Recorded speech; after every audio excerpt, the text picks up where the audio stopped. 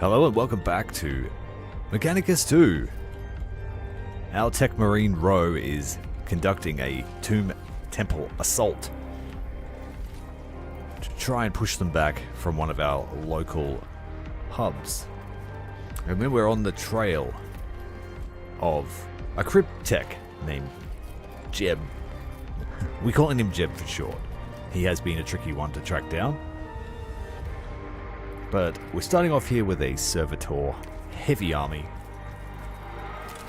Rose Servitors punch well above their weight.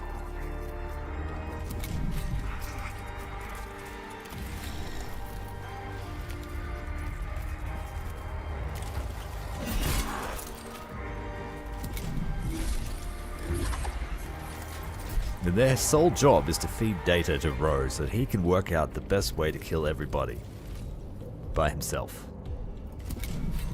Maybe with the help from our Cataphragm destroyer.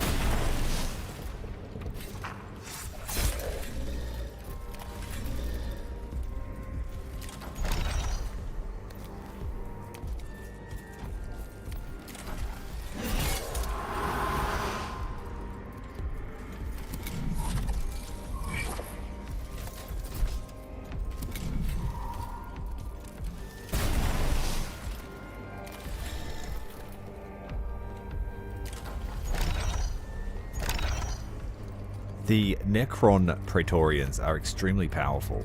Probably the best unit that they have in terms of sheer versatility and mobility. And we found two counters to them.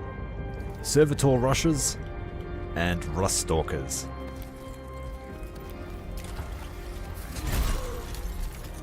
The Servitors themselves can't do much, but it locks the Praetorian down for the rest of the army to kill them.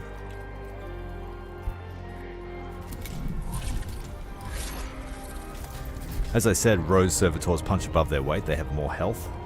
They have a number of traits. And when they die in melee, they take one last strike for the Omnissiah.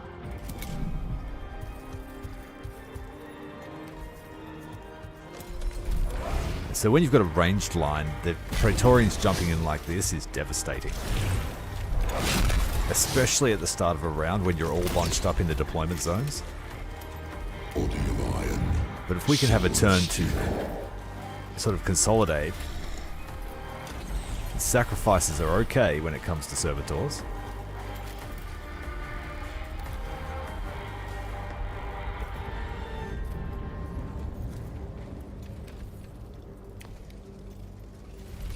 Got the big blast here from the Plasma Culverin. Let's see how many we can hit. Everybody.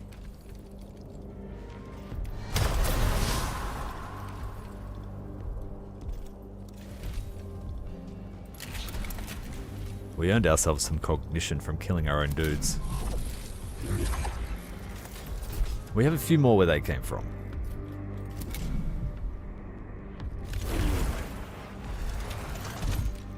Transmitting.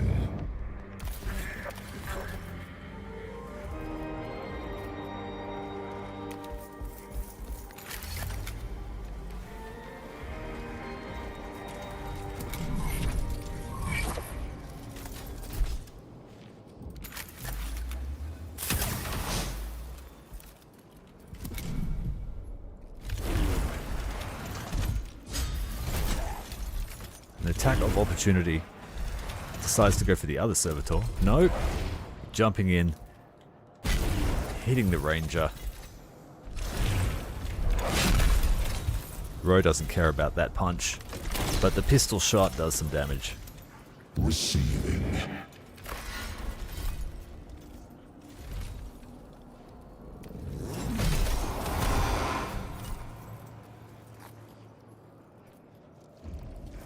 Oh no, I changed the trait by mistake. Oh well, we'll change it back in the next battle. You can charge up the armor.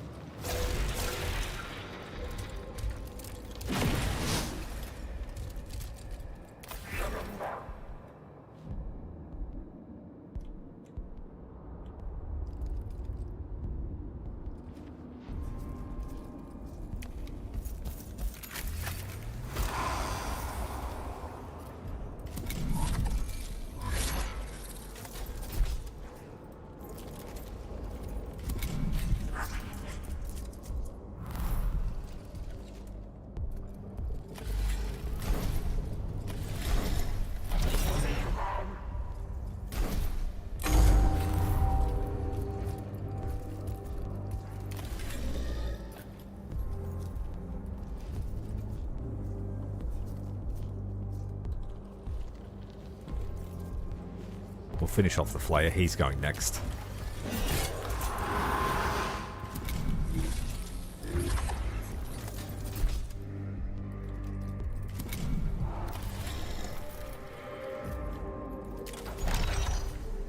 Try and take out this Praetorian, if at all possible.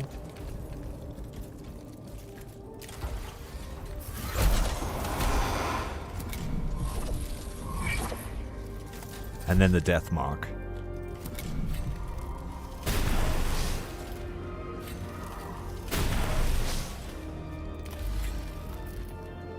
The servitor stocks are running dry, but that's alright. We've done what we needed to do.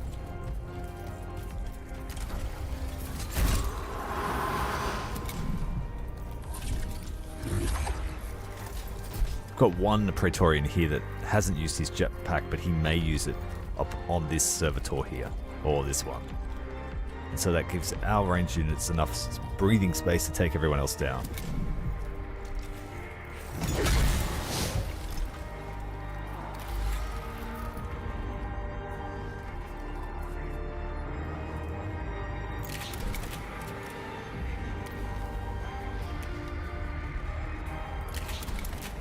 Roll up with the destroyer. We're able to hit all the Necrons and still leave the servitor unscathed.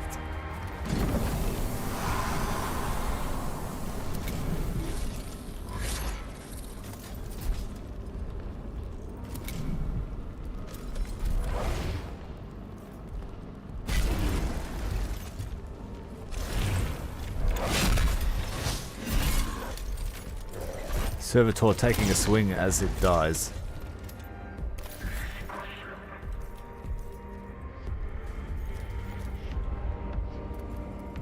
Death mark is next. Assessing.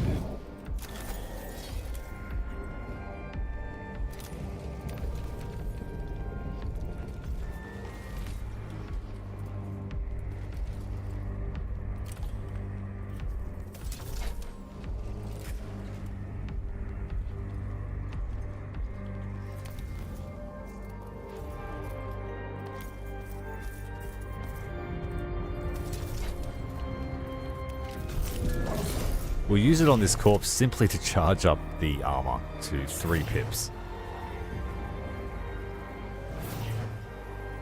We have 15 stacks of data quire. We can do a cry of pure code, which will give everyone defense and inflict defense down on everyone else. Let's try it. 18 stacks of defense. Wow. Doesn't apply to our troops though.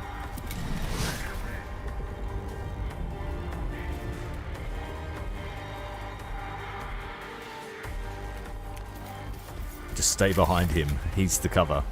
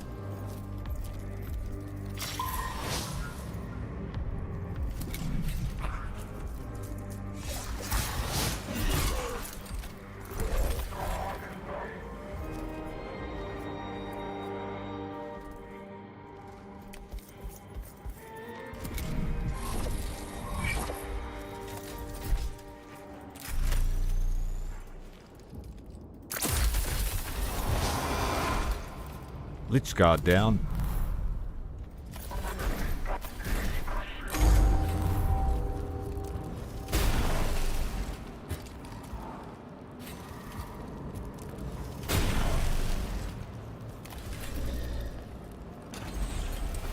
It's a point blank shot, just take everyone out. For some reason our range is diminished. Because we've got a point blank target. Limbs insufficient. Additional megadendrites required.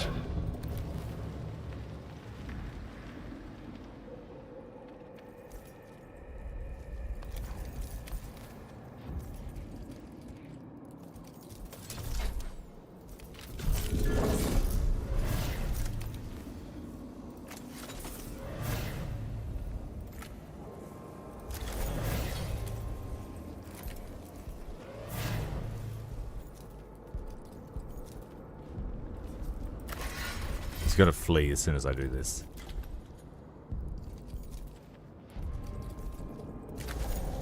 Let's take the warrior instead.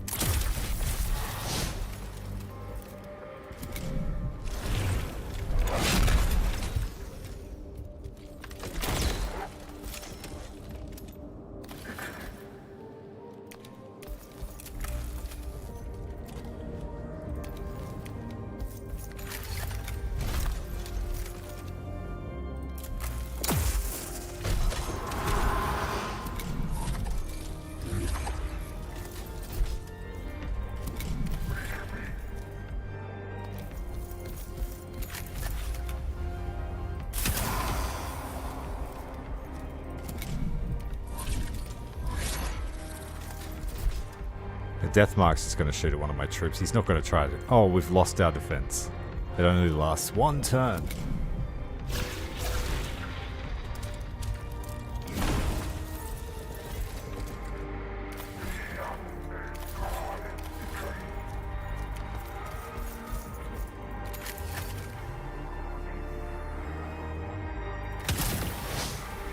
We have these two warriors in the fire.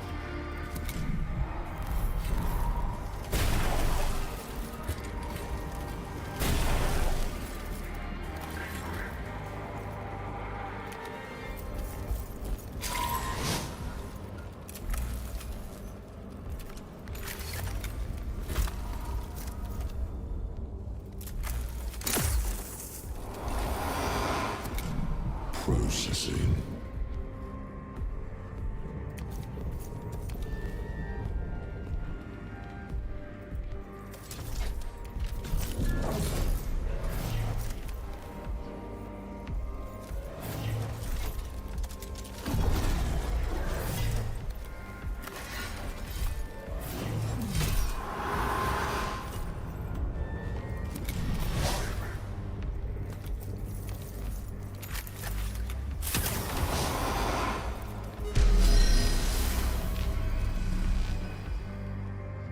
Another tomb complex destroyed, or put back into dormancy. I think they recharge.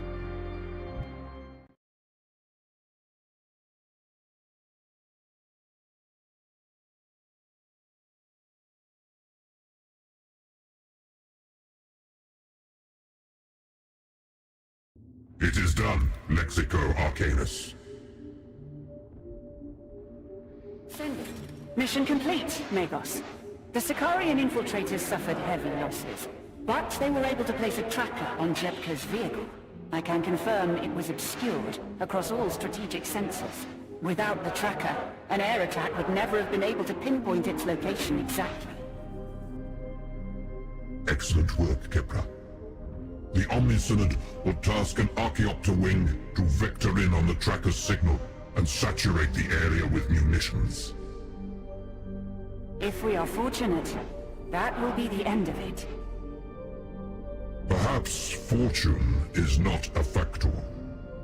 The data concerning Jepka's movements and conveyance was discovered and examined exactly when we needed it. A turn of events we must consider statistically improbable. What do you mean to suggest, Magos Dominus? It's That another the trap. intelligence was faulty. Jebka's vehicle was certainly real. Many died to witness that firsthand. Only that in war, everything must be judged first with suspicion. Meanwhile, the machine god admonishes us to leave nothing to chance.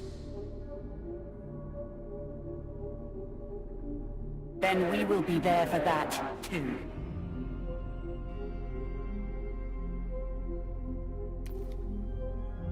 Kepra has now unlocked, I think, a new canticle. Let's have a look. Verse of the Network. So like the last one, it's just create a connection. Oh, but you get to choose which unit you are now connected to.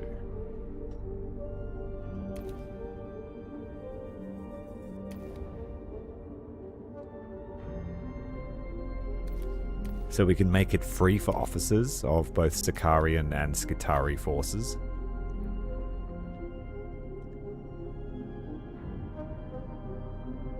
Unlocks a skill called Radiation Burst, applying a ground effect.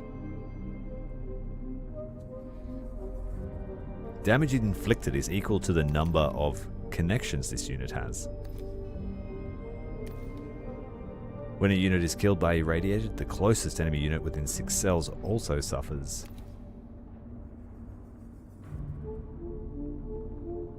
Grants immunity to radiation for anyone with a connection.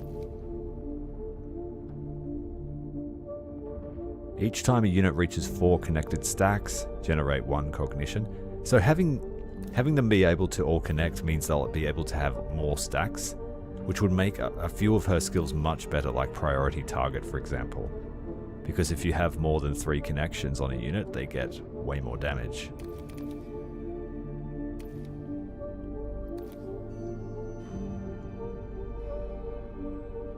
They can heal when using that canticle. Restore health to an allied unit equal to the number of connections it has. Some of these are pretty good. But I'm very comfortable with how we're playing at the moment. So we're going to stick with what we know.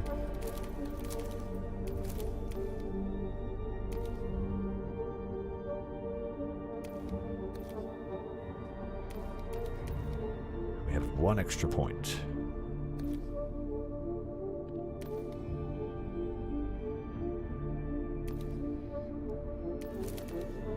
We'll go with range for the las pistol.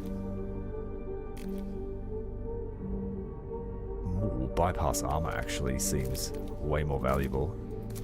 Oh, you need this skill. Okay, yeah, we're going with range for the laser pistol, and then mind link pistol for extra damage against anyone with priority target. We still have an extra skill to unlock. But largely, she's almost finished. We only have a few more skills that we can actually unlock, which is that. The Mechadendrite skills, which I don't really use because we've been healing them using her servo skull.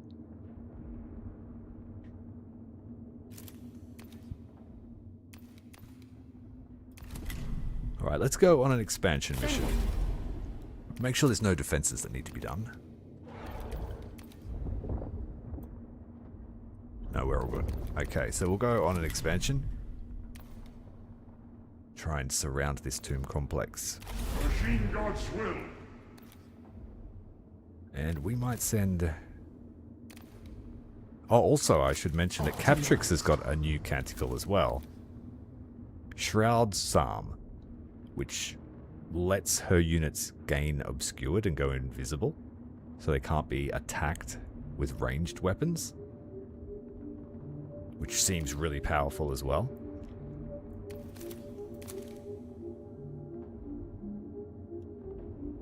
Yeah, we'll stick with this. This one gives her army insane mobility and the ability to attack more than once.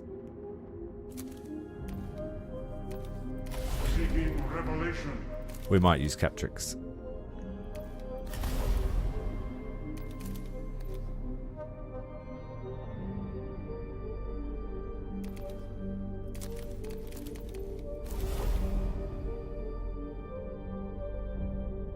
We're loving the Rust Stalkers with her. So we'll take what we can get. Might take a Skitarii Marshal. It's only one deployment.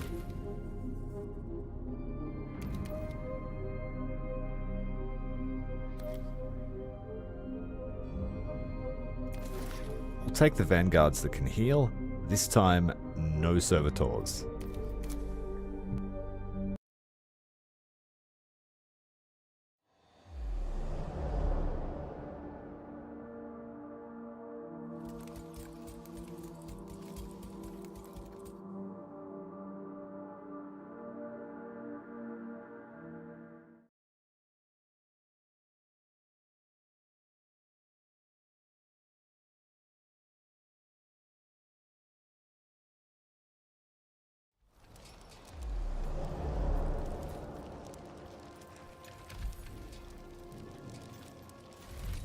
Like I said before, the Sicarian Rust Stalkers are a great counter to Praetorians because they've got defense, they've got dodge, and they do quite well in melee.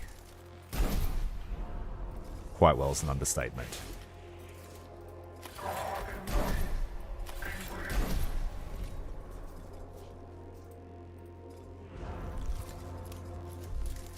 We probably don't want to get tied up with a Scorpec Destroyer in melee, though.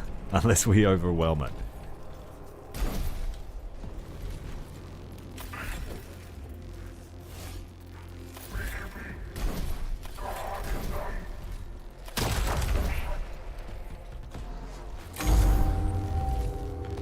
Excellent, we get to go first. And the Princeps Rust Stalkers are very powerful. Obscenely powerful. They have armor piercing and cleave weapons. They attack twice in their single attack. And then if you use Invocation of Machine Vengeance. Wait, let's see. Yeah, we've got enough movement. You just move one square with this canticle. You go back to where you were, and you get another attack.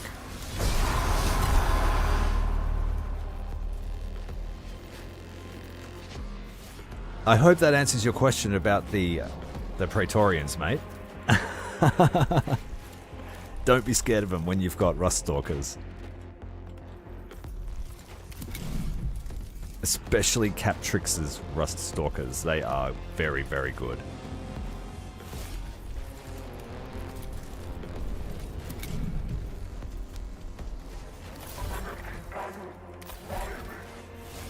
Of course, I don't know how they'll go against a Destroyer in melee, but the Praetorians jump in to get them. The defense is enough to stop the stomp, and they have chance to dodge twice, which I find does pay off. I'll just hide in Captrix.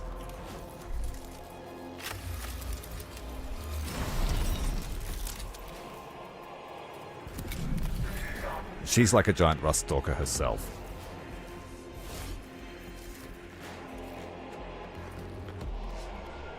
We've also given ours a perk that if anyone gets close to them, they get an opportunity attack. Aggressive defense, it's called.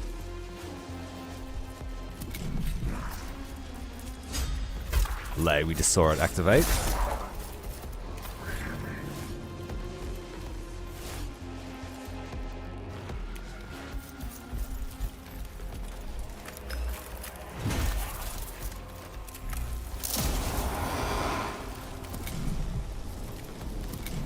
What? He can just move a huge range with that skill. Alright, let's go and do it.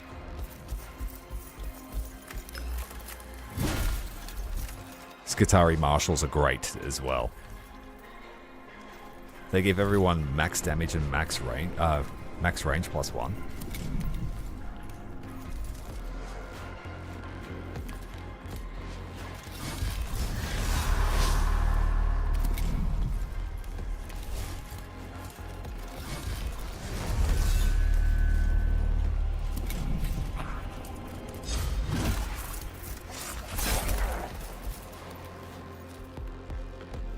better go and kill this destroyer ASAP. We've run out of cognition.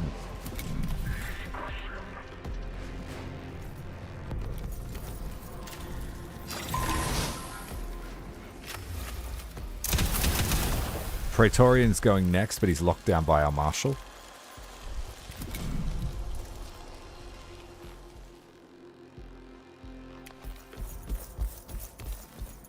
Something's happened with our canticle and it's supercharged at the moment.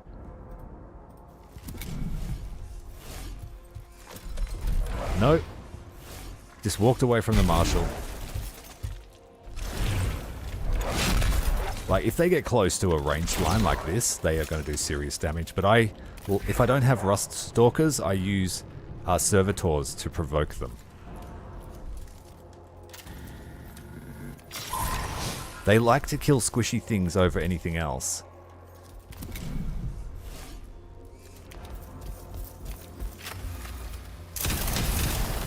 Captrix's Canticle lets you get away without provoking attacks of opportunity.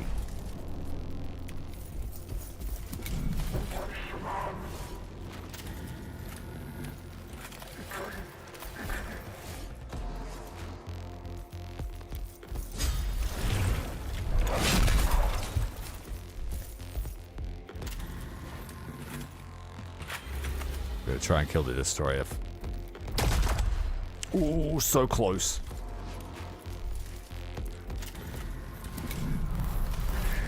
Oh, good. We get first attack.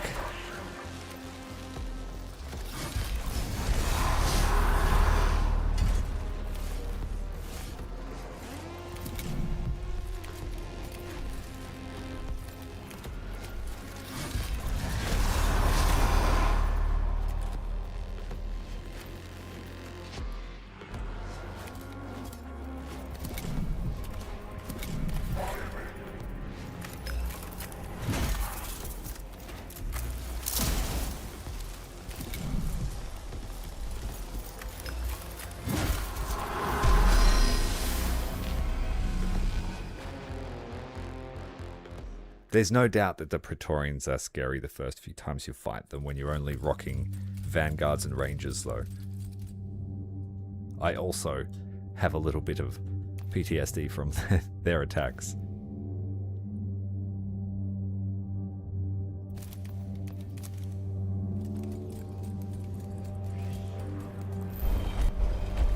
Troubling. There have been no significant psychic or empiric threats reported on Hecateus IV, but that does not mean we should not be vigilant for such dangers. Investigate, but do so with caution. We're not going to dig up a heretic altar.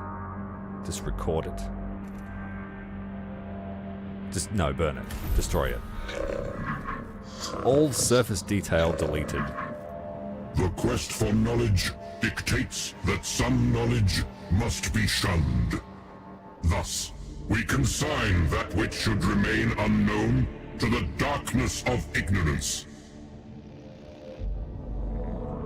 Illumination, that's one of the best traits. +3 movement, +1 damage, and you gain the ability to use your weapon twice.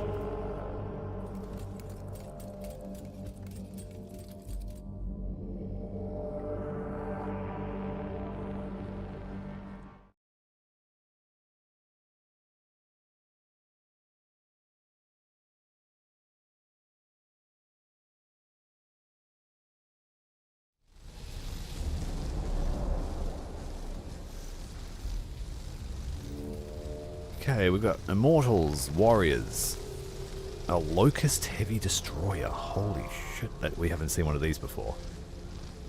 Like, I've seen one before, but not in this game.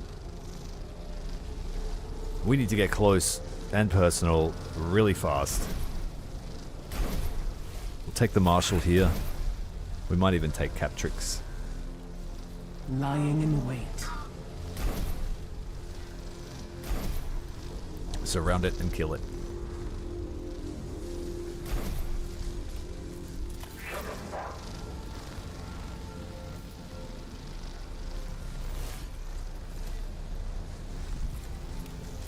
Any troops that I put here are going to be in trouble. So let's try and get them fairly close to friends.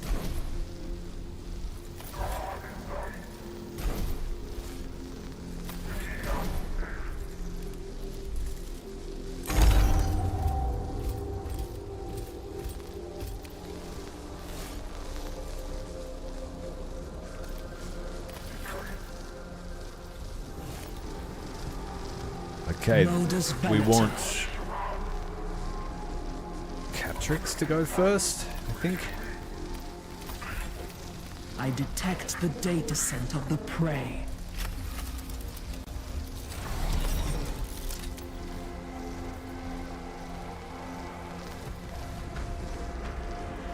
Going to provoke an opportunity attack from the warrior, but that's okay.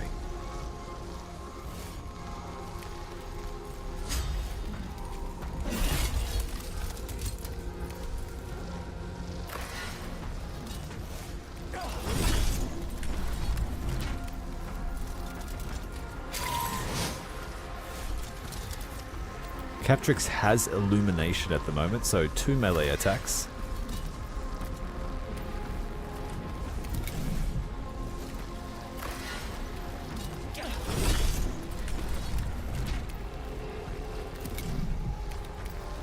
And then again for a 3rd attack.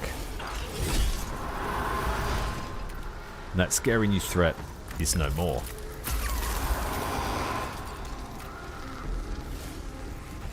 Bypasses defense, bypasses armor. Penetrate through the target at Dominion 3. And 4 to 7 damage. That's pretty powerful. Yeah, we don't want to get shot by that.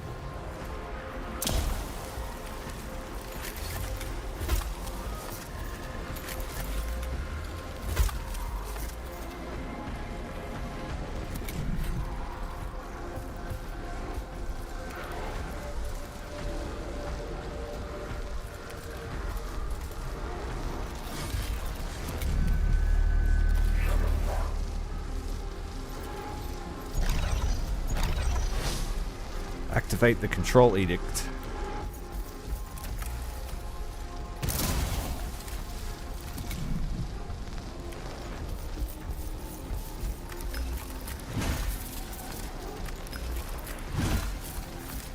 Blocked the last hit.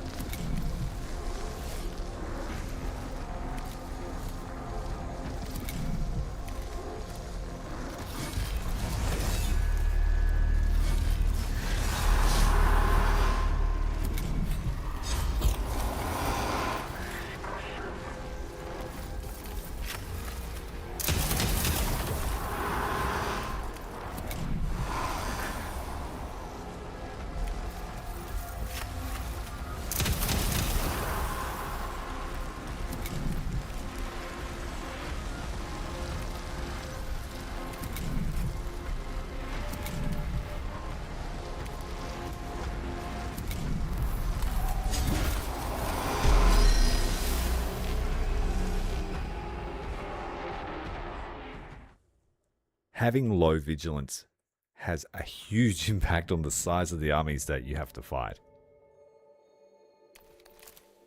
So if you can go in with no vigilance, you're fighting very easy stuff. I've seen some screenshots of players that have had an entire, battlefield just filled with warriors, 20 plus. On the first turn, they've got 6 warriors themselves. Execution of your objectives, strategic calculations have been dramatically revised.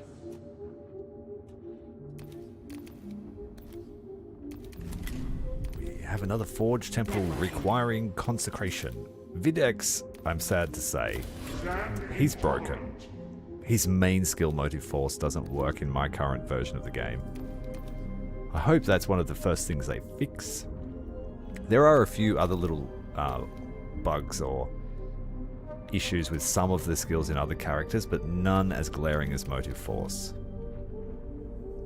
Which I don't mind so much because he's my least favorite Mechanicus.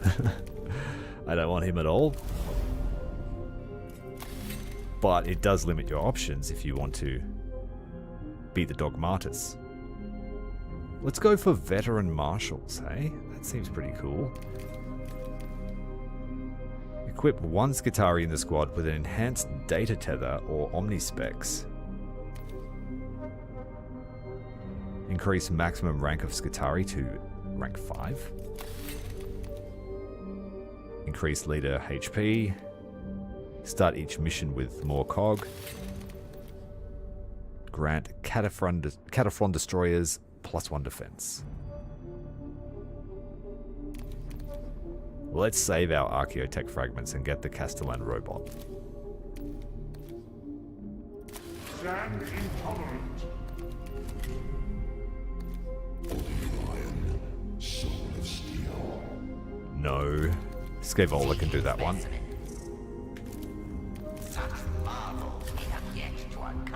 So my favorite are Ro, the Tech Marine, Kepra, the Skitarii Subdominatus, and Catrix, the... Optimized. I'm not sure what class she is.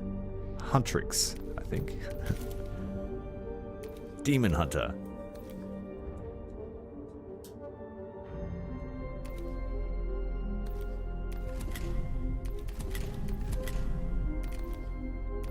I detect the data set of the prey.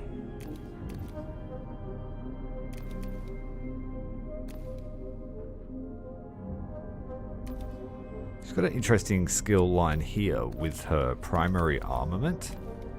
She can put down grav shock mines,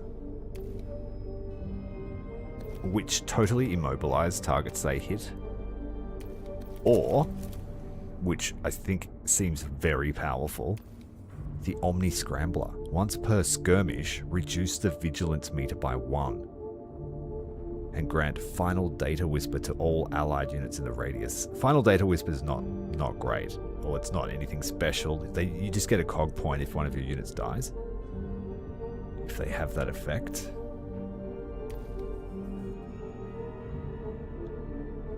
But can it also inflict Perturbed, which limits enemies to having 1 action, so no double attacks, or no move then attack.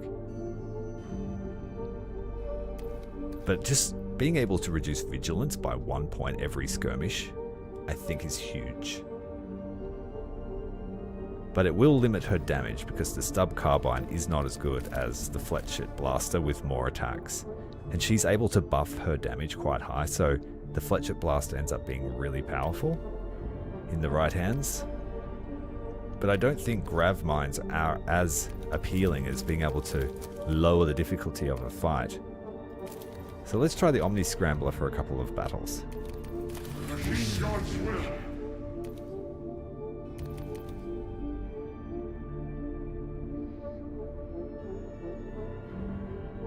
When Ro uses a skill, they're considered to have +1 data acquire.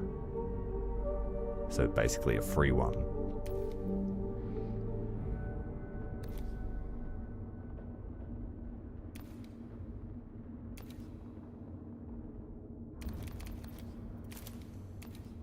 This one here, the Litany of Reparation, seems pretty powerful. If Ro has 5 or more data acquire stacks, he recovers 2 HP. But the Litany of Destruction causes damage to everyone around him in melee range. Free damage is always great. I think damage is 4 times better than healing, because then you don't take more damage. Alright, let's get on it. Territory expansion. We might send... One step closer to the machine. Kepra. No, that's a wrong call because the next is a boss fight, I think. So we'll send Ro. Indecisive, but I think it's the right choice.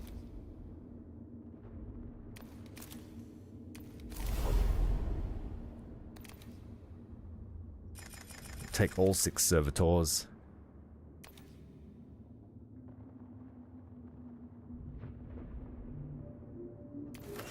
Take some Vanguard.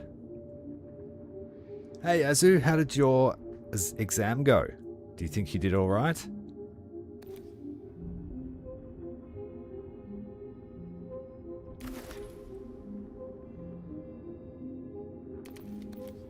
Let's take an Electro Priest.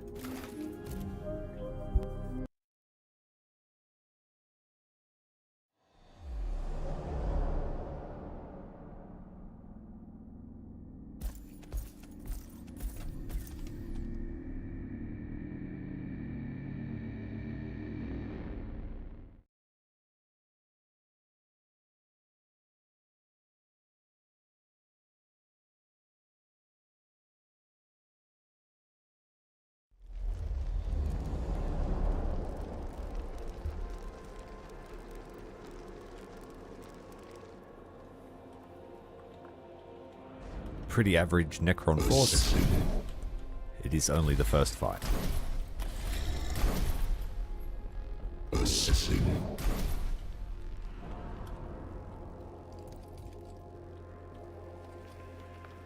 Receiving.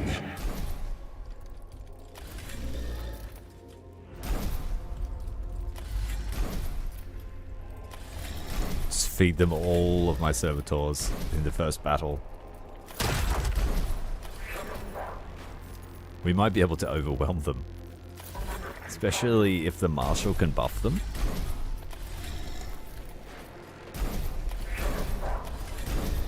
Transmitting. Yeah, that's what we're gonna do. Just bum rush them with servitors.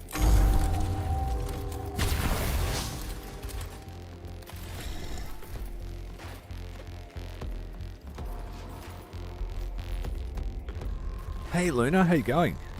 Got a repairman on the way. What did you blow up? The washing machine. A vital tool. My house would grind to a halt if the washing machine blew up. There would be anarchy.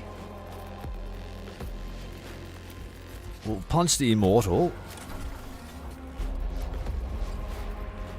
Oh, he just had to go, so...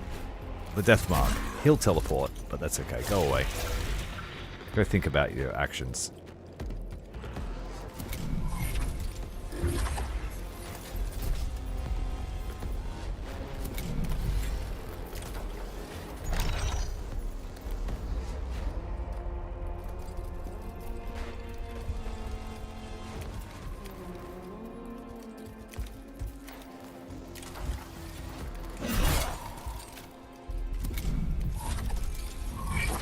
This one won't even be able to move if I block him in.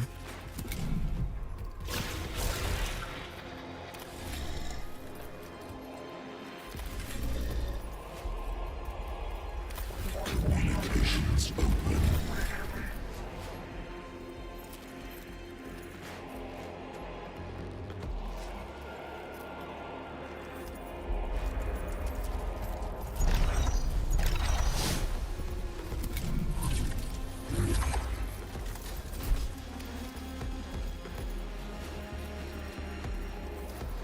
Oh, it's... Oh, yeah, I've had a fridge do that. A fridge, yeah.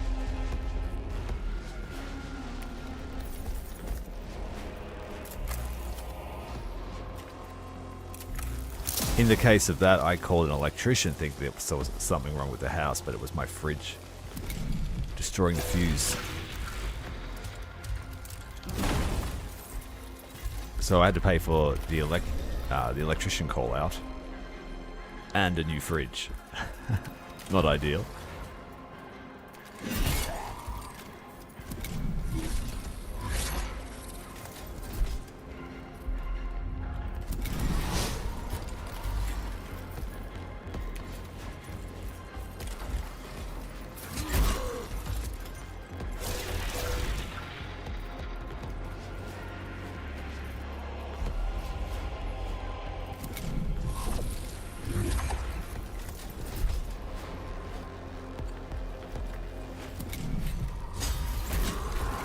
One warrior tries to flee, gets slammed in the back.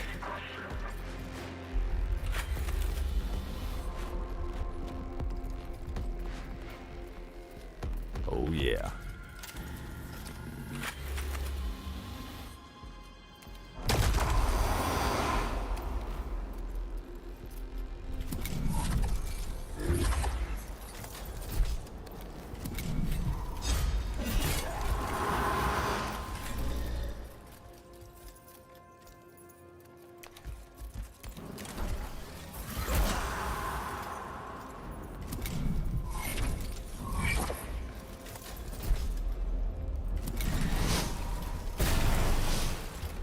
Receiving.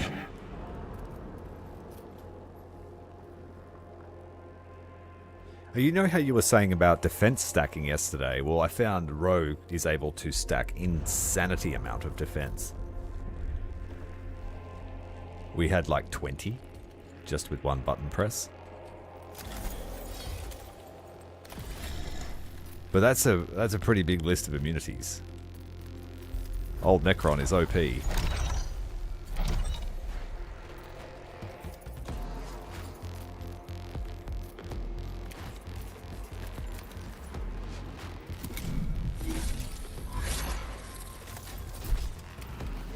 Processing. And then he gets a bunch of synergies with Reveal to Xenos when I actually spend some points on it. So you want to provoke them, activate Cry of Pure Code, and then watch, just laugh as all their attacks bounce off him.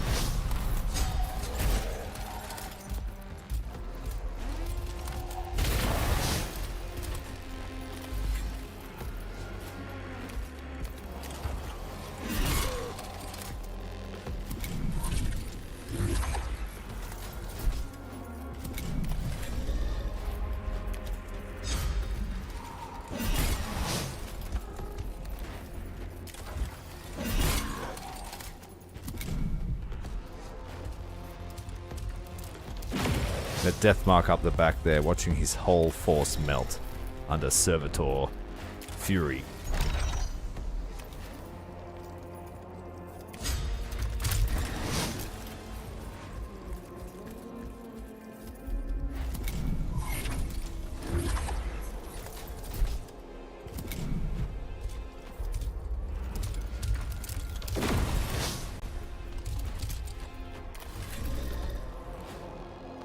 Go get him. Transmit.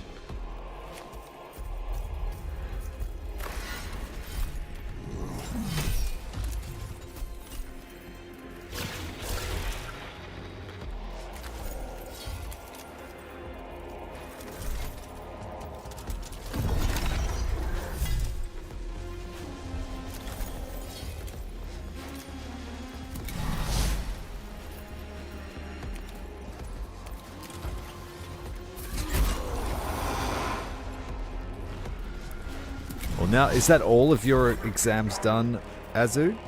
Or was that just maths today?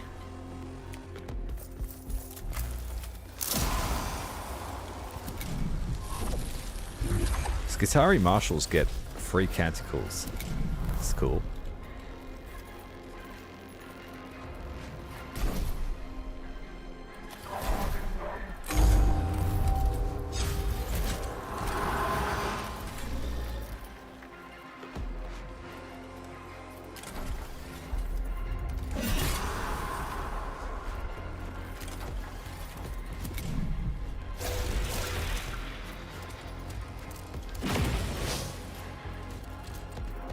So any servitors that we lose will be repaired by Ro at the end, or they've got a 40% chance to come back.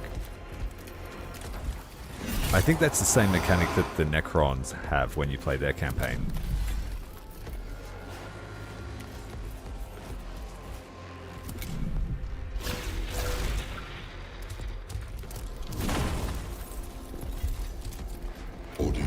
Just a glancing blow. Of steel.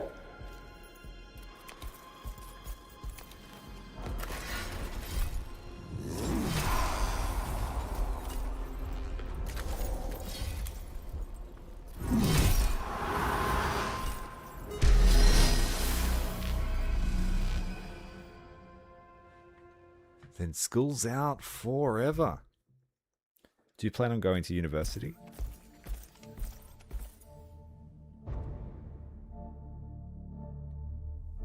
That's exciting, mate.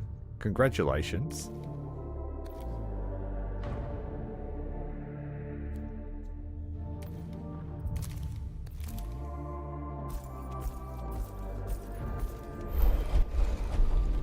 Life signs nil. Probable cause, blockage by spacecraft heat shielding. Awaiting orders. Interface with any remaining data medium in the transport's guidance cogitators to find any... Interface with any remaining data medium in the transport's guidance cogitators to find any information about what it contains.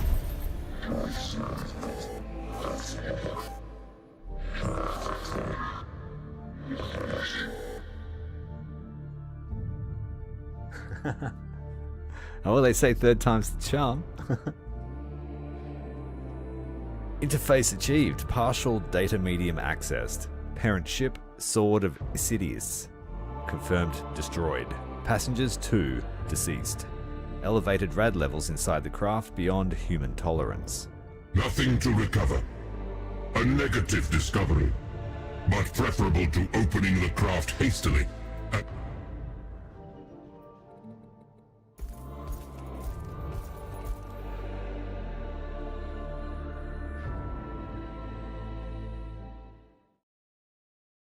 Well, until then, party! Just make sure your liver survives until the uni selection.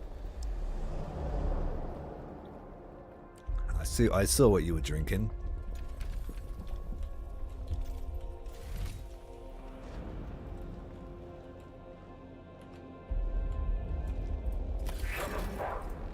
Labours underway.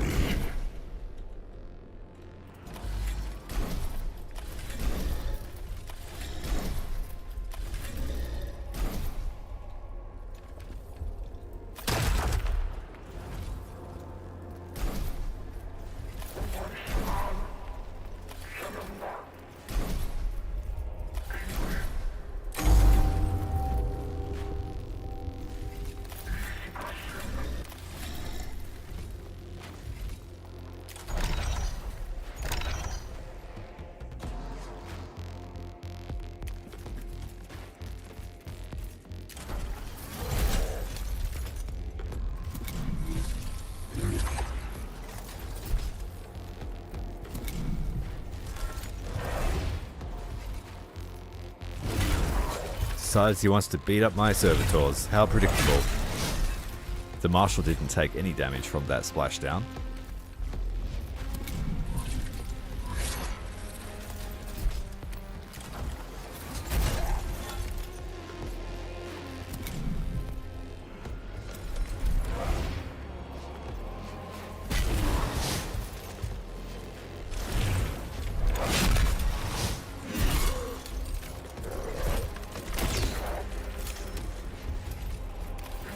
Right where we want them.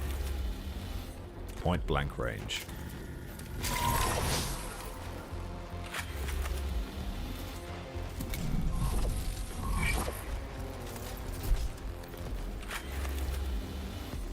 There's no friendly fire with this weapon. How nice.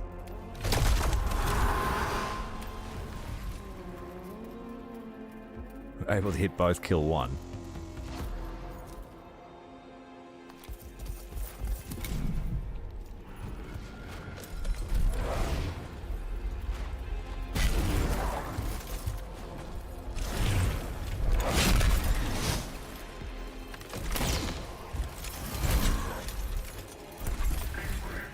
Is that through Dominions or Tech Tree upgrade?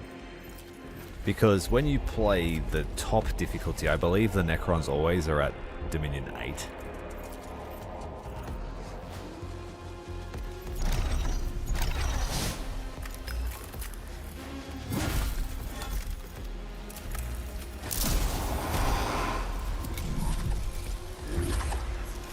Full cognition, we can just go to town.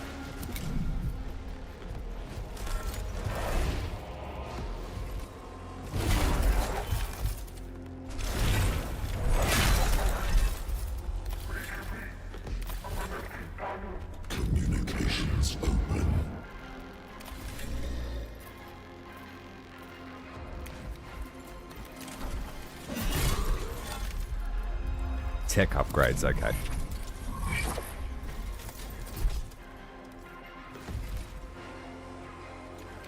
Well, enjoy your day at school, Azu. And I should play Warno. You've been hinting at it to me for a while. I promise next time it's on sale, I'll pick it up. Thanks for stopping by. As always, you're a legend.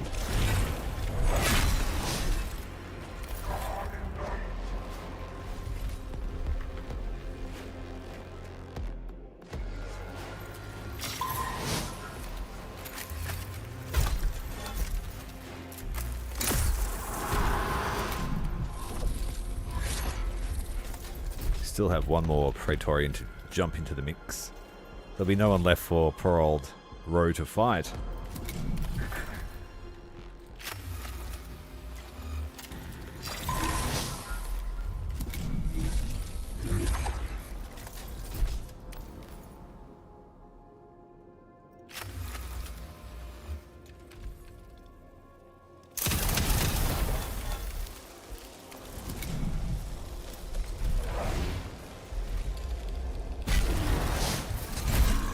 Splashdown killed the Servitor, but he gets one free strike.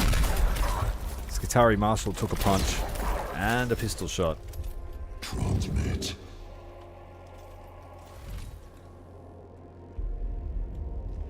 And now Roe has been cock-blocked by this Vanguard. Iron, soul of steel. That's his biggest weakness, is mobility. Transmitting.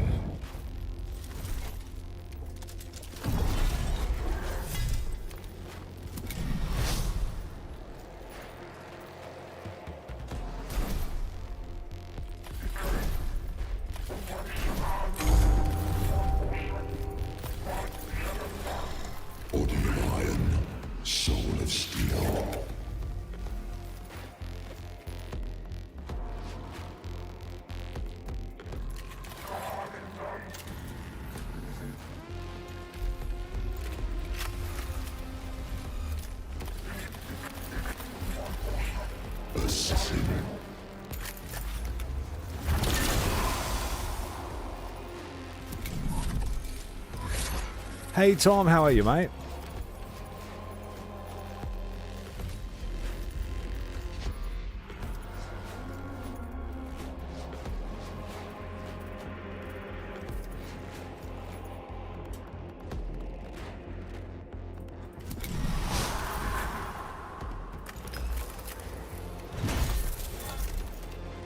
Just get bro, teleporter. Yeah, that'd be great.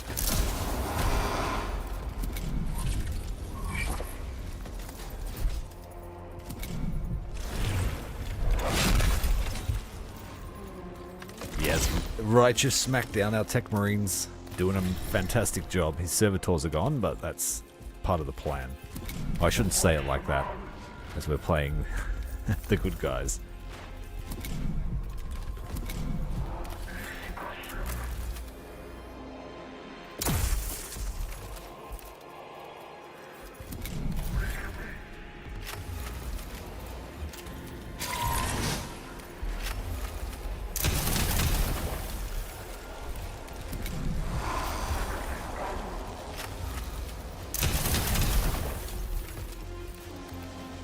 Proving to be a little bit difficult to put down. We're not in any danger. They're just rolling really poorly on the damage. Transmitting. And Ro's just going to have to watch. It's too late to join the fight.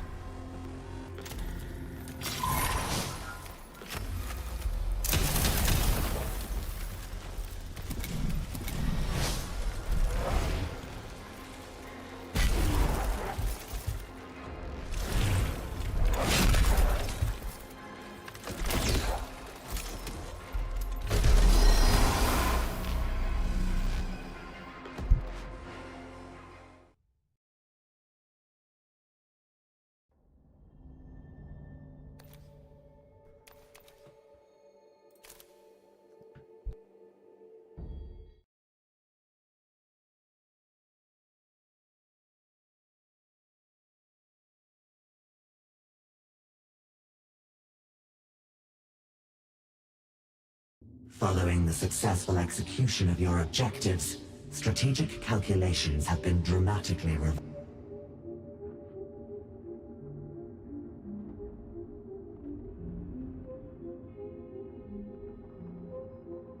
So one of the Necrons has basically got unlimited regeneration for his armies? Is that what you're saying? I'm pretty sure he actually is a Tech Marine. He's the only one that's like massive. Yeah, I would say he's a Tech Marine for sure. He's the only one that's huge.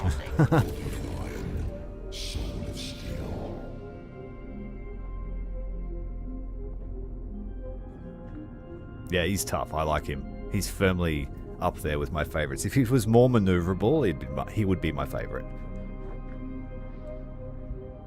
I just like using the meat shields. And he certainly fights like a Tech Marine in terms of just throwing away his servitors.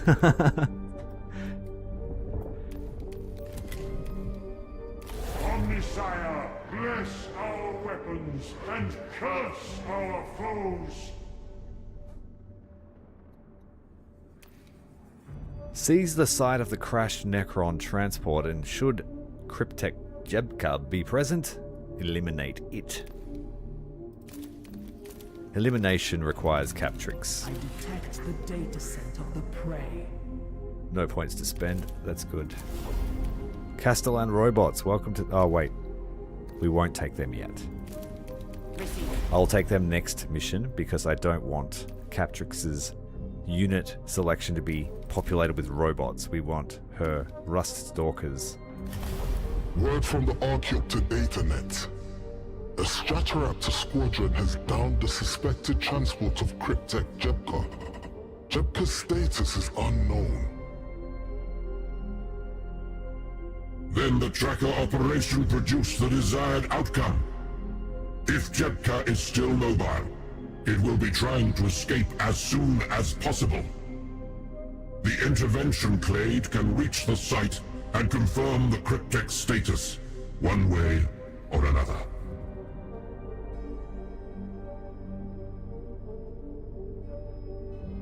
Target confirmed.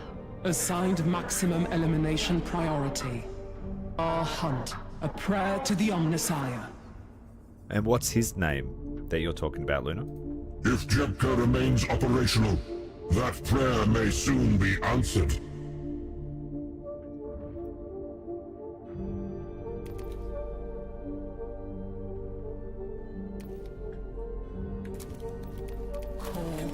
So we're taking the Omni Scrambler, which will reduce vigilance by 1 point every skirmish.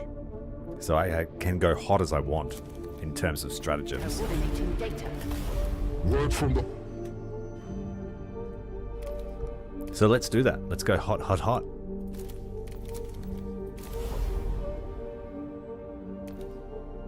I got the wrong person again. It randomly selects a hero. You. Firing targets. Word... Okay. So, yeah, I guess we'll take them all. Famous last words. We've got the Rust Stalkers available. No escape, unlimited opportunity attacks, improved dodge. When the squad officer is on the battlefield, each time one dies, they gain focused.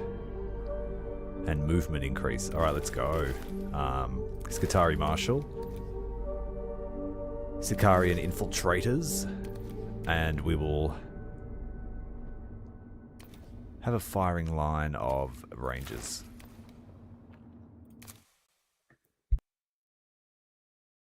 Crazy Omnissiah indeed, Lupus. Good to see you, mate. How are you going?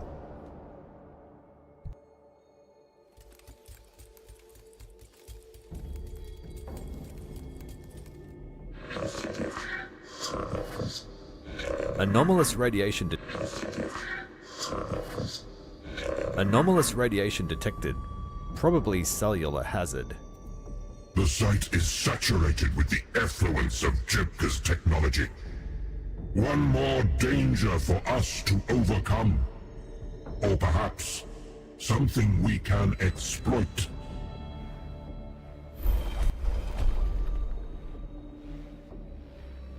Rad levels approaching saturation point. Awaiting directive. It's going to push us up to level 4, but I don't think it matters.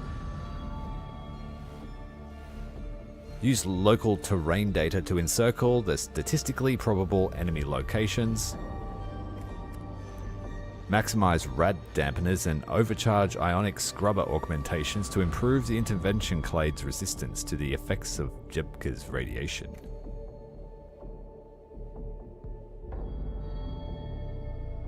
Let's go with enriched rounds. Fire for effect! Rad Scourge volleys!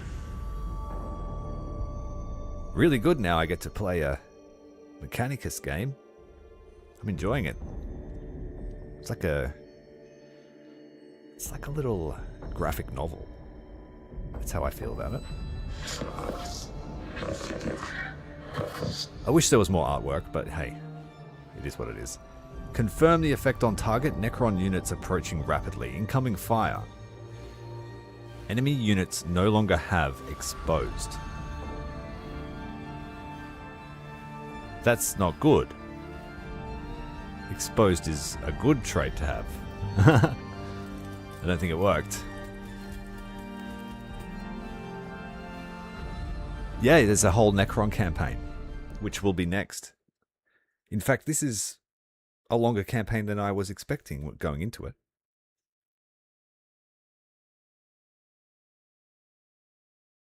We have to conquer the entirety of the planet and turn it into a forge world.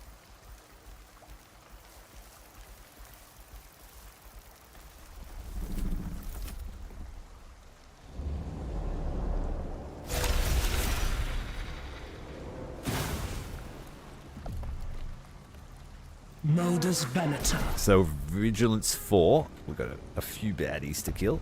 What have we got here? A Plasmancer, a Chronomancer, Canoptech Wraith. It matters not. The Rust Stalkers are here. And we're about to teach them a lesson.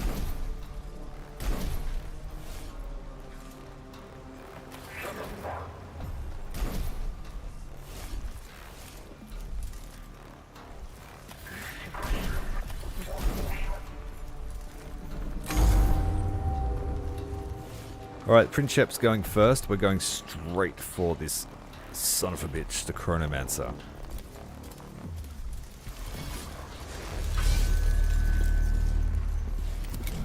And then we'll get right in the middle here.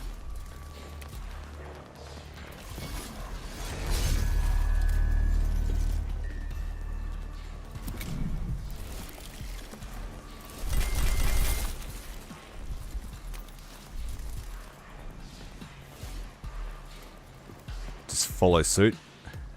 Do exactly what your boss did. Princeps leading the example.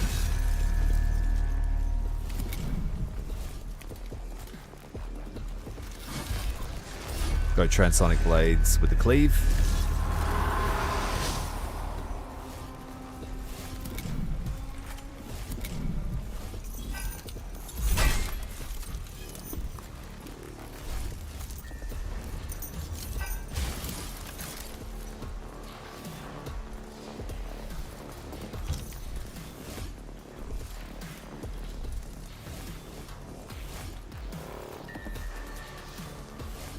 Go again.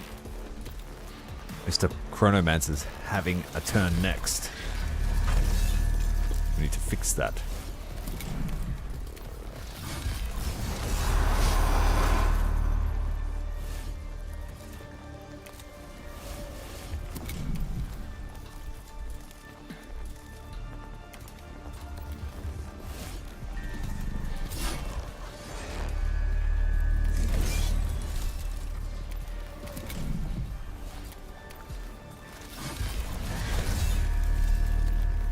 Got him. Patience.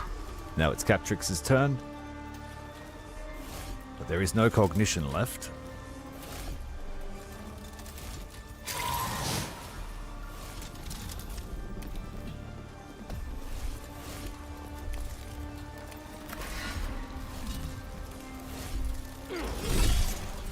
you dodged.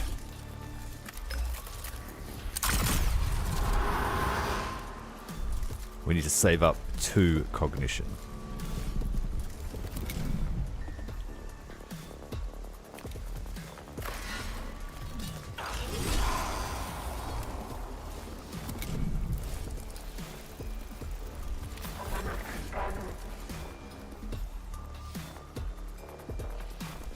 I thought Space Marine 2 was amazing. I wouldn't say it was watered down.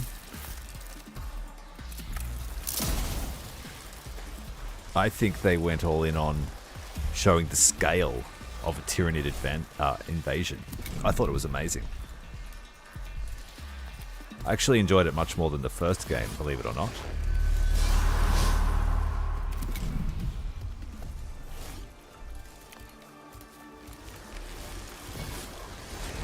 Getting ripped to shreds by the Carnifex in the prologue, playing as Deathwatch, that was orgasmic. I would imagine that Eldar gameplay would be like Titanfall, where you just like zipping around, jumping off buildings, parkouring and teleporting. Crossed with Doomslayer.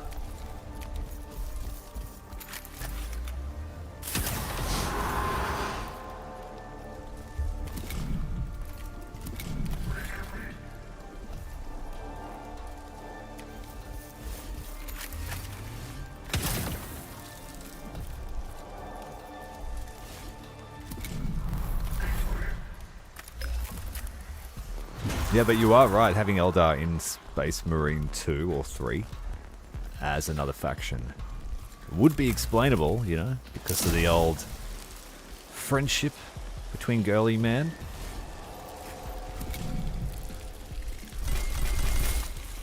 And I forget the Eldar witch's name.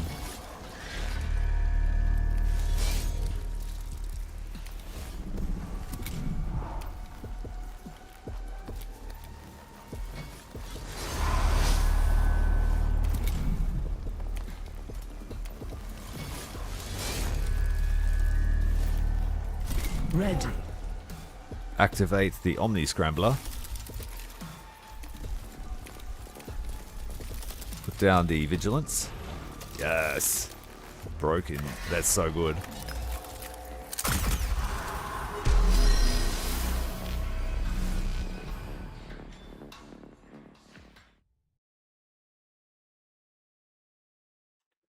The only thing I need in Space Marine 3... wretches are these that think to put their hands on me? My mind encompasses secrets of a galaxy they perceive as if through a distorted lens. I know truths that will evade their understanding until their species goes extinct. Yeah, for me, Space Marine 1 was just a console beat-em-up game that I played one weekend. I think I even hired it and just played it with a mate. And I enjoyed it, but it didn't blow my mind like Space Marine 2 did. I don't know why. It just, the set pieces, the whole vibe, the voice acting. The only thing I needed in that game to have fun was the heavy bolter. That's it. Destruction at the hands of these mewling newborns not fit to look upon our works. All things approach entropy, but not through such rank ignominy. My end shall come through apotheosis, ascending to a higher magnitude of understanding. This guy must be friends with Videx. They love to scream their rhetoric. I shall prevail, not for myself, for the glory of the higher plane awaiting my ascension.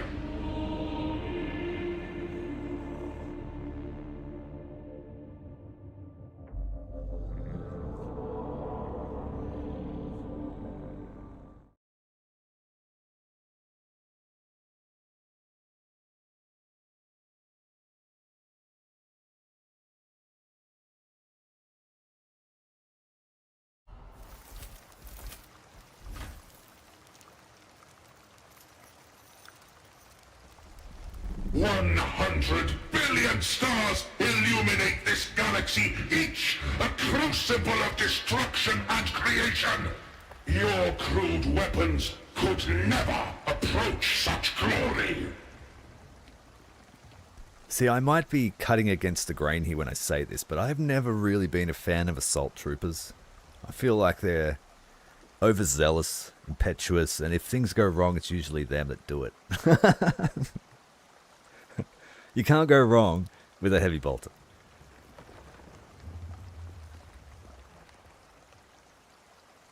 Yeah, you just can't go wrong with a heavy bolter.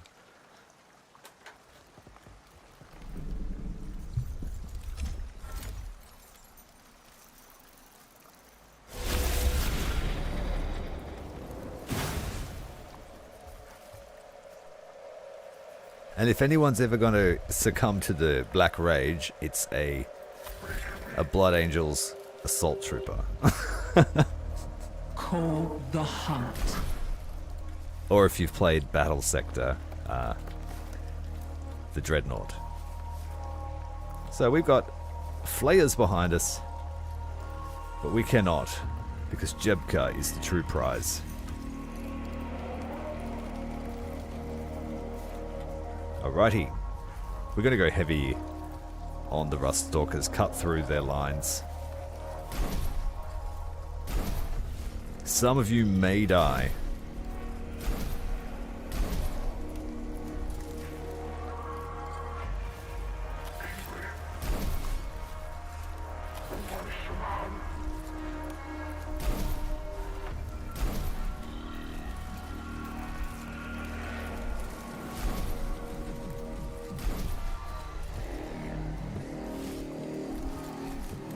Lying in wait.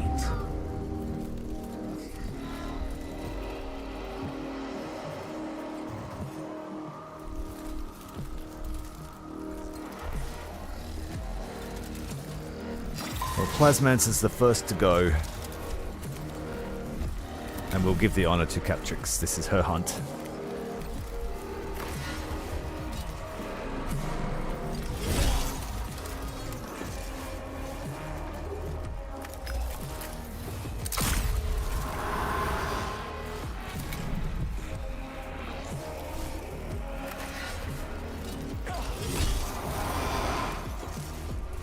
These things love to dodge you.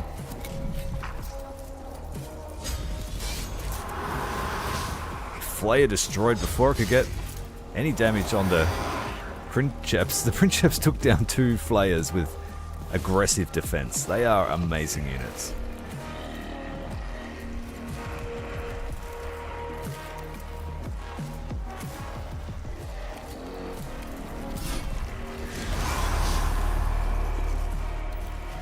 You can't dodge us forever. Plasmans are down.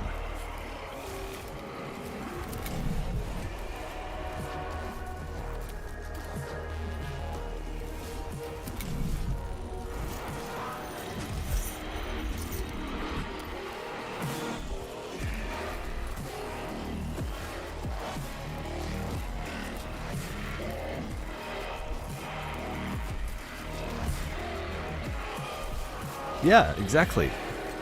Heavy bolter supremacy.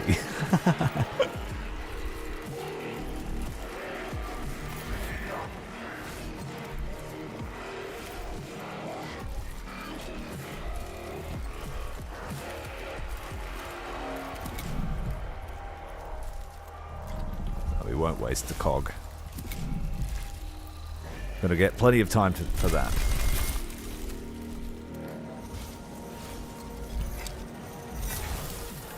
Dodge, good job.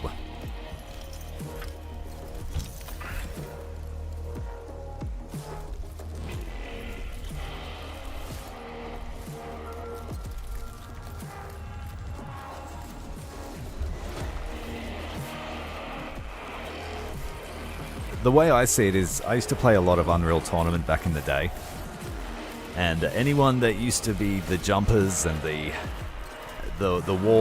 wall jumpers, you know, the high mobility players, there's no answer when you just spraying them with copious amounts of lead, or in the case of Unreal Tournament, frag cannon rounds on spam.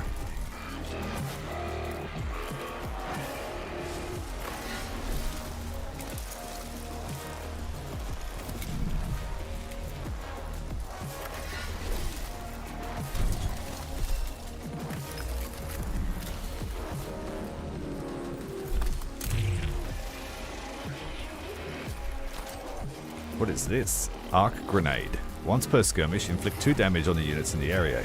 Inflicts +1 damage on large units. Alright, those 2 large units can have it. He's got heaps of defense, so it won't do much to Jebka.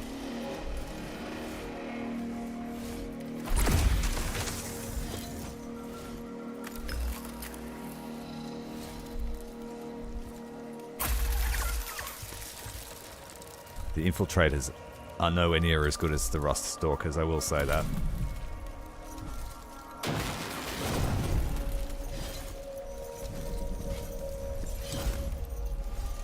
Rites of Reanimation. A Nano Swarm. But the Nano Swarm was taken down.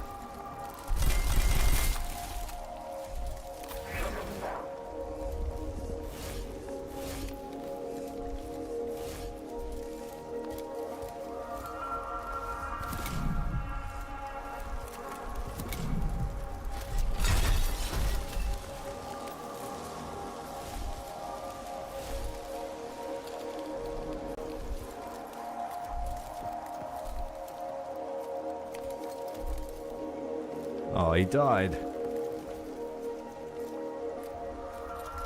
Sad day.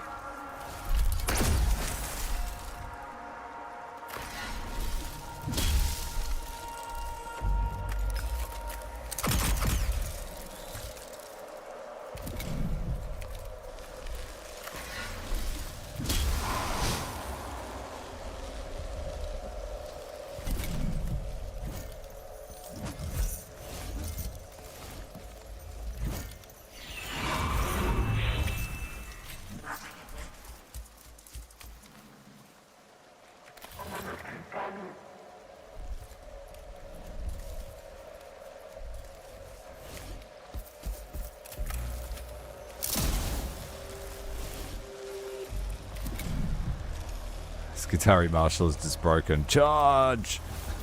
Straight into the battle.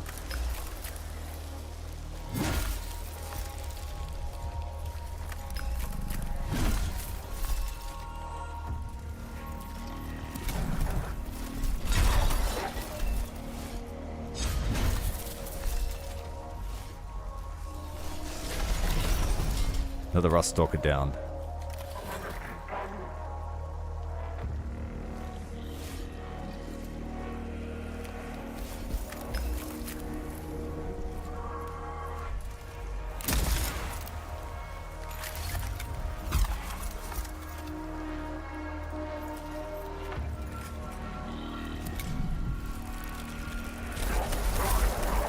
Marshall's just got himself killed by scarabs. It totally wasn't my fault.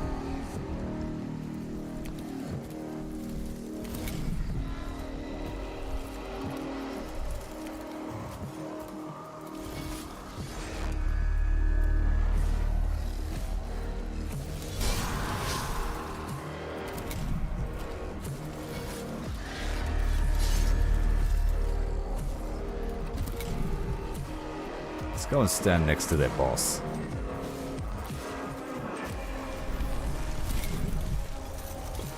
Oh well. We might get an attack of opportunity if he tries to get away.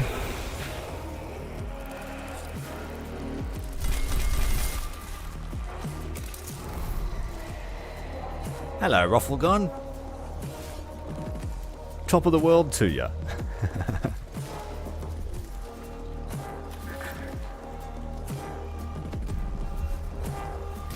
Keep the Rust Stalkers flowing.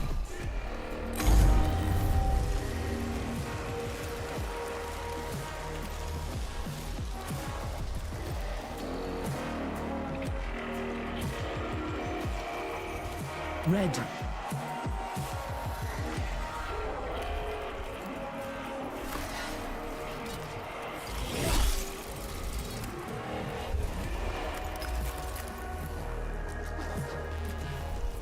Should have used conceal. Oh well.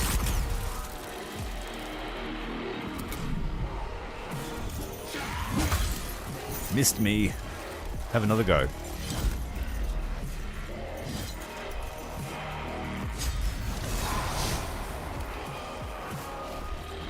Nano Swarm tried to get us.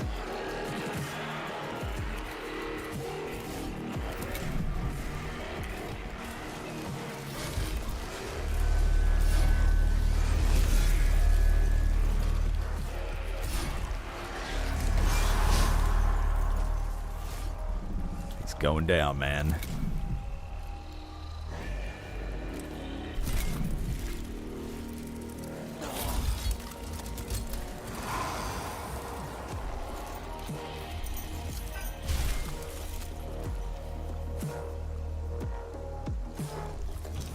Oh, he activated something that did a small amount of damage to everyone. We need to finish him.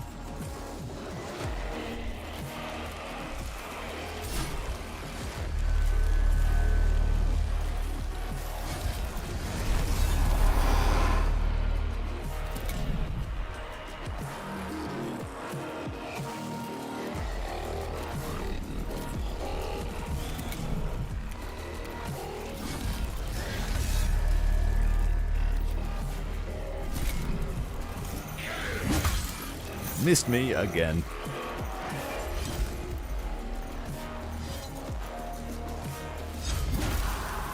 Aggressive defense, keeping us safe from whatever those nano swarms do.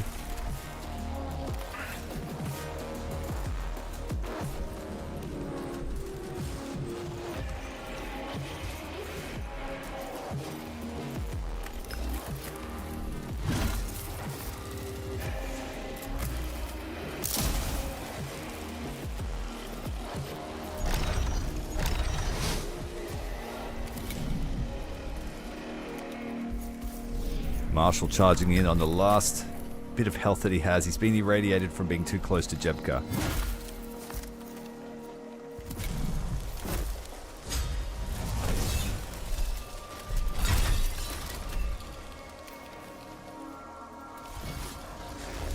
Just keep pouring the damage on.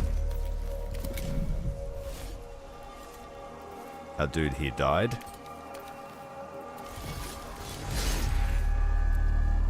We're going to die too because of irradiation.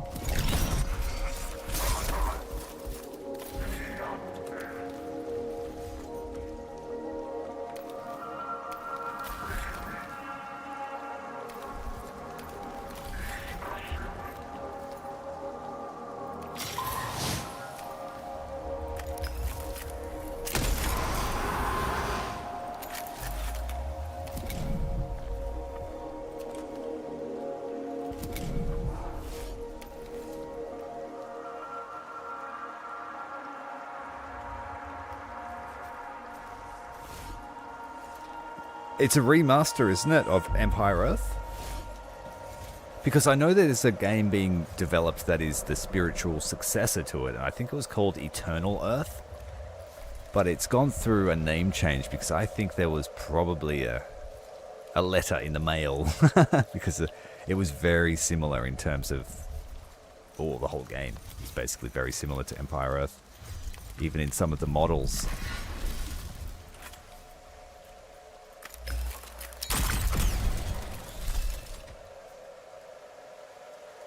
Yeah, sure, go ahead, man. No stress at all.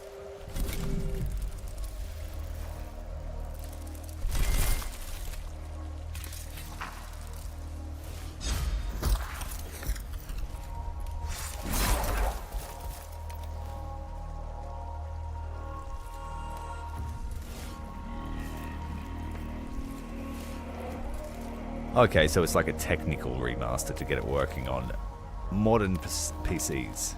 So that means we need an actual remaster, and I think that's what Eternal Earth, or I think it's now called Imperium Eternal, I think. Yeah.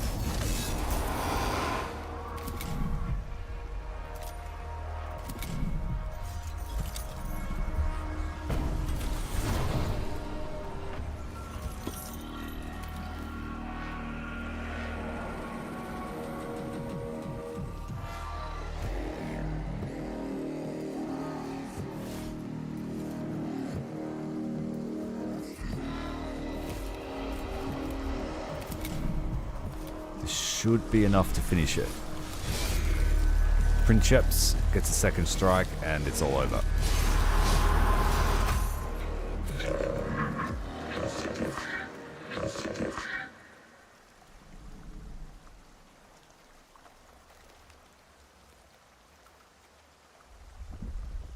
I don't think I ever played the other ones. Done. Jepka is destroyed. We must make the most of this victory while we can. Return to Ex Veritas. The Omnisynod will need us to help exploit our advantage.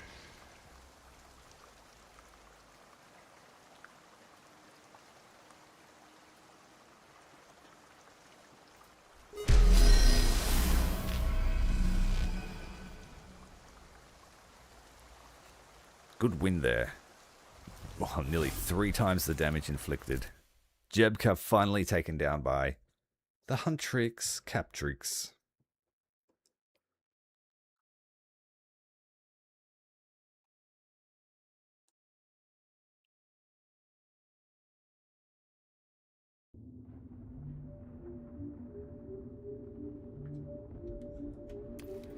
So one of our temple complexes is being attacked. We lost one because I didn't notice, so we need to make sure that that doesn't happen again.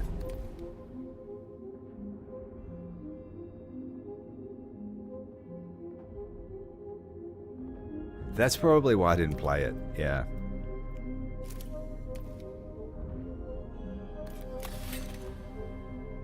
I mean, Empire Earth was already pretty rough. I remember it took a fair bit of effort to work on the PC I had back then.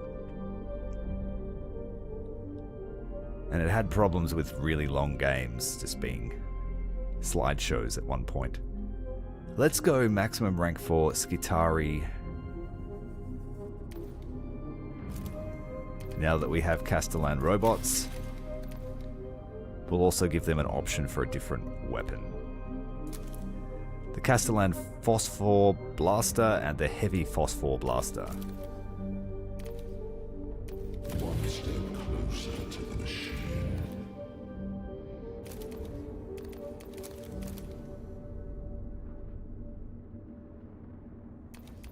So anyone near Ro, when he has 5 data acquires, will now take 2 damage. Does that activate every turn, or when you activate the Litany? We'll have to find out. Oh, this might be its own skill, the Litany of Destruction. He's our defender, so we'll send him in. Pretty low vigilance on this one. It must build up the closer it gets to being expired.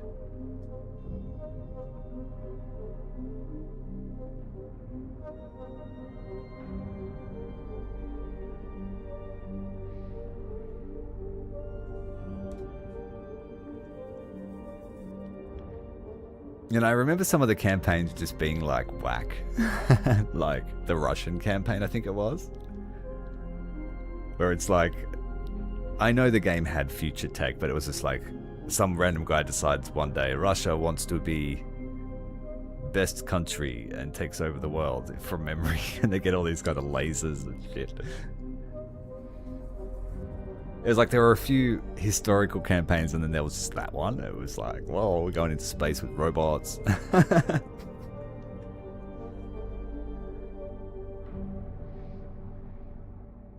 It wasn't grounded in any realism, is all I'm going to say.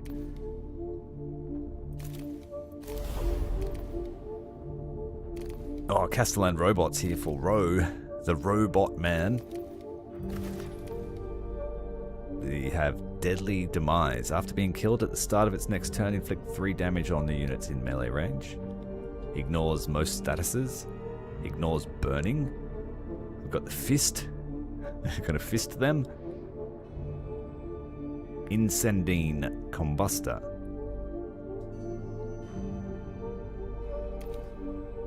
Or we've got the Phosphor Blasters. Let's take both flavors. We'll go with Rangers and then not as many Servitors as I would like, but that will do. We're going to have 2 big bad boys on the field.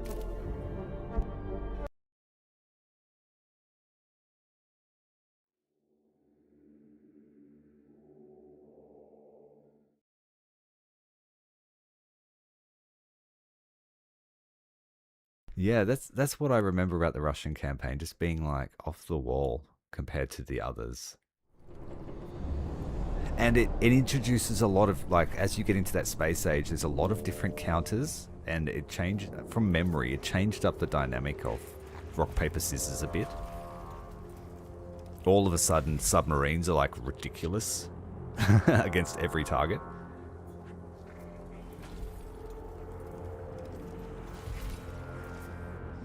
Has anyone played the new Age of Mythology? I thought that was a pretty good remaster. There were a lot of quality of life, let's say, changes that sought to make the game more streamlined, but you can actually automate the entire game almost. You just set like priorities and your villagers do everything by themselves. It was really weird take on we can't have 2 robots on the field at once. Take away a ranger. We're just going to use both these bad boys to see what they're like.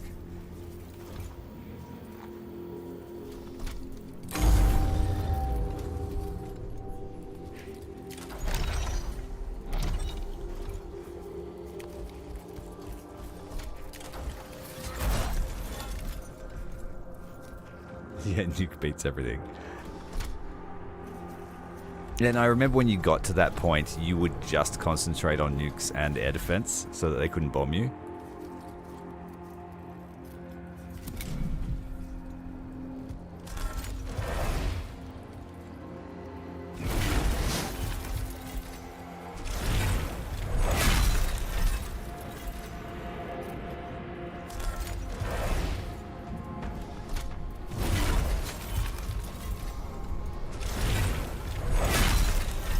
Ouchie. Can I have a turn now?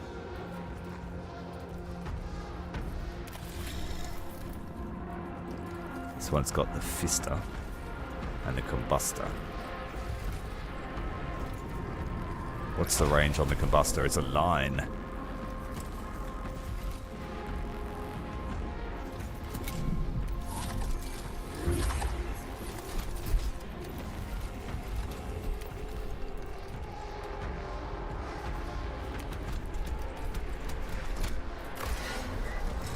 Say hello to my fist.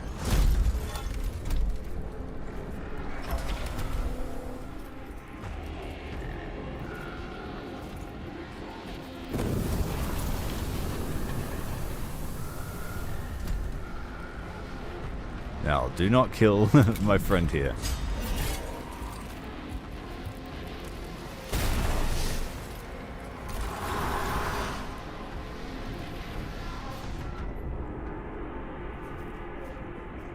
I'm still live, still running. No spinny circle on my end.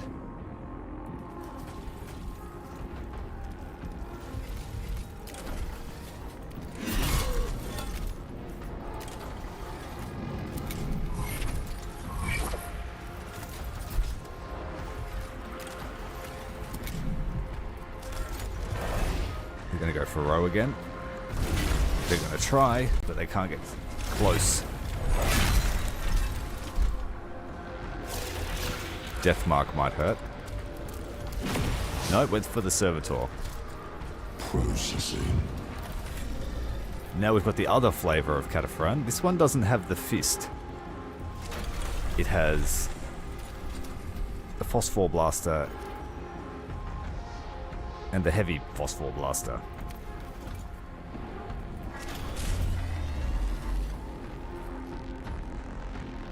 Doesn't seem to do much damage. What are the traits? Multiple uses. Multiple uses. And it does more damage if you haven't moved. But we need to move.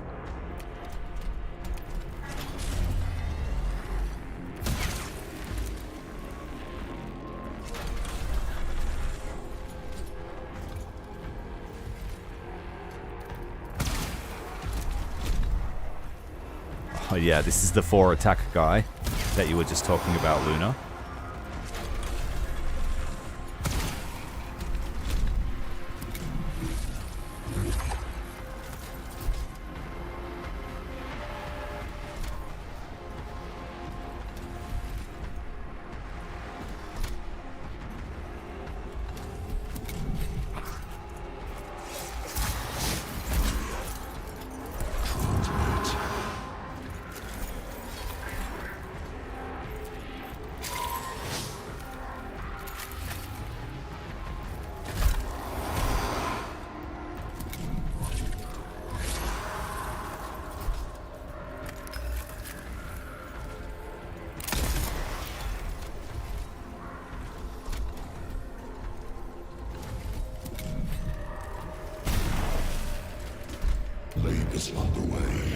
Nice try.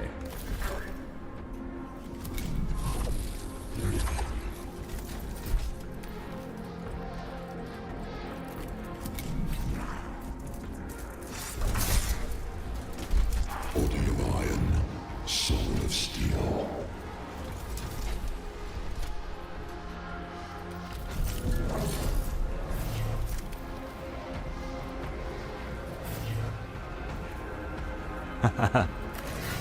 It would feel almost unfair.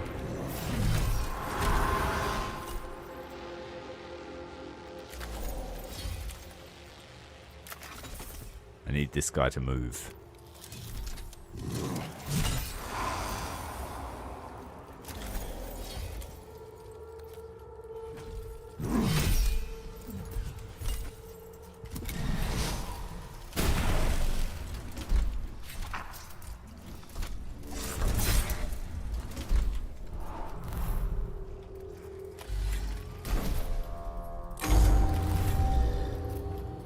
Transmitting. I'm going to see some more action from these bad boys. 5 damage on the punch.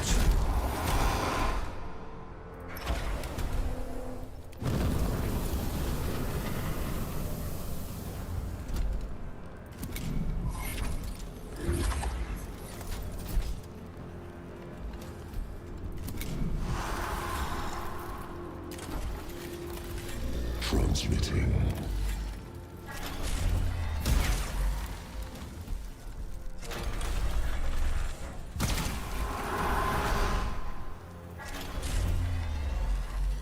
Who's next? We can't move, so we'll just kill these corpses.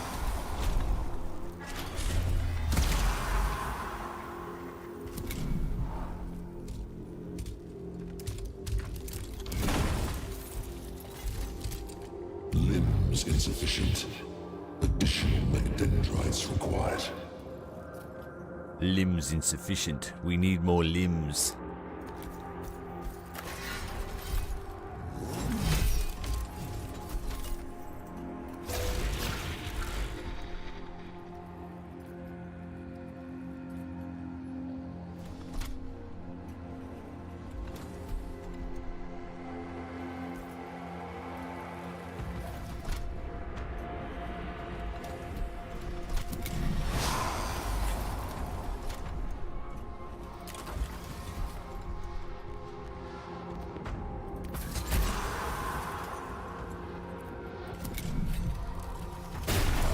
Ooh. Scary.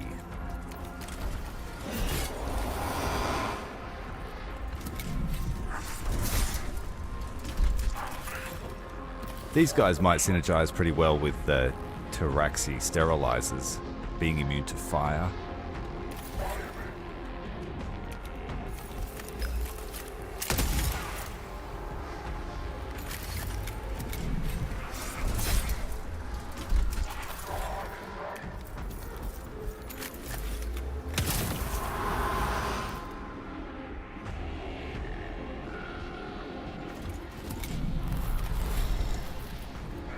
We need to make sure they never have Dominion then.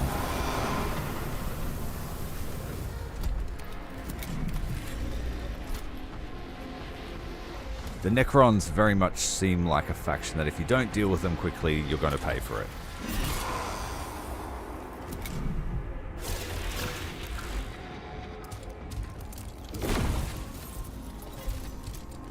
One step closer to the machine. Quite literally one step closer.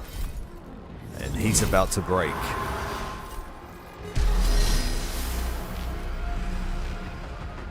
Well done, Ro. A living embodiment of the machine.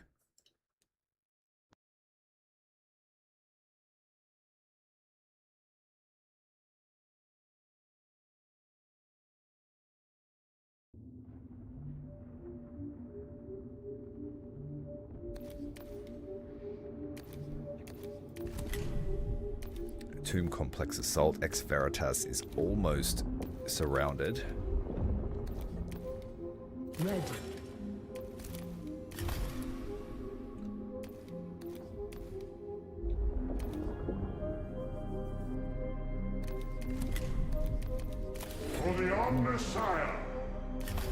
Consecrate that temple, please.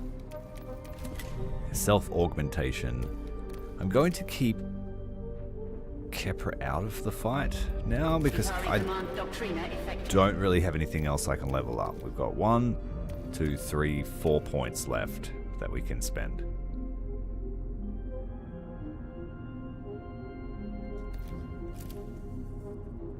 But if we send her to augment, then she's gaining points too. Okay. Maybe Scaevola should do that. One more diversion from the path of knowledge. The heart. Most curious. And then Captrix will do the Tomb Complex Assault. How many turns do we have? Doesn't matter. Let's go.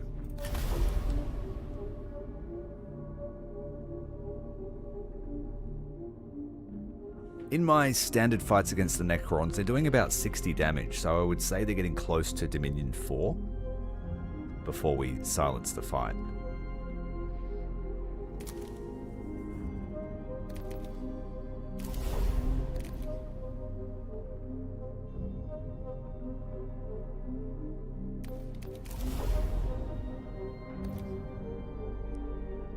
We're still keeping full vigilance despite her having a perk that reduces it. It's because it's already starting at level 3.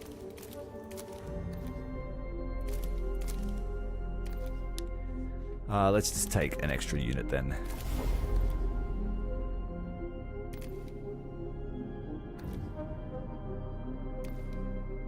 Oh, we got shafted on the Rust Stalkers. Only 1 unit allowed. It has assassination though.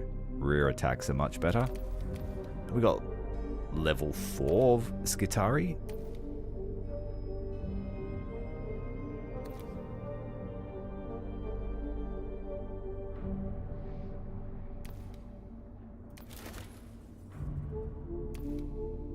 I guess we'll take some infiltrators, but we'll make sure we choose the right ones.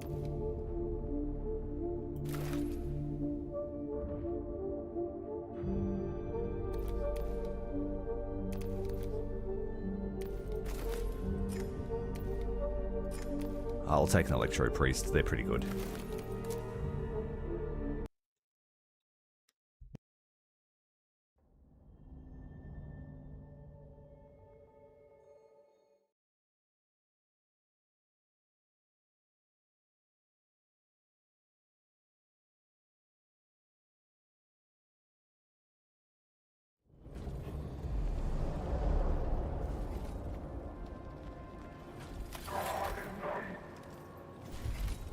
Hello.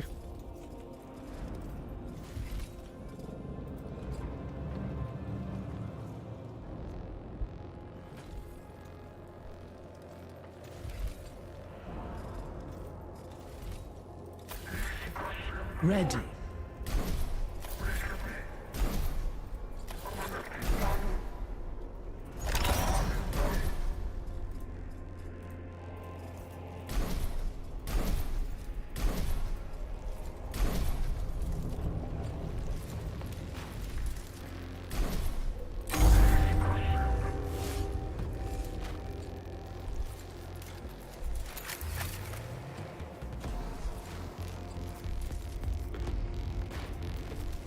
Don't really want to make the first move into that horde.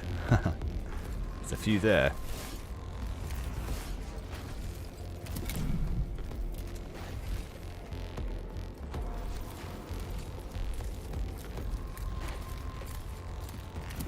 Oh yes, that's what we want.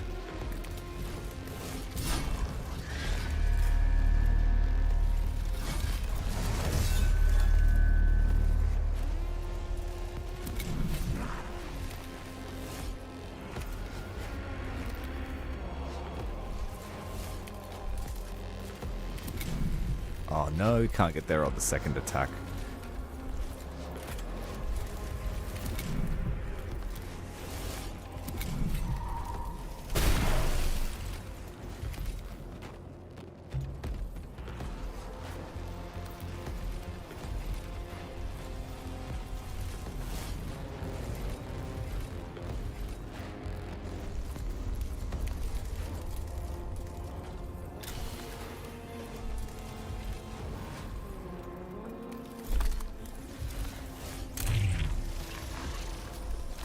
hit 6 units with this frag grenade.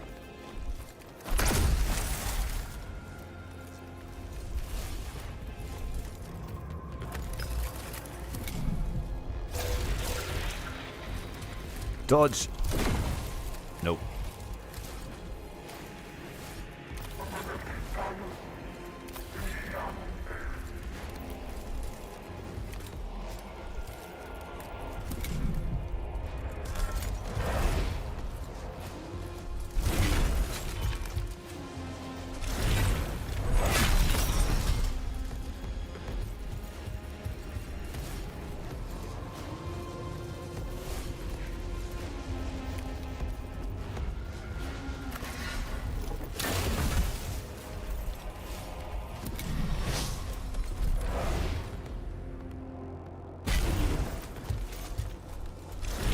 Our starting deck's a bit outclassed. So many melee units. Lying in wait.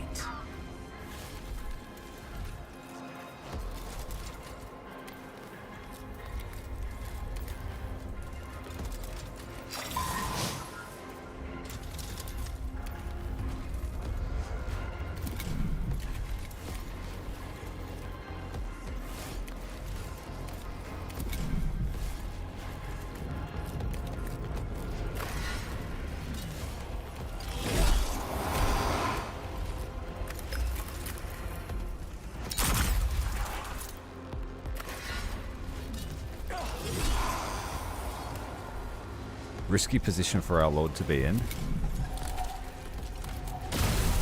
Oh, they do blow up the environmentals. Okay.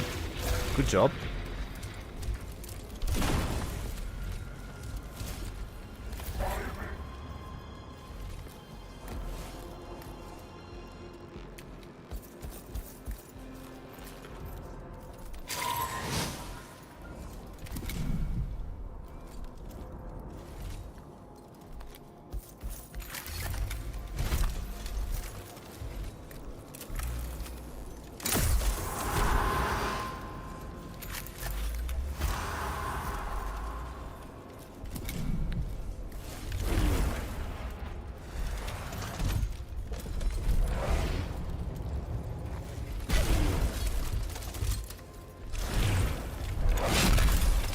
Dodge, dodge, dodge.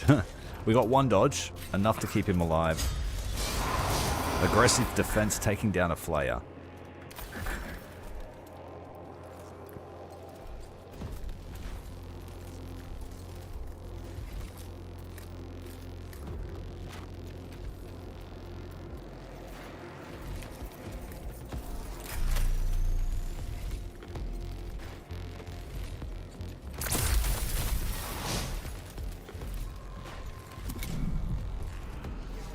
One final Praetorian jump. Unless this guy's a Praetorian. No, he's a Lich Guard. Lich Guard! Our Fulgurite died. I thought they had a defibrillator.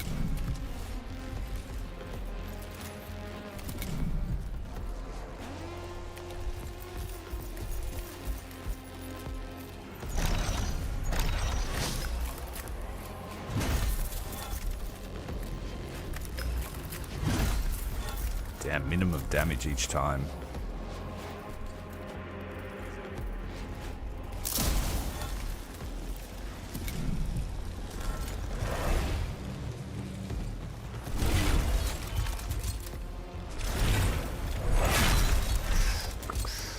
It's a worrying amount of damage coming my way. That's it. That might be all she wrote. Yep. Too many Praetorians. We'll have to try that one again.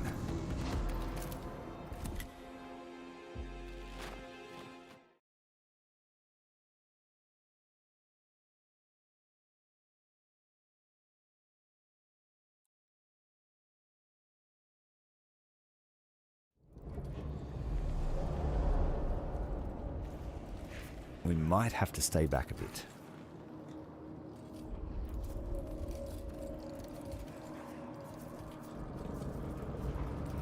Modus Venator.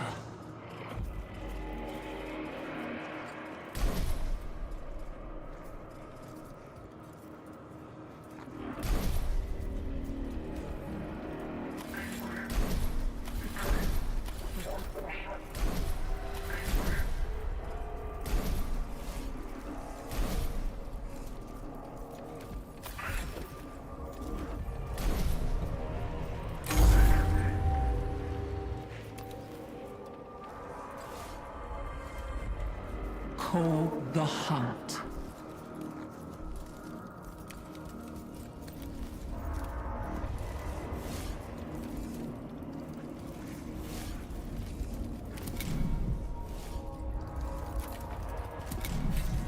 Now that I know that they attack environmentals, I probably don't want to stand next to that barrels for too long.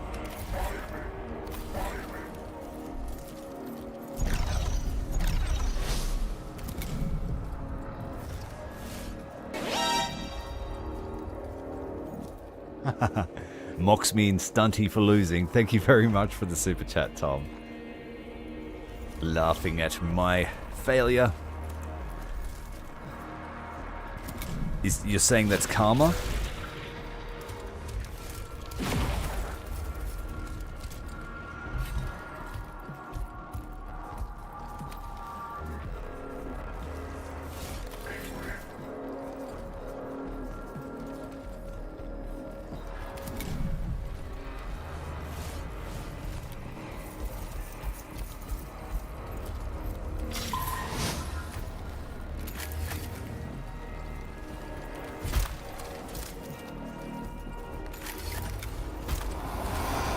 Well done, Alpha.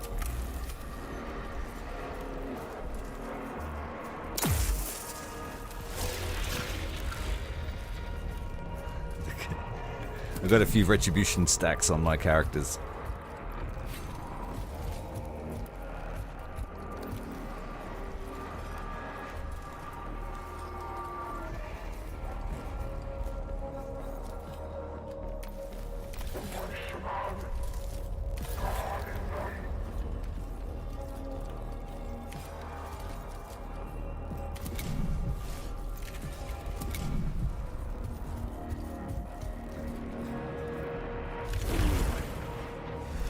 We've said it before, any failed mission is just a simulation run prior to the actual mission.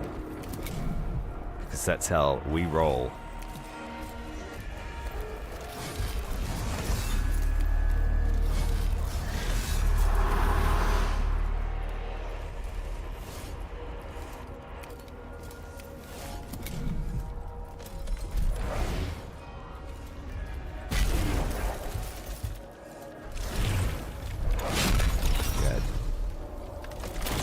Committing your leader to a fight, you need to really work on your timing. That's my advice.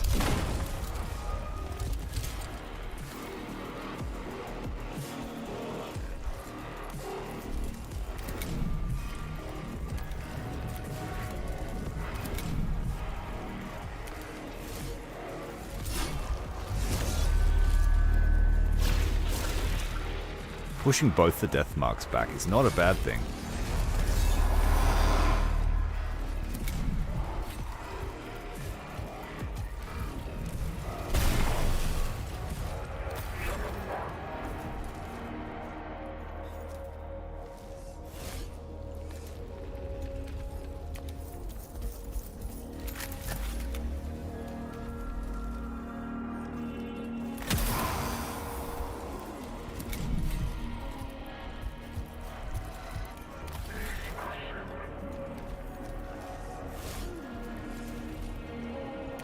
We'll just use the Rangers to clean up these reanimating units.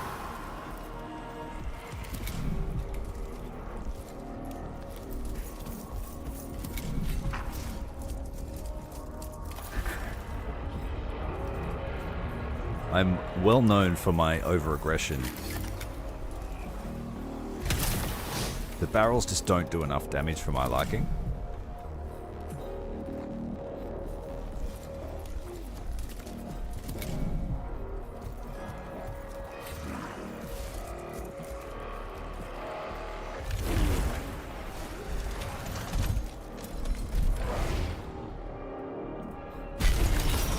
One got splattered. Everyone else in the squad is now focused after losing a squad mate.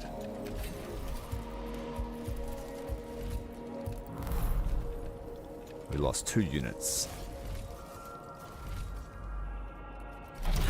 1 firepower, 1 infiltrator.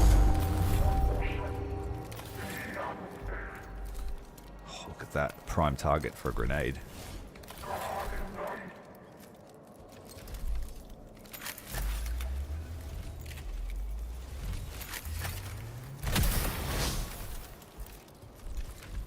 I get what you meant. Sectarians, Sicarians, same sort of thing, aren't they?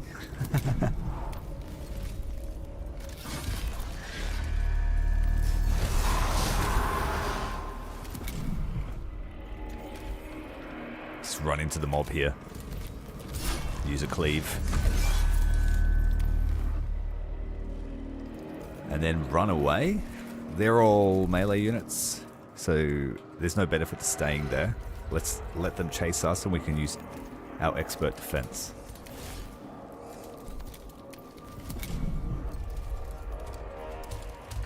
Well, maybe not. We just got shot around the corner. Deathmark prime in our sights now.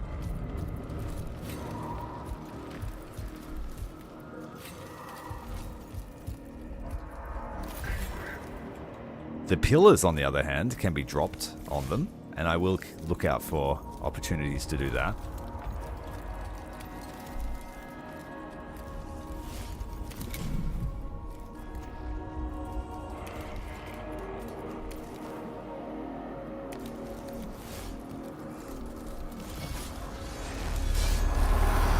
Oh, it's slicing them both in two.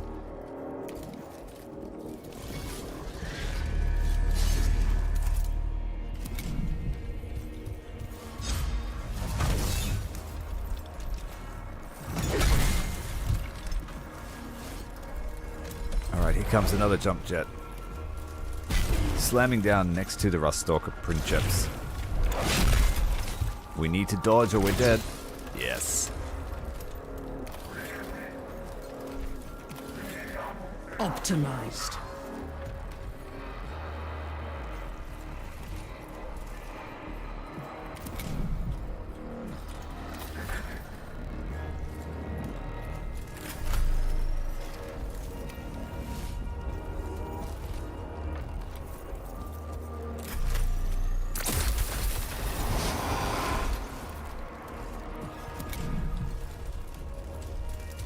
Dodge.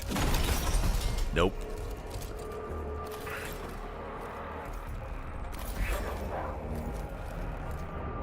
Alright, Marshall, let's go.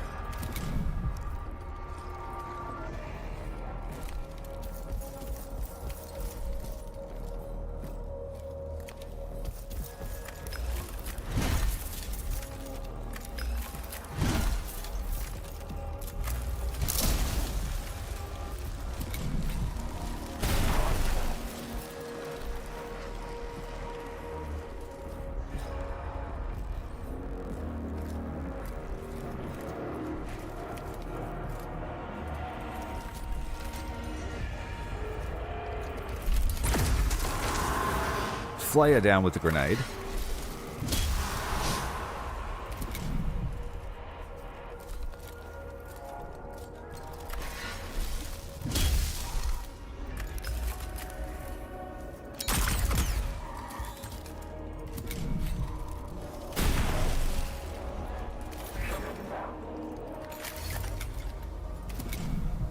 Switch sides and shoot one of these death marks, I think.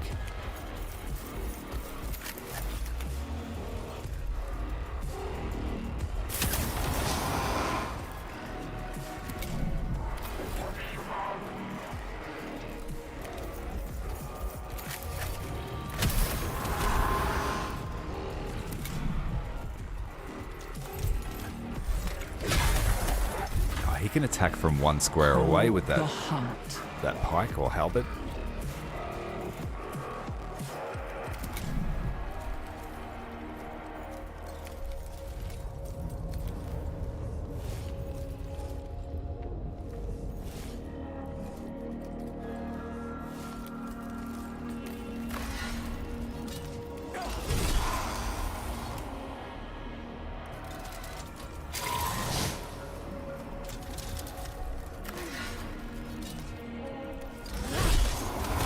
Praetorian down, Captrix taking a massive swing with the Omnissiah axe.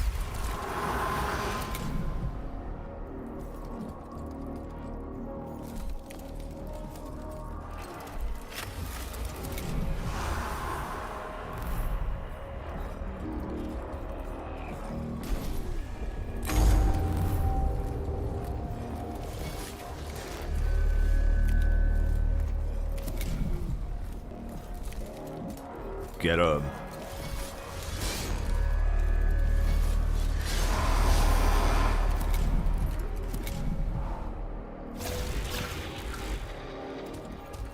Lying in wait.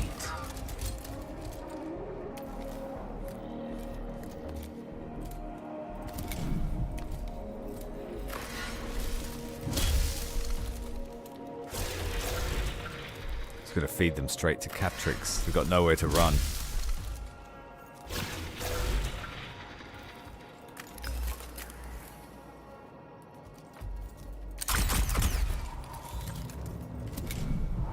I detect the data scent of the prey.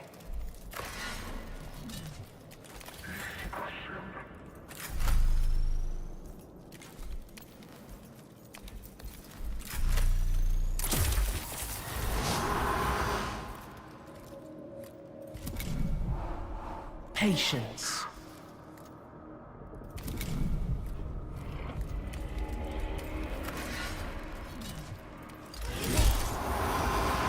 Two death marks for the price of one.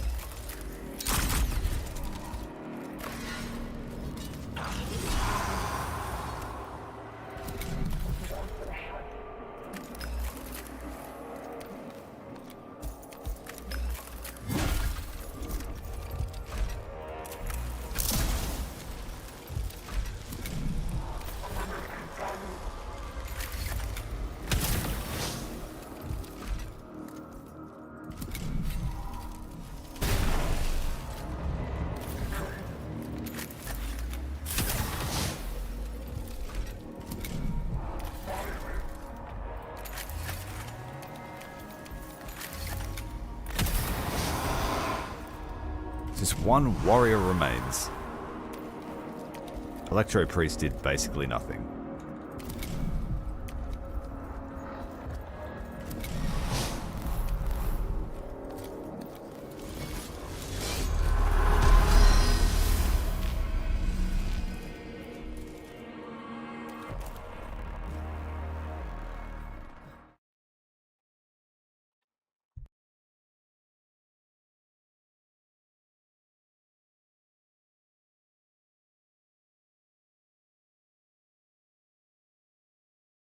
It is done, Lexico Arcanus. Arcanus.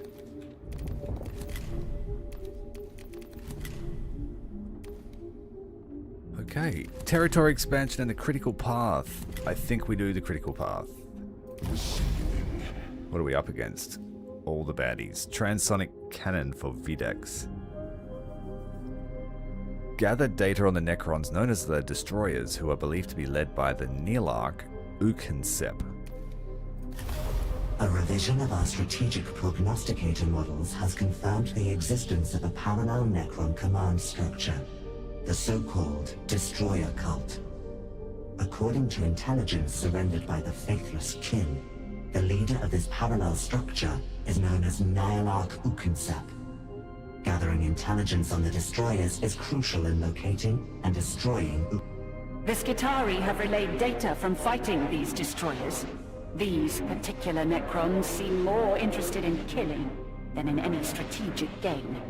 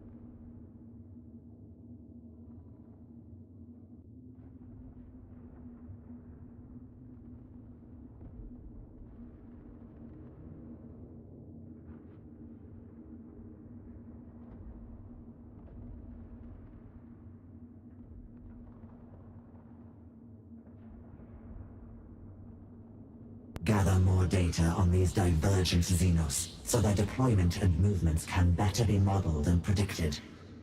A group of them is reported as active along Section 47B Gamma of the front line. Proceed there immediately, and engage the destroyers to acquire further combat data. Sorry about that delay, guys. One of the cherubs got out and had a data dream or something. I had to deal with it. An onerous task, even by this war's standards. All observations point to the destroyers being extremely aggressive. Berserkers, even, were they capable of such emotion. All the more reason to seek out and eliminate them. Your will is that of the Omnissiah, Lexico Arcanus, and it shall be done.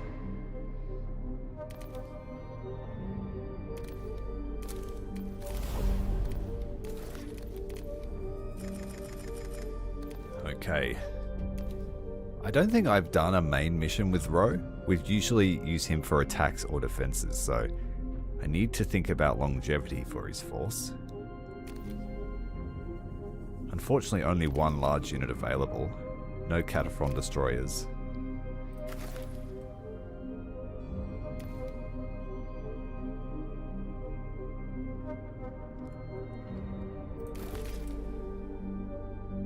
Oh, super high level Vanguard. Go the Vanguard.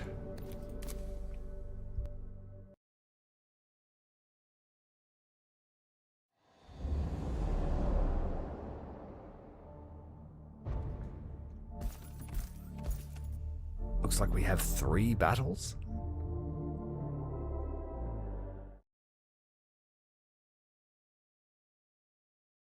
The soul of the machine god surrounds thee. The power of the machine god invests thee. The hate of the machine god drives thee. This is the combat zone where the destroyers have been reported. Unprotected by Skitarii defenses, we should be too tempting a target for such aggressive constructs. Necron presence indicators detected nearby. Confirmed anomalous. Prepare to engage.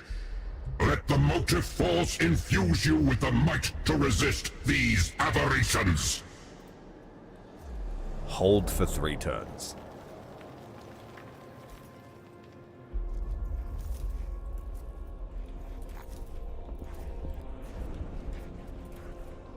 We know they're going to get blasted, but the hex mark is damaged. Locust Heavy Destroyer is a very big concern.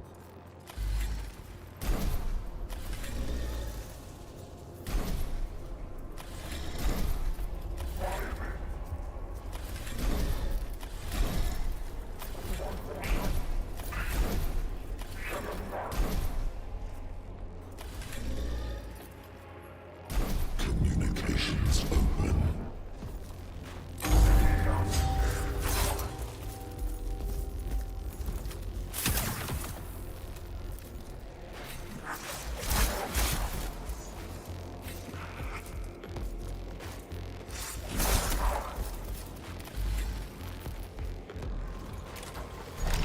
Charge with the servitors. Get that Hexmark Destroyer.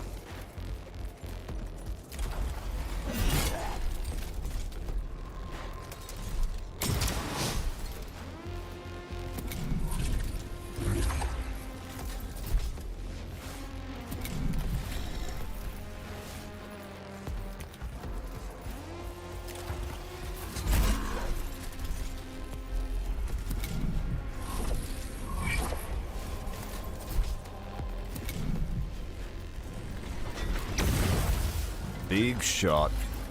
Wasn't my guy, though.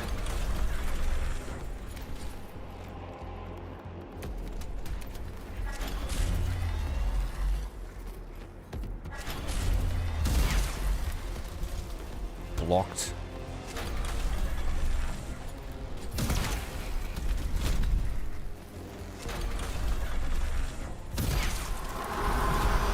First Danger Boy is down.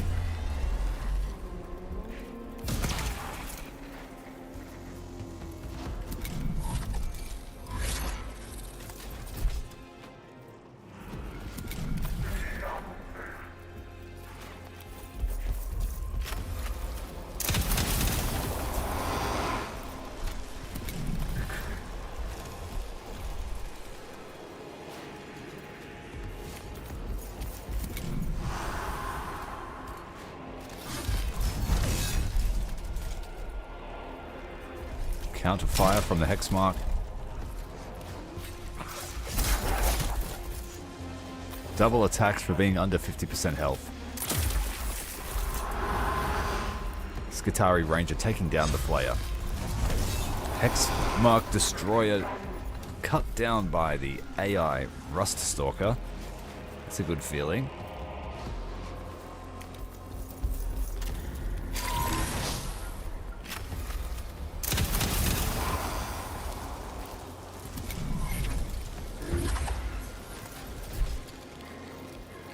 Receiving.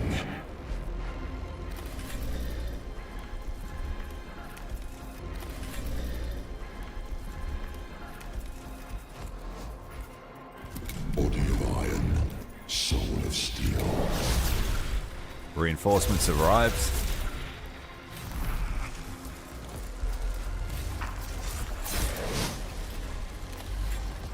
Servitor almost dead. It'll be able to finish this flayed one.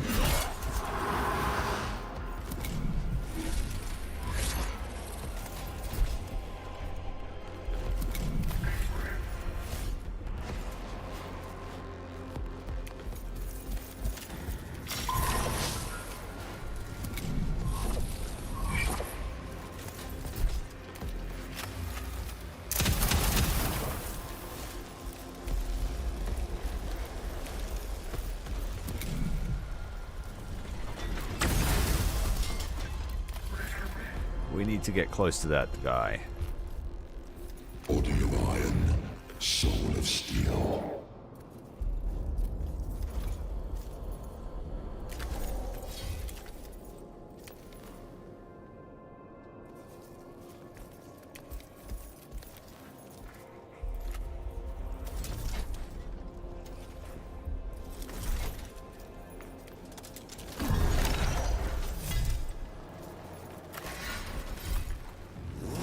Get rid of this cover, clear up some room for Ro to get charging.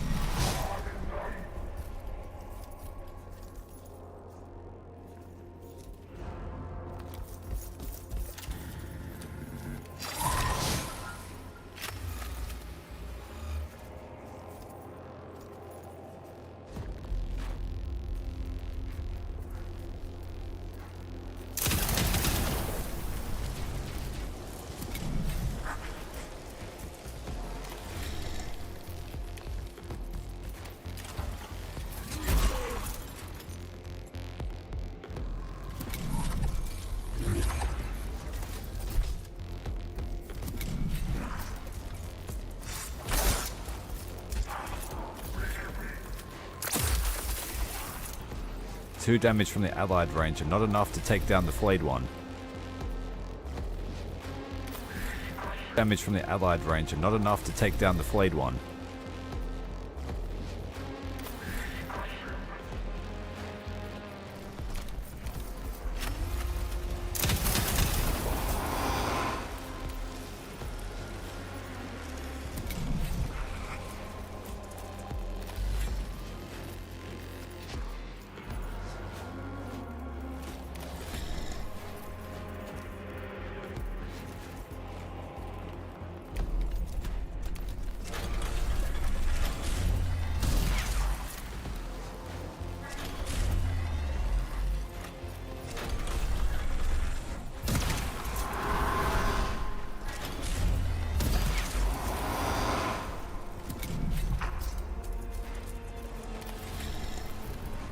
This is Mechanicus II. It just came out last weekend. So it's similar to Gladius, but it's more small squad battles instead of cell to cell. There is a strategic overlay where you get to choose what missions you do, load out your heroes, choose your squads. And then when you jump into a mission, there's a set of battles and choices to make.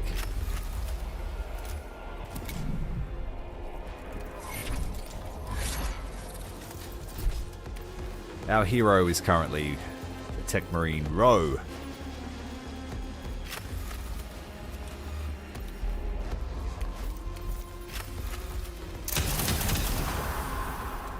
We have the Skitari and a Castellan robot in our squad at the moment.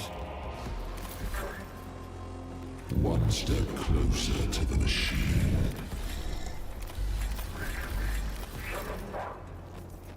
We need to kill that hex mark.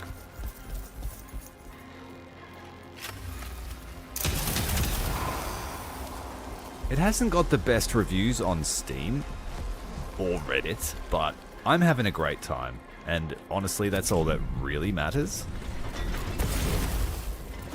And if you love the Adeptus Mechanicus or the Necrons, you're going to enjoy just the lore, being able to see inside both factions, how they operate. All the story bits are all voice acted, so there's not too much reading, except when a skull talks, then I have to do it.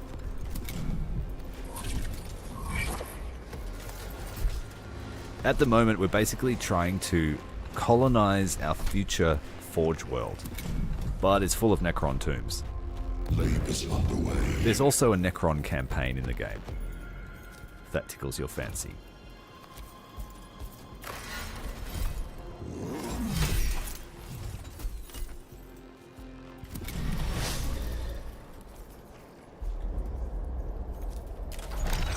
I need to try and stop this heavy destroyer from doing anything dangerous.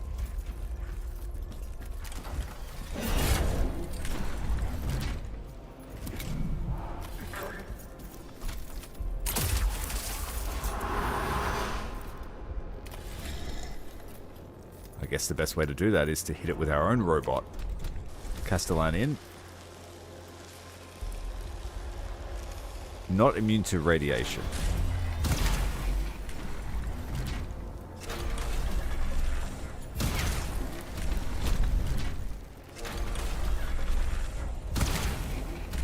It's going to take all the firepower. But it's down. And the hex mark's back up. No, that was too slow. Unless that's a new one.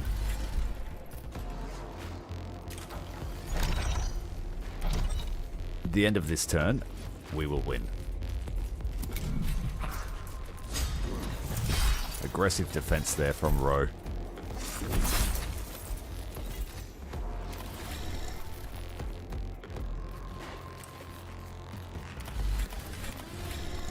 Servitor is our last unit for the turn. And that's it. Good win. No units lost, I think.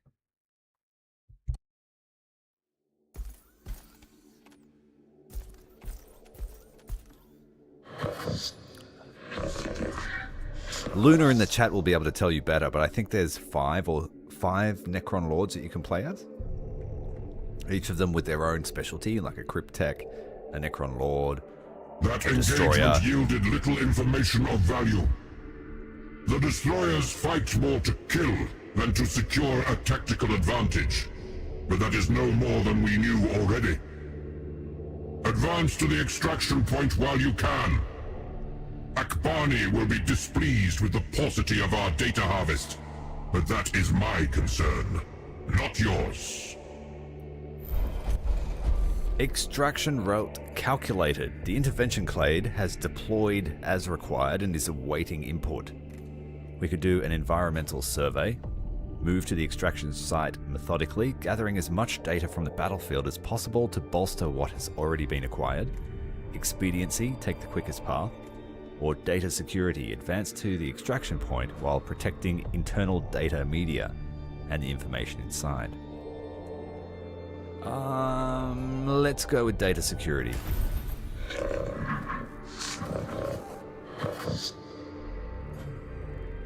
I'm breezing through them unless I use Scavola or Videx, because I just haven't leveled them. And now it's becoming like a reoccurring theme that I just can't commit them to the fight. Caution Their is army's not good usually enough. to be welcomed. But the Omnissiah does not grant us an infinity of time with which to exercise it. Too bad, we're going slow. Traits gained, defense.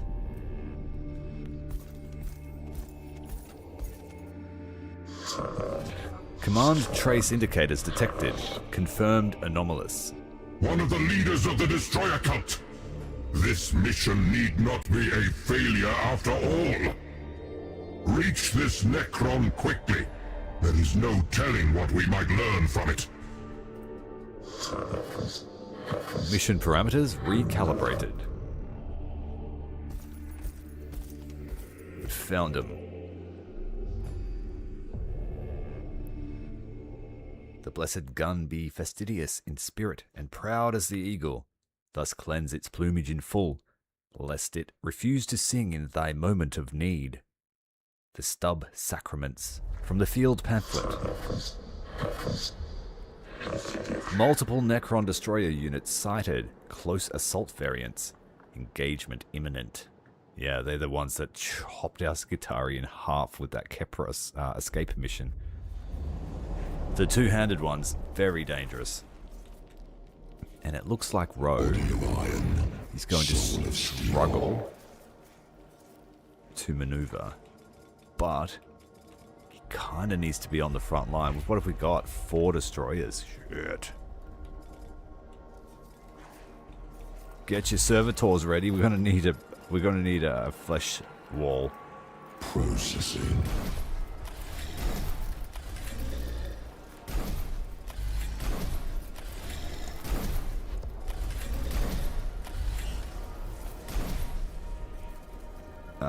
And yeah, we've got a plasma caliver. We'll use that.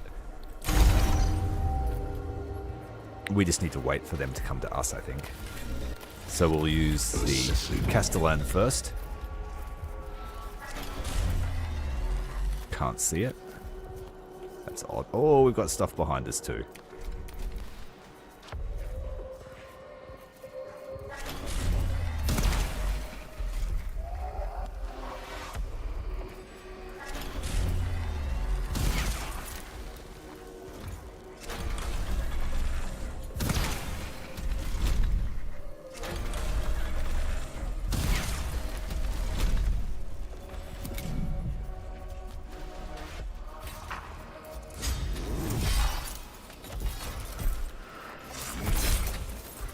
No damage, but defense is down. Step closer to the shield.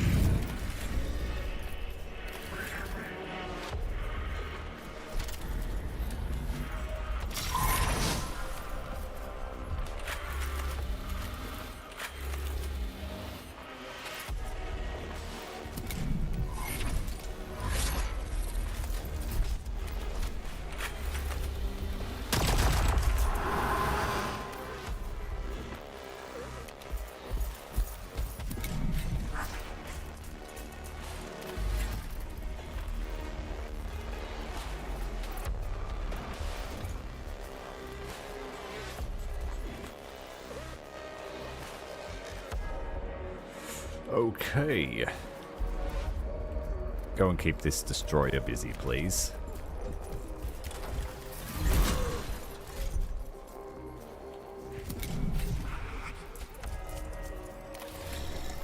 I have to be careful not to burn through my servitor stocks, because then there won't be much of an army left. But if we can just block their advance towards us, that would be great.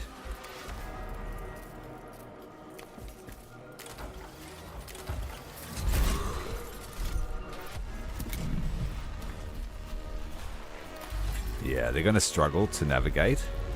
So if we make it super hard...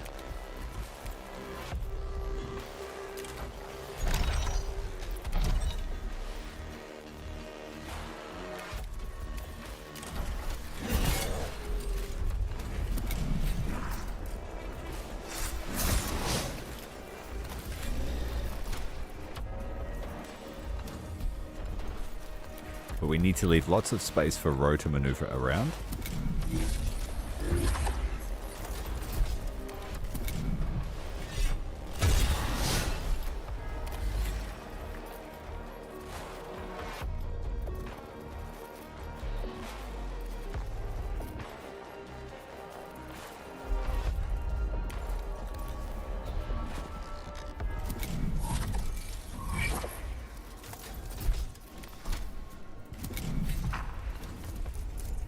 Transmitting.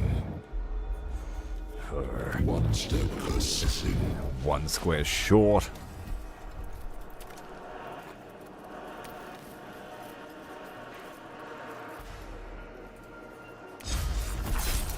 Oh, I forgot about that flayed one.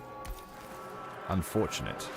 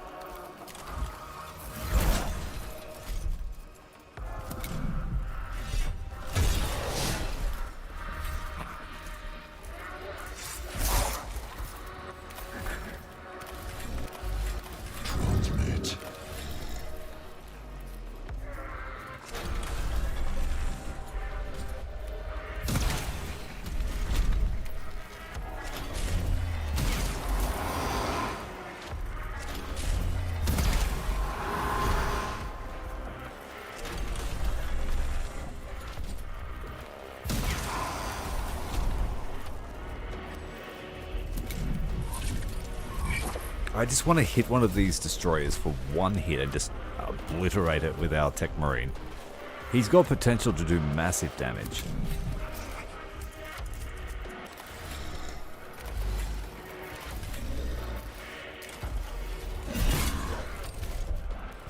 We just have to keep sending the data.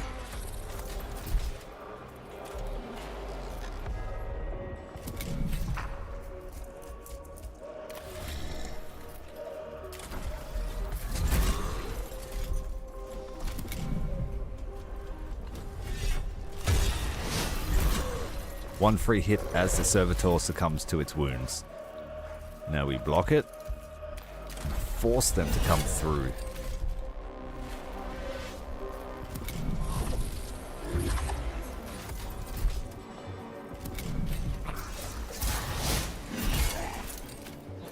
One step closer to the machine.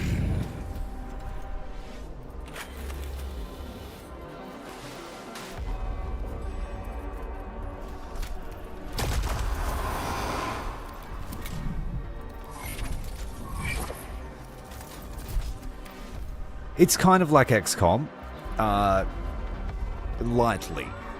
The mechanics are slightly different in that the turn base is unit by unit, sort of like Final Fantasy's combat, where you would have your turn, their turn, your turn based on initiative. But largely it's similar to XCOM.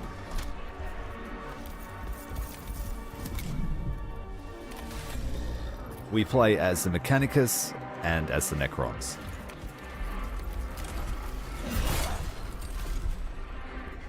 There's a lot more synergies between units and the leader.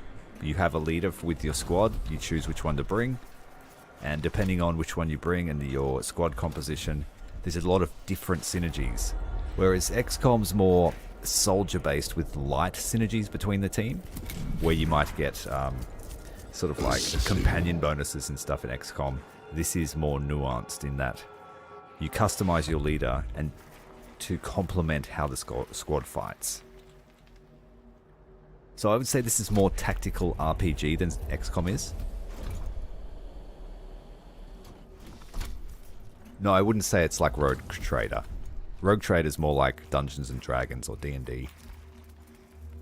Where there's much more choice. The story in this is fairly linear, but you get to choose where you deploy and what missions you do, in what order.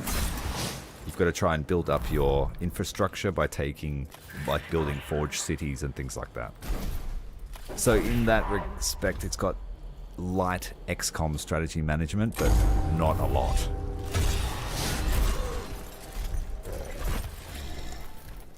It falls somewhere between an RPG and a tactical RPG. Yeah, it's hard to...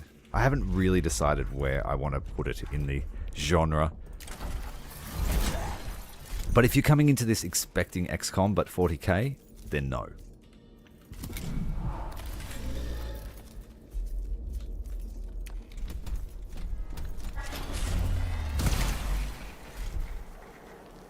At the moment I'm playing as Tech Marine, who's focusing on servitors and large constructs in his army.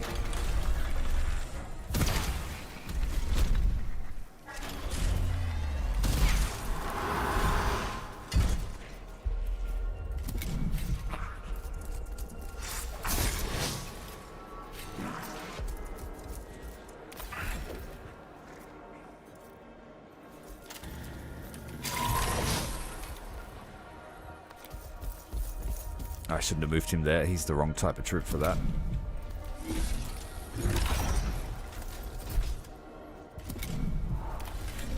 Alright, servitors, get in there. Flayed one.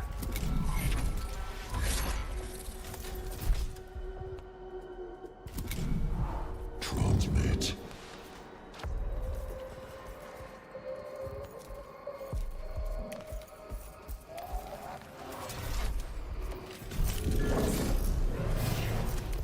Taunted them all. I don't think I can hit without killing all my friends, so Rose is too powerful to swing that axe near any friends.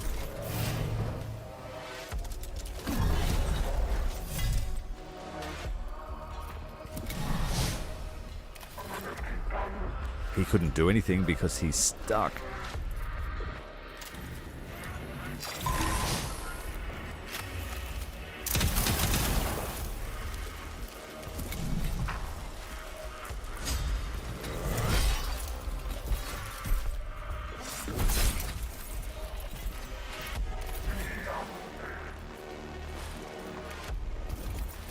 Just to go back to your question, Rogue Trader's more like the old Baldur's Gate.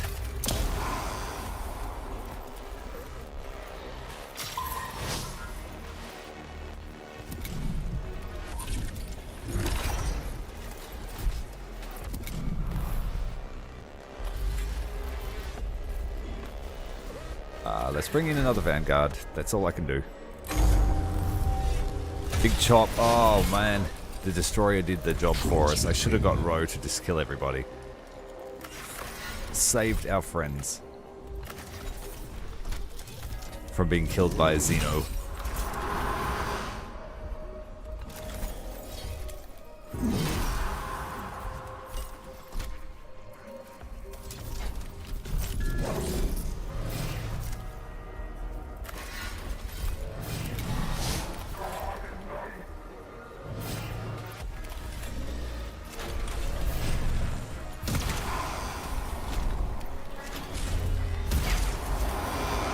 Monster robot just does not care about you. It will kill everything.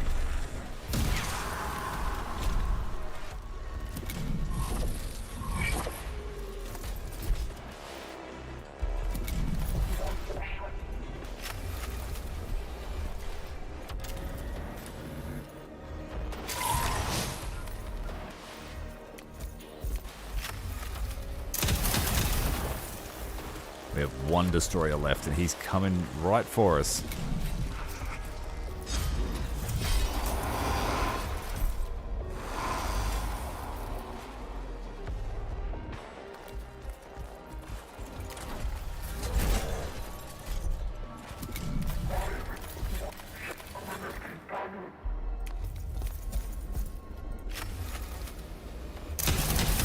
That servitor's in for a bad day.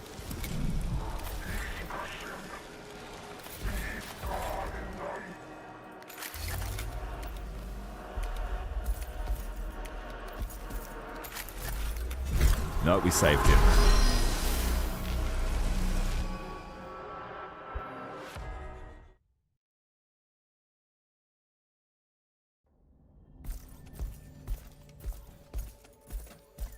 We're actually in a bit of trouble here. We've lost a good deal of our army. So we're going to need to take someone else.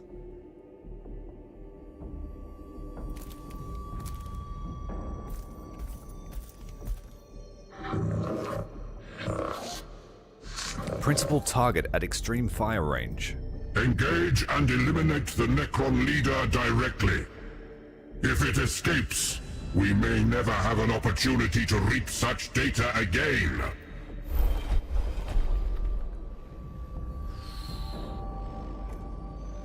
Cryptechs possess fearsome techno-sorcery and arcane weaponry. Maximize use of cover when advancing to engage, so its response does not end this fight before it begins.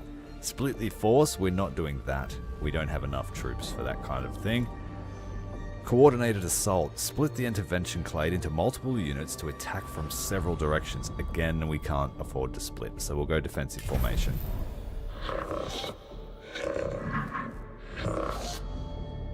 The days where they have their memories and personality deleted, if you're lucky enough to have that. So when in cover, we will get 1 range and damage, and an extra deployment zone in the next battle, but we can't afford for the vigilance meter to go any higher. It is our sacred duty to overcome the weakness of the flesh. We surpass the potential of our mortal form, reaching ever further towards divinity.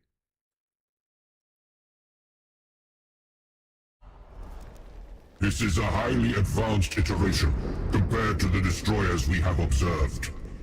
All its data will be new to Akbani's Lex Mechanics and Cogitator arrays. And while we're gathering that data, it would be wasteful to spurn the chance to kill it, too. You had the Cryptechs look at your washing machine? What is this? Heresy.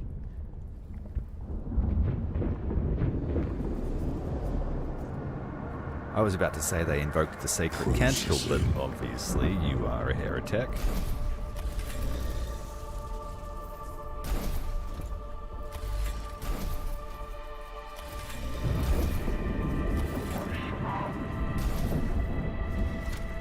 That's a pretty interesting army. We're going to be in for a fight. Processing.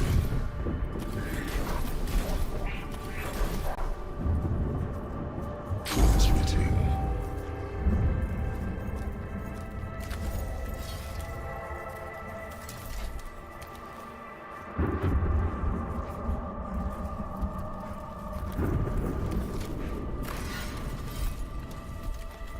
I thought that was in range, but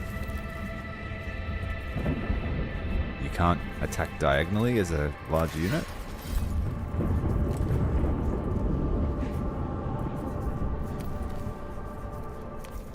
Could be a slight amount of overlap.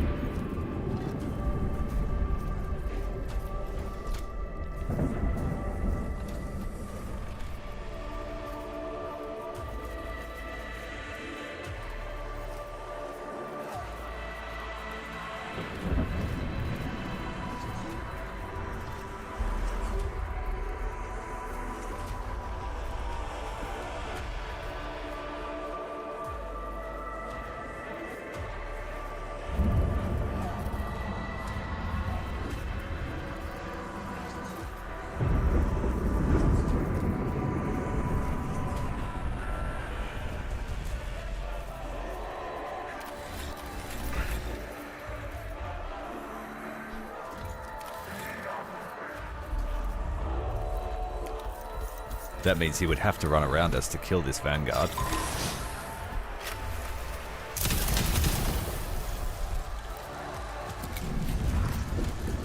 I need to get a servitor in the face of this heavy destroyer.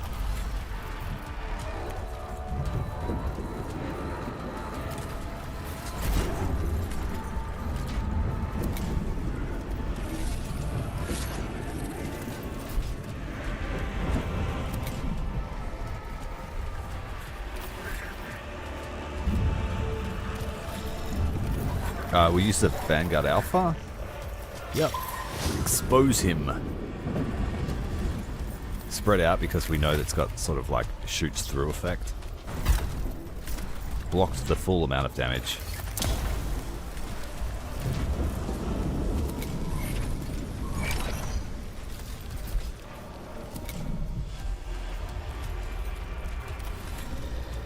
Fortunately, no action from the Pyromancer. Or the Technomancer, is it? Psychomancer. They've got all the Mancers. You could say they're the Mansons.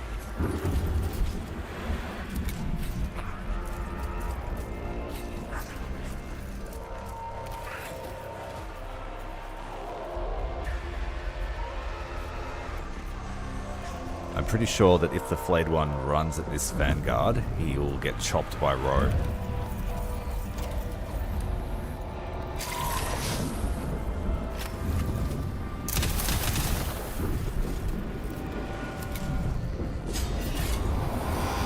Free hit was enough to take down the destroyer before he could shoot.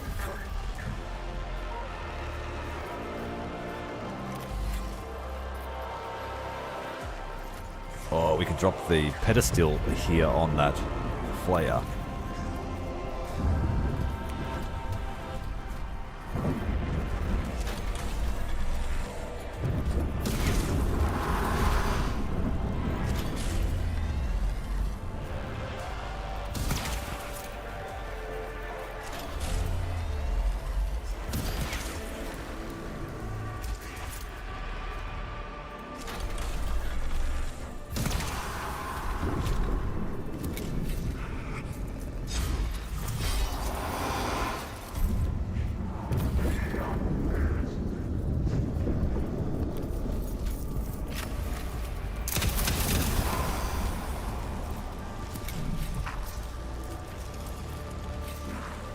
These flayers are going to be super easy to kill.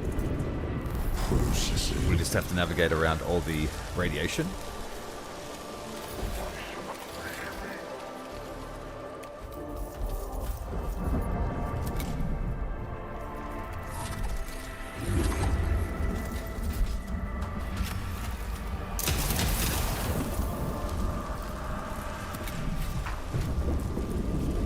And the Scorpec Destroyer won't be able to navigate through this while the Ultra Flayers are around. So we're pretty safe for the moment, except from this Hex Mark.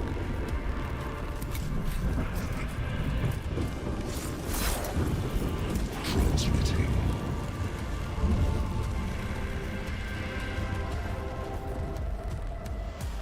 This is the last fight, so we can afford to have some irradiation.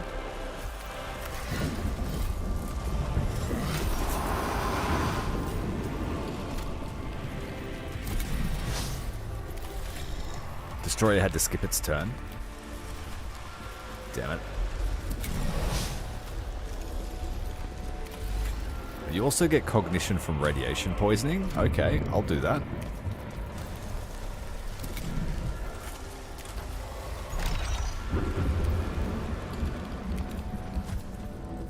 It's like a guaranteed 3 cognition each.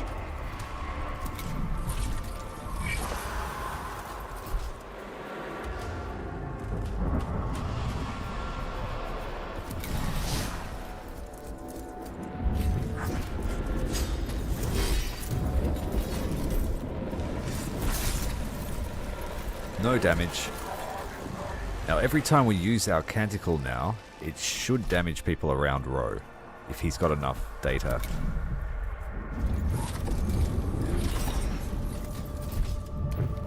No, that didn't work.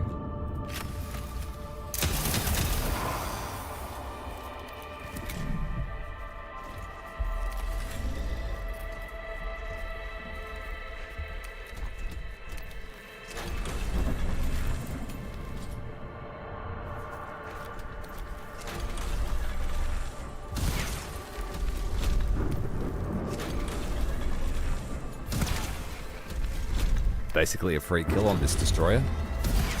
Oh, not quite.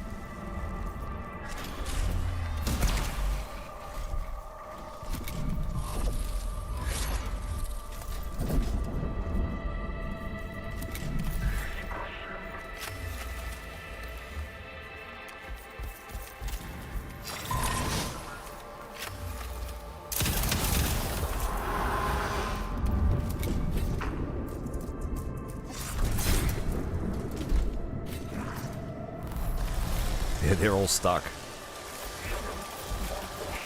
Ultimate.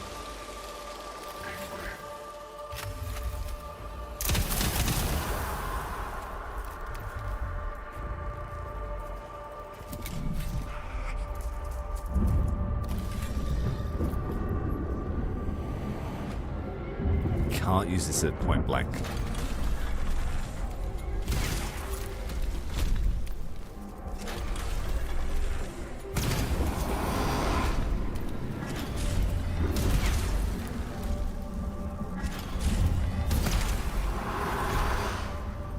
Assessing.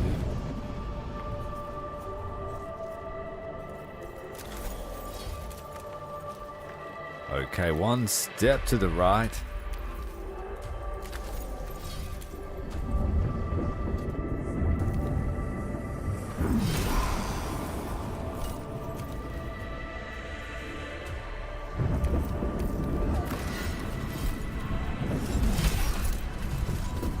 Counterattack? Yes.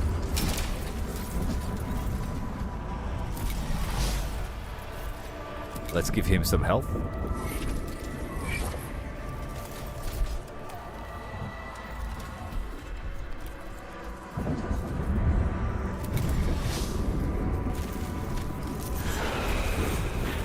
We've been slowed down, but that's not a problem, because we're right where we want to be.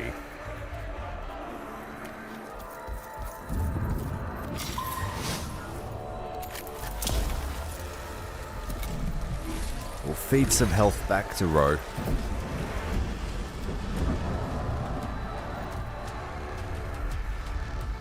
Yeah, the 4 shots a turn would suck if it's against you. When I'm in control, it feels pretty good. But I did say that I hate these things in Gladius. Like, these things in Gladius are just ridiculous, and they're everywhere. Infesting the whole planet.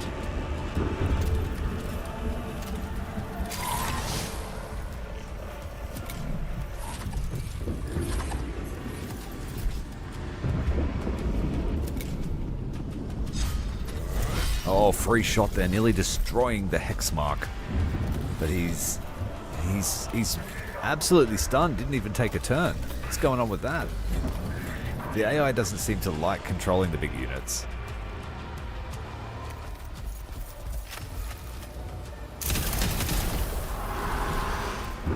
Surely he had a hit on this Vanguard.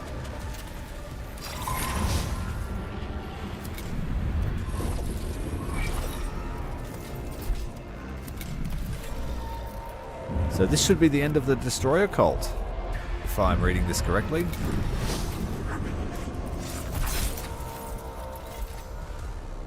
Labors underway.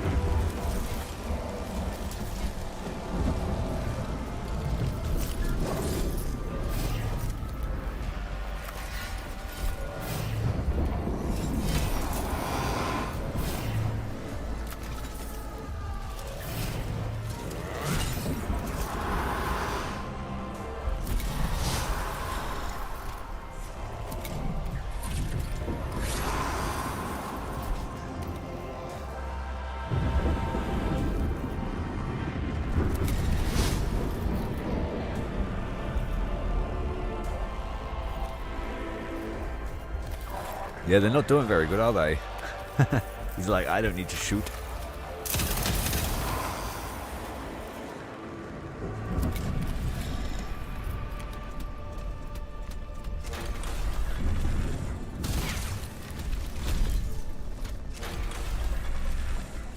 And because this shot here inflicts Luminogen, the next shots do max damage.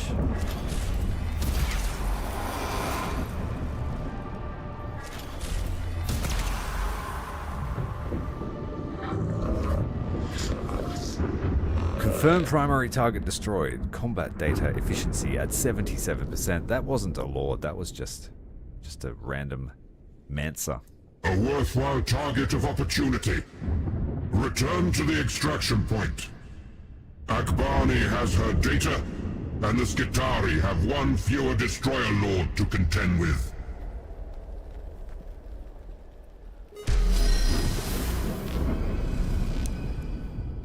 We've unlocked a new weapon. I think that's for Scaevola, maybe? 300 damage to 81. We had him in the basket.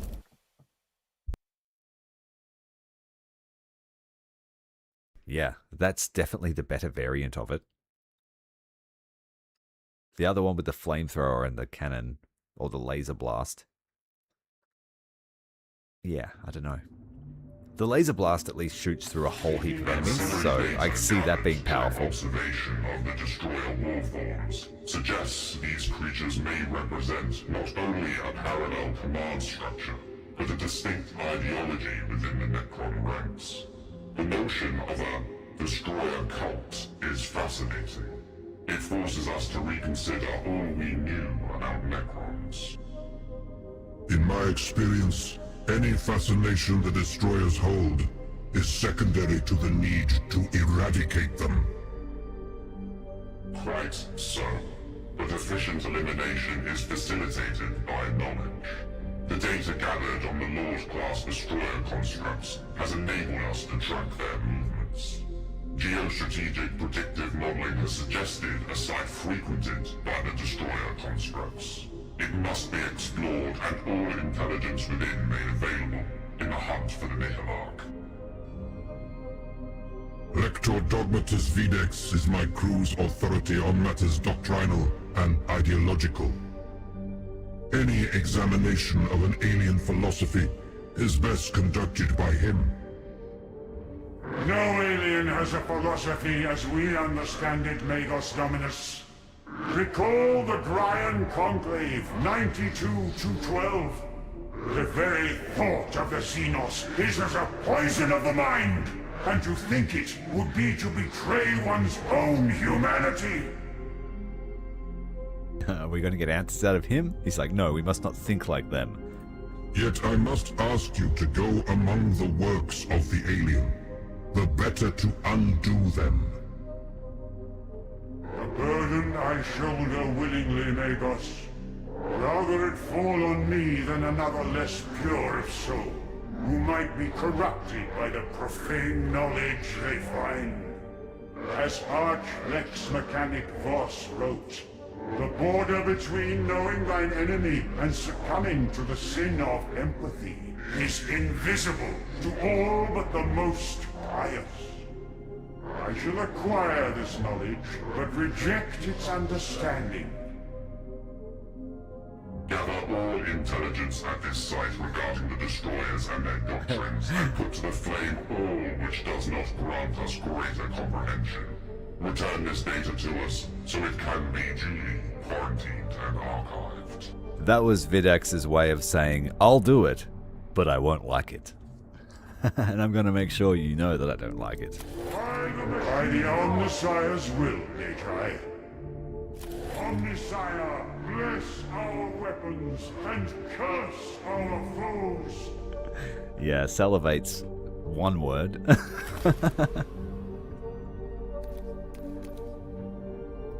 Seeking revelation. Ready. So she can salivate over some requisition. And construction of a forge temple. That should push us up to the next tier almost. We can equip one Skitari in the squad with either an enhanced data tether or an Omnispecs. Let's take that.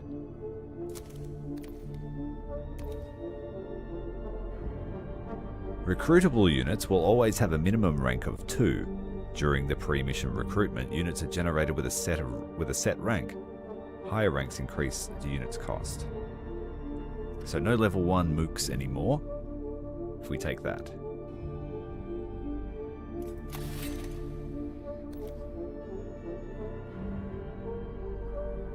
take an extra cognition point in battle. Oh, that was a 3-point skill. Damn it. I was going to take that. Should read first.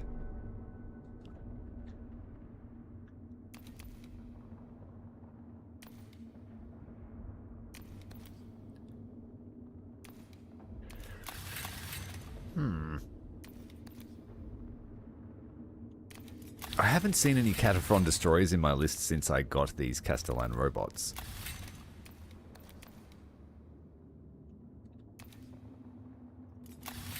I'll give my veteran Marshal. That'll do. I like the Marshal. I sense Xenos corruption all about us. Stalker Doctrina in effect.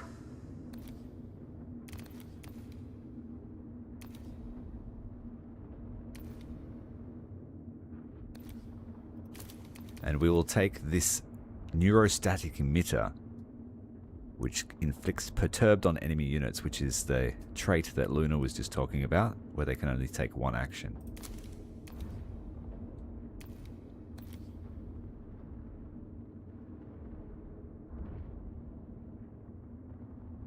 Obscure Opticon creates a zone in which allied units gain obscured while they're in the zone, which means they can't be shot at.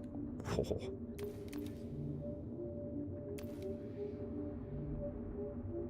But 3 cognition to activate that.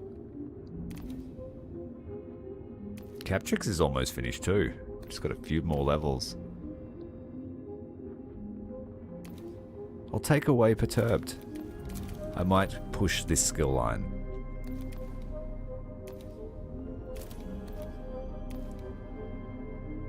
Incense Generatum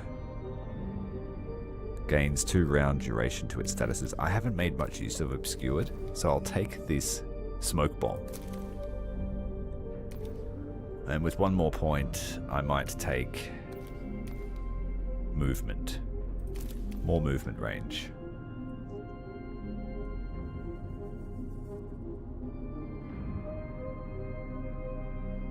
Yeah, Obscured doesn't work at close range.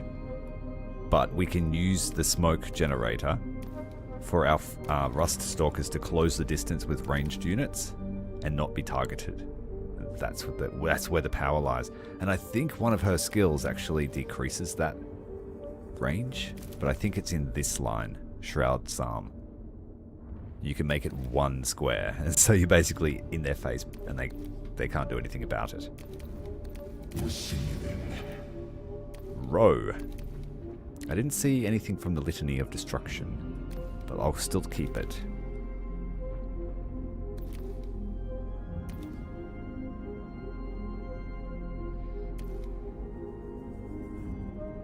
Alright, let's boost this Reveal the Xenos. So we will take 1 hit point for Row. After killing a unit with the Provoked trait, gain Data Acquire. His axe can also give Provoked, so I think we might push that.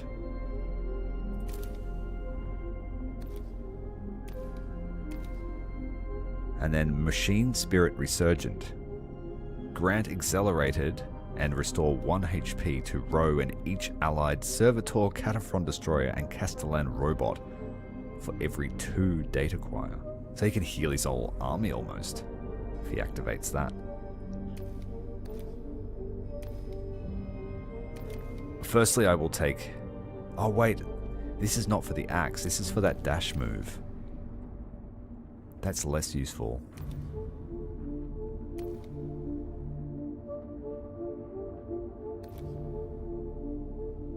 After killing a unit with this weapon, gain a Data Acquire. We'll take that. And then I will push towards Machine Spirit Resurgent. +1 damage negation for every 2 Data Acquire.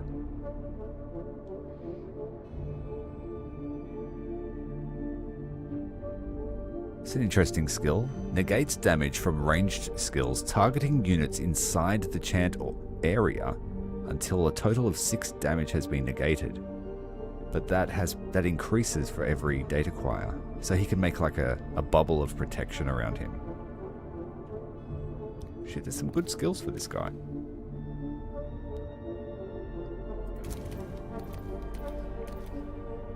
I'm going to go down this line. I want that.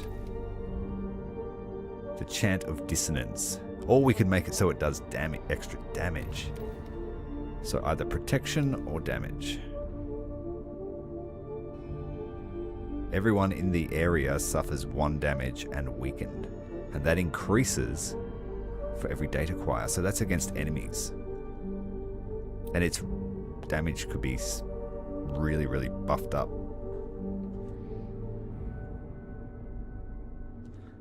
Thanks for your company, Luna. Good luck doing all the washing now that your washing machine is fixed. Thanks for joining us, and we'll see you next time.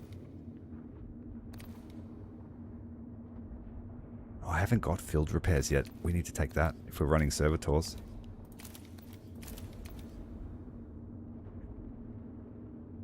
Alright, that's enough of that.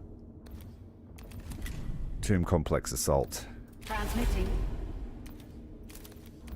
Let's go in with Captrix.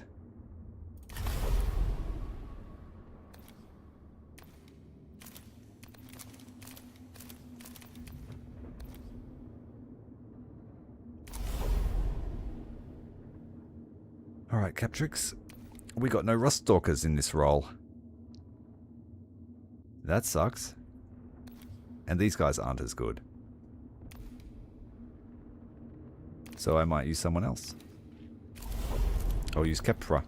Coordinating data. Networking.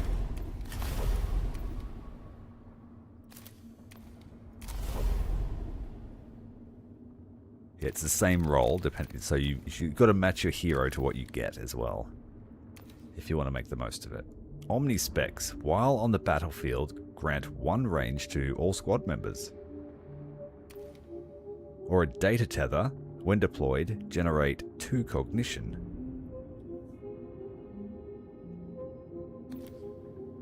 +1 range for vanguards would be nice. Let's do it. And they can move further.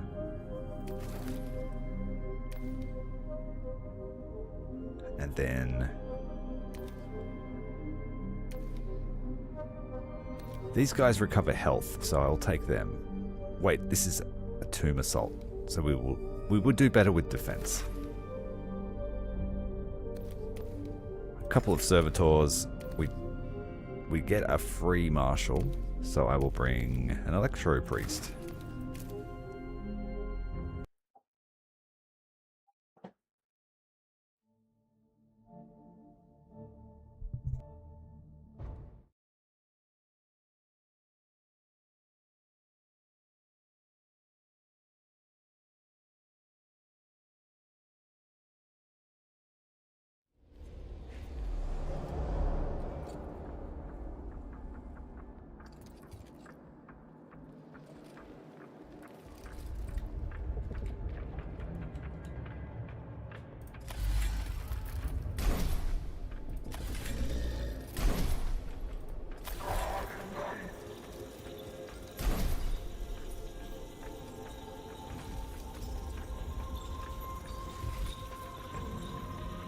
They were pretty good in the early game though, weren't they?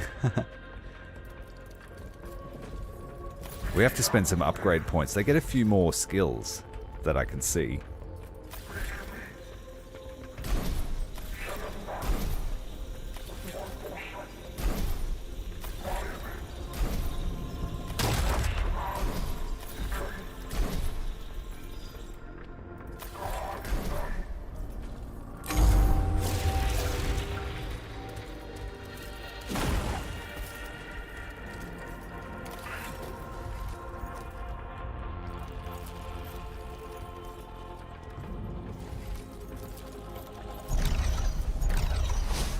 Start off with a bang.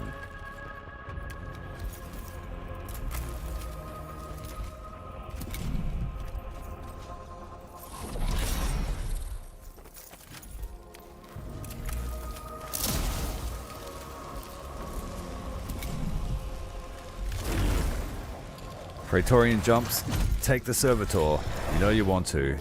Yeah, the alpha might get hurt. Nope.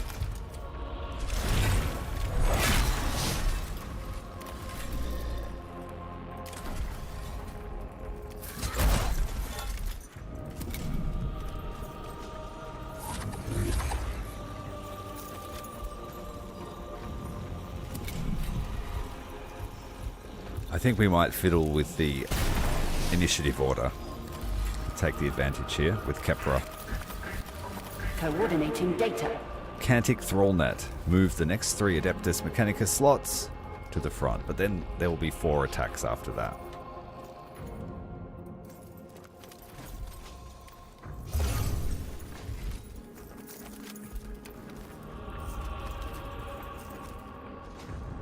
Let's try and heal this servitor.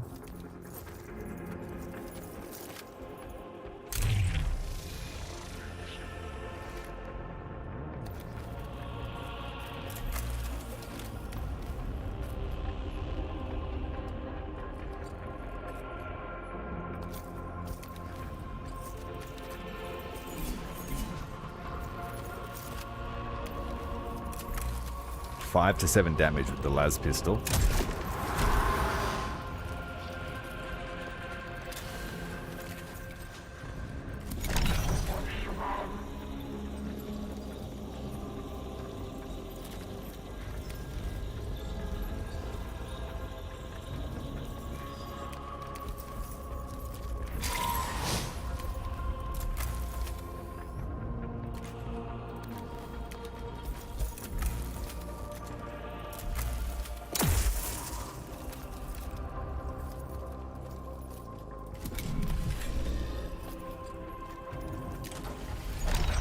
Try and get in this Praetorian's face.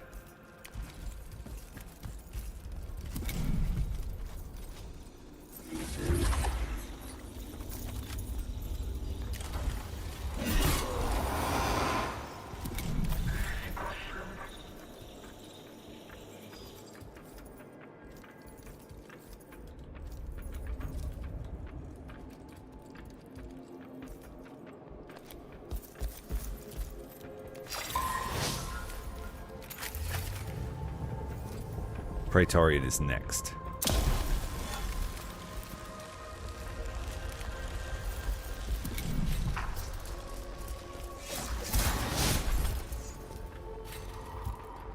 Well, he's going to jump on us. This Alpha might be in some trouble.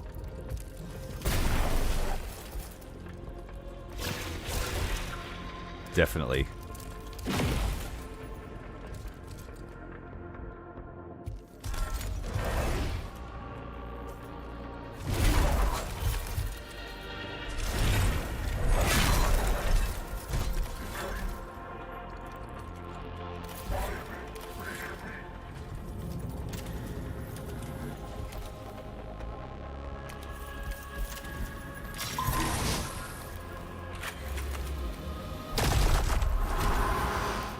That ought to do it.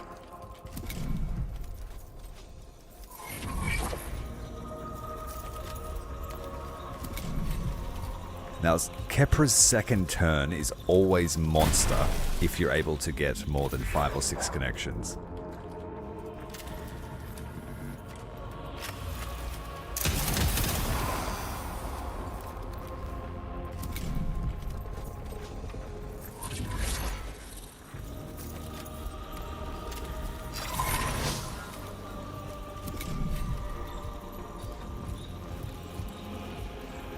Destroyer cannot move.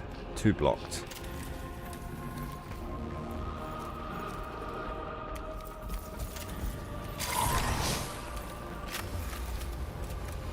Let's try and make this a sure kill. Focus up.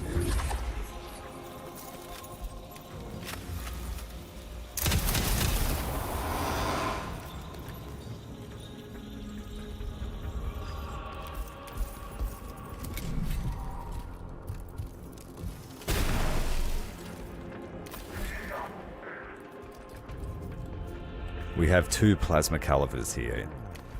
This is going to be nice.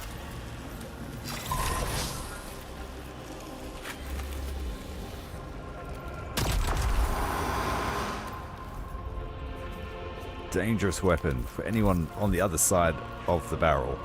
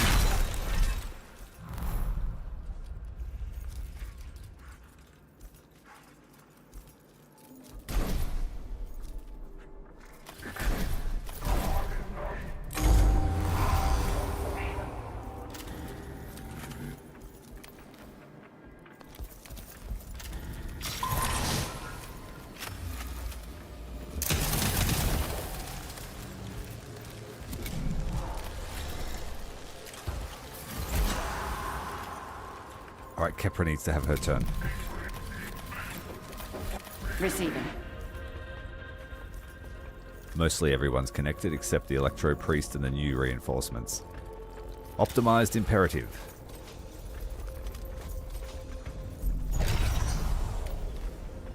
Stronger melee, stronger shooting.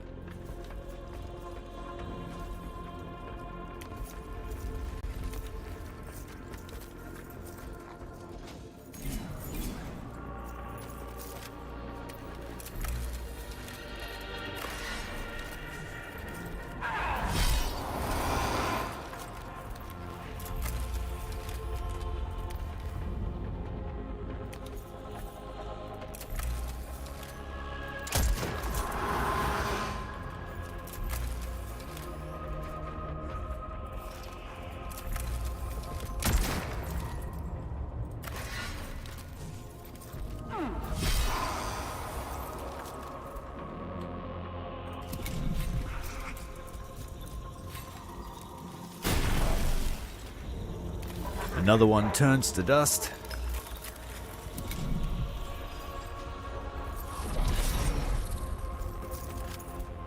So the Marshal having a melee and a ranged weapon really benefits from this energized skill.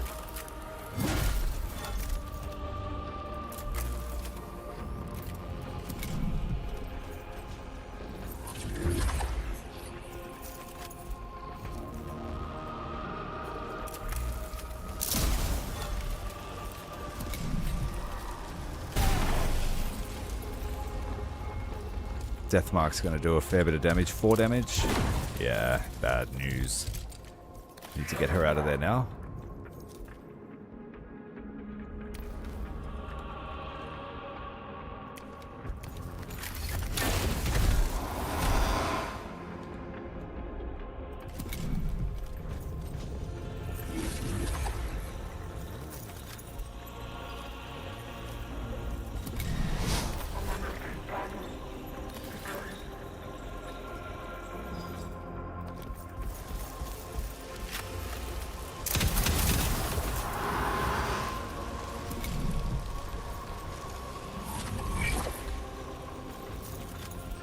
Destroyer will not be able to move again.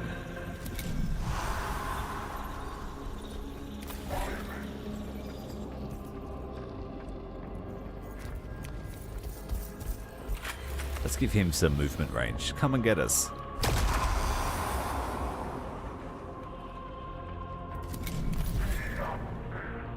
Having 2 of these in your squad, you need to have 2 squads of vanguards to do it. But you can have them firing the overcharge shot on alternating turns.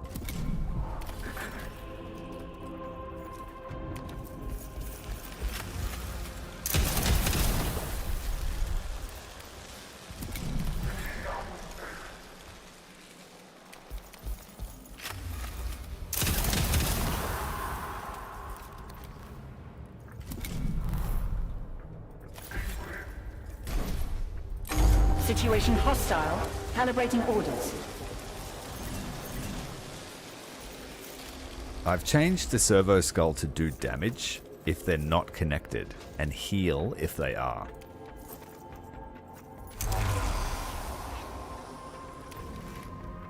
So like I said that she's like one of the characters from XCOM 2, one of the classes, the specialist with the gremlin, how she's got free damage, which is often enough to get rid of bad guys.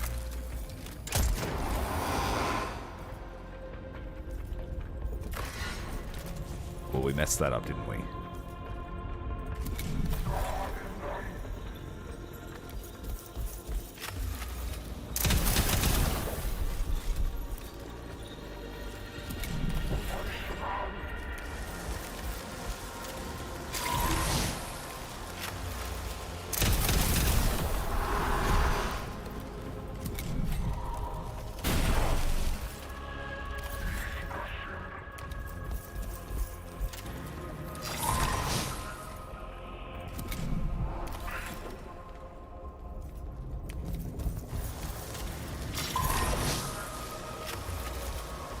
Focus as well, see if we can kill it. And then I'll move into melee range because he's got a radiation aura. Don't need to.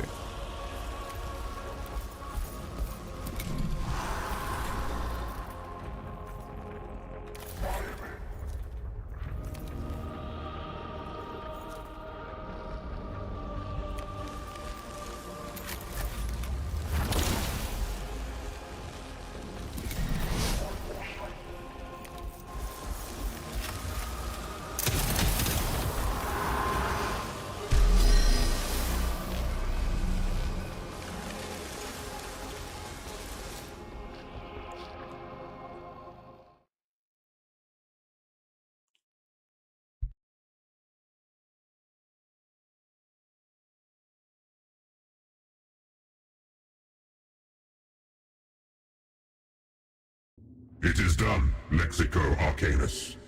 The tomb has been scoured of Necrons, and its capacity to reawaken more warriors is nullified. Yeah, the Vanguards are really good. They're great in the early game because the radiation stops reanimation, so you don't have to focus on downed enemies. And then they scale to have really good weapon. They've got the Plasma Caliber, and it overcharged shot has a ridiculous area of effect. An acceptable outcome, Magos Dominus. But all calculations indicate Hecate's 4 is infested with many more such tomb complexes, most of which have yet to awaken. There will be more, and they must be... For the ominous site was abandoned, but among its murals and glyphic engravings, I gleaned much about their corruptive convictions. Were my mind not strengthened by steel and study, I might have been struck mad by the insights I gained. Yet, I detect a certain satisfaction at finding such atrocities. Only that I might fulfill my duty of suppressing them, Magos. My observations suggest the Destroyer cult is devoted to the extinction of all life, down to the microbial and bacterial. Their devotion to death exceeds even their adherence to the will of their Pharaon, a great offense to their fellow Necrons. And yet the Necrons are not so offended that they refrain from employing their strength. So, the Destroyers represent the means by which a schism might be opened among the Necrons. This is valuable intelligence indeed.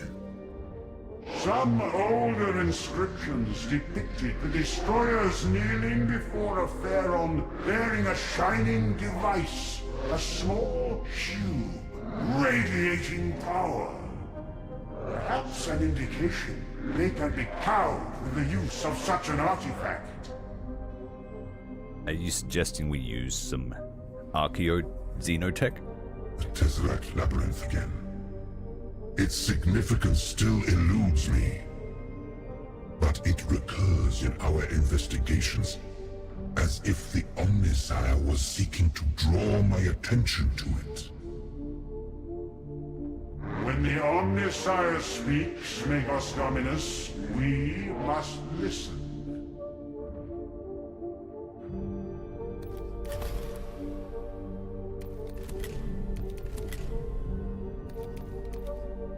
Seeking revelation. I might send Videx off for some For the Omnissiah. self-augmentation. He's falling behind in the levels, and we might need to use him at some point. Production rights being completed. We need to construct a forge temple as well. We'll send Ro off to do that one.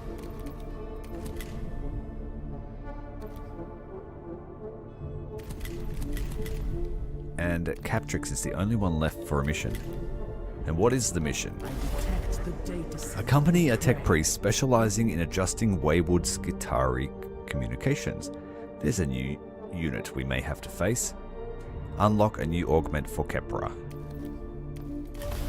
Megas.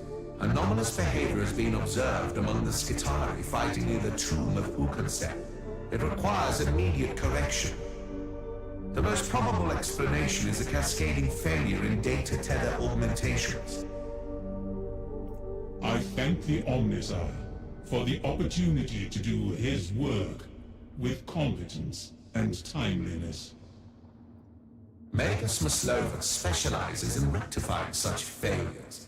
He will minister to the effective command and catechism systems, allowing the Skitarii to heed our commands once more. However, he is not a combatant. The intervention clade must protect him as he goes about his holy work. Praises be, for I shall be protected from the ungentle talons of the alien. We shall escort him to the affected Skitarii, safe and intact. Megos Maslovus, let us depart.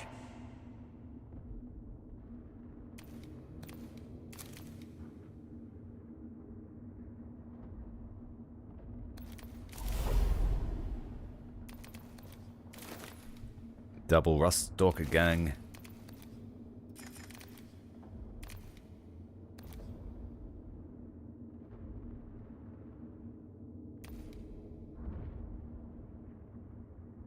We'll take these guys with defense and a data tether.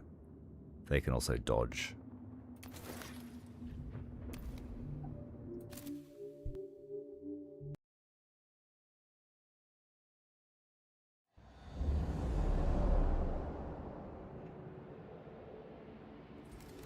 The maniple datanet indicates one of the affected units is close by.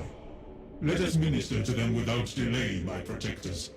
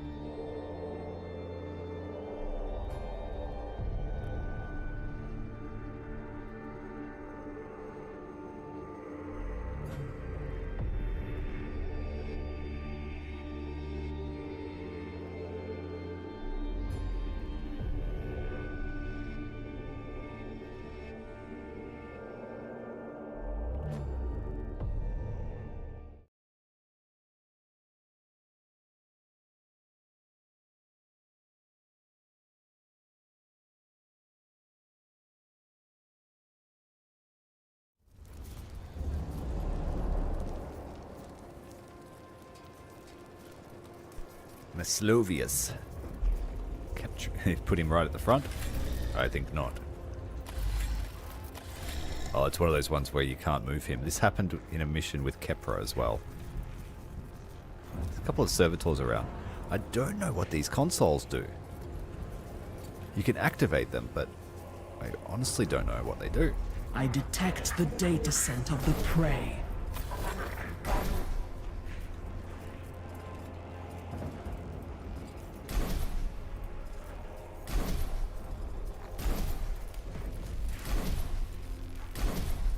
Just charge them with the heavy-hitting, sword-wielding psychos. He is a combatant. He does have combat power. Blessings of the Omnissiah restore 1 to 2 HP and grant illumination to allies in the radius. Illumination is amazing. Let's do that.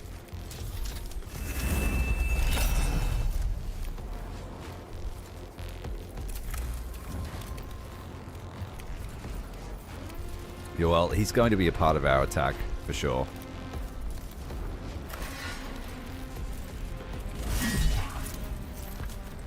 Is this like a throwback to having just a standard Magos in the army from number 1?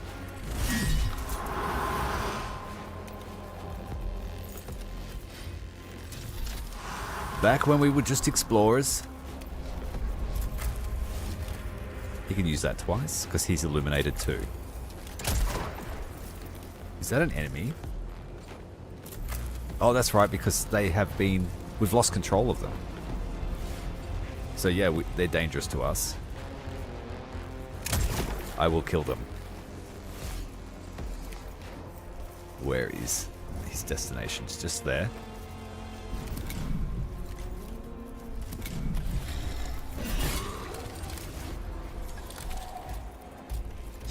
We'll just kill everything on the map. We'll deal with the Skitari later. No damage, but took down all the defense.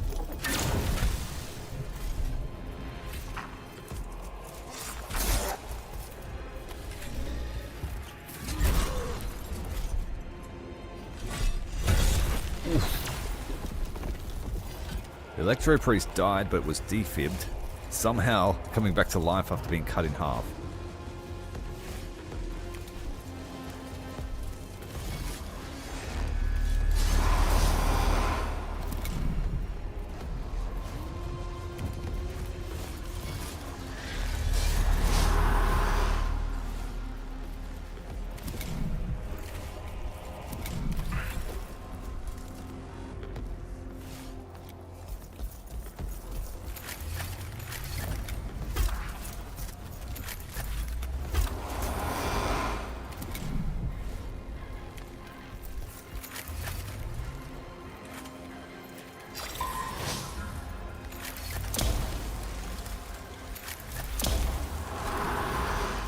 Unlimited attacks, almost.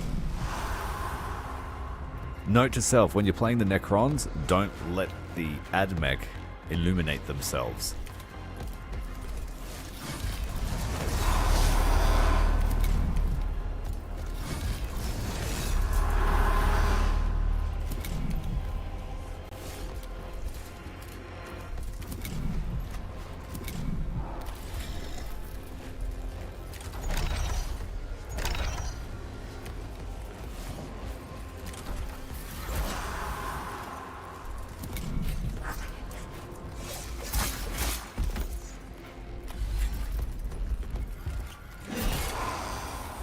I detect the data scent of the prey.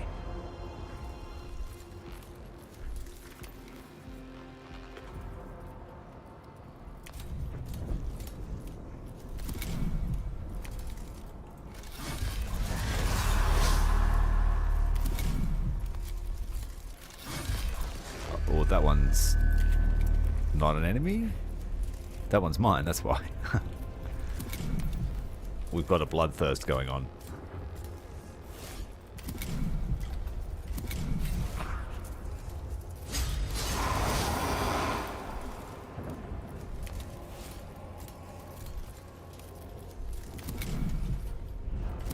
Acquiring targets.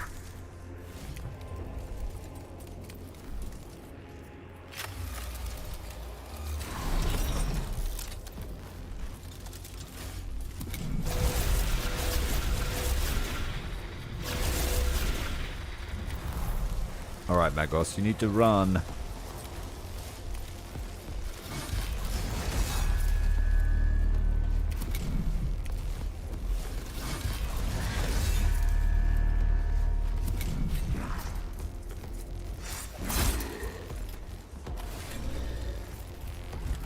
So the servitors are fine, but the Skitari were hostile.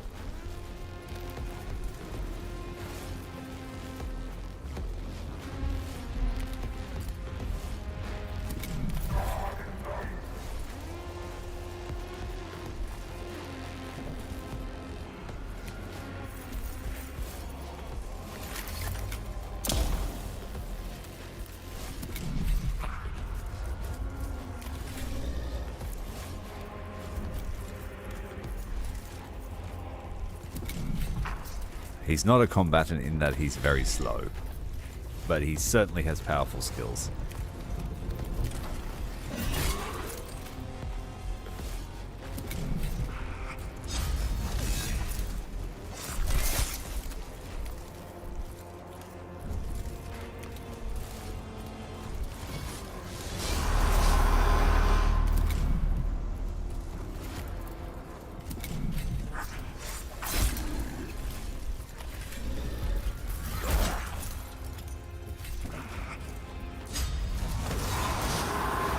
Aggressive defense is a fantastic perk.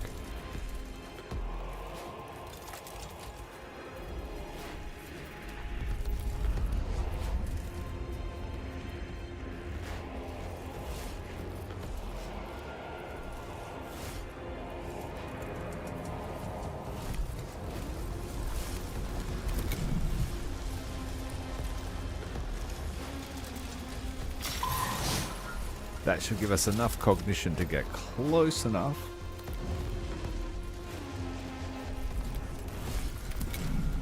To finish off this destroyer.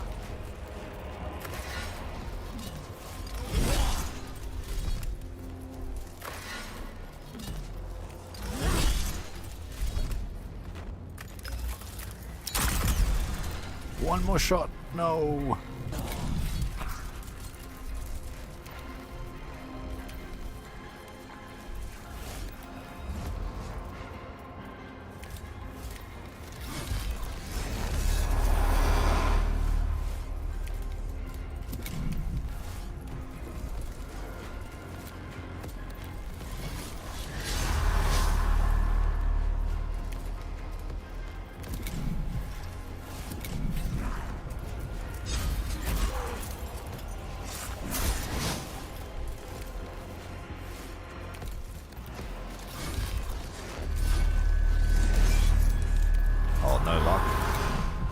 Suck.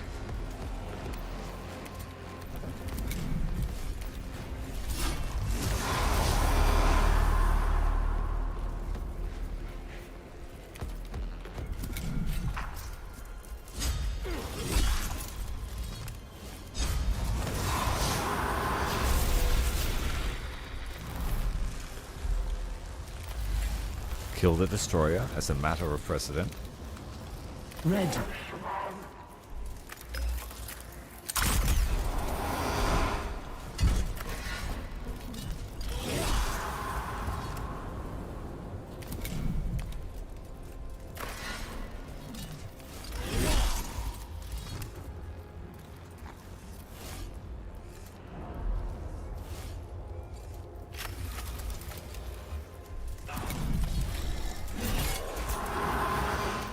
See you, Lupus. Thanks for stopping by. Hope you've been well, mate. It's been good to see you. Enjoy your Space Marine. I know you've been loving it.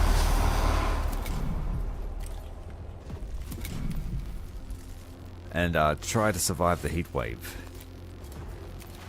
Quite familiar with those temperatures, so stay hydrated, but make sure you keep the electrolytes up too.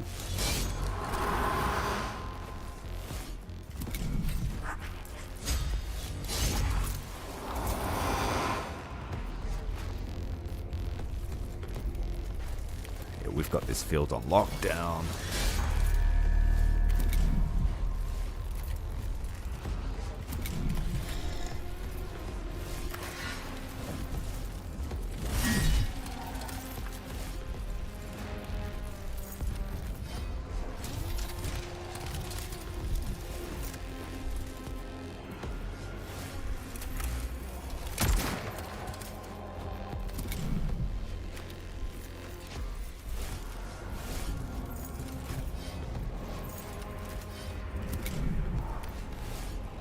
Let's clear the path.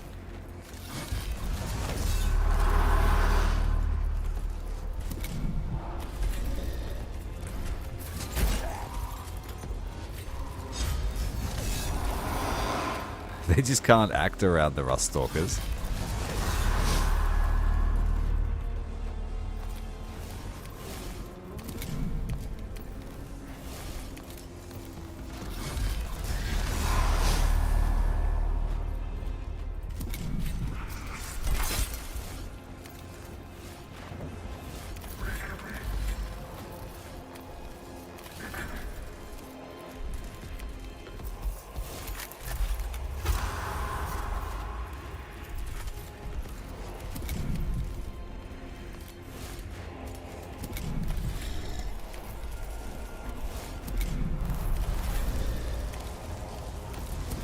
It becomes a bit like fast-moving chess after a while, once you know what's going on.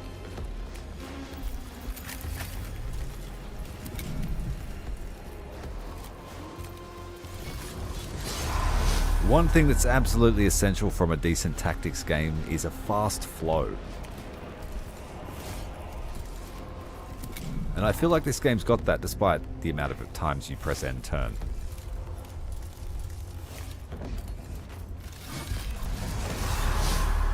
And if it's still too slow, you can speed up the animations. There's a little bit of customization with that. But if you do it fast enough, it almost doesn't feel like a turn game.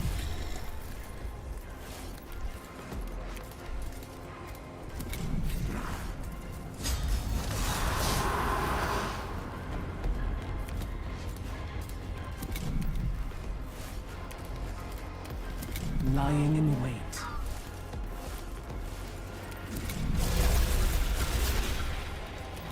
Fresh wave of reinforcements, but just in time for the blessings of the Omnissiah.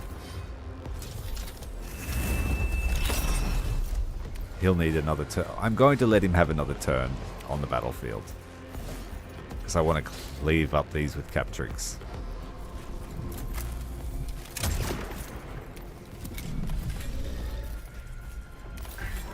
And I should get that too. See what it does.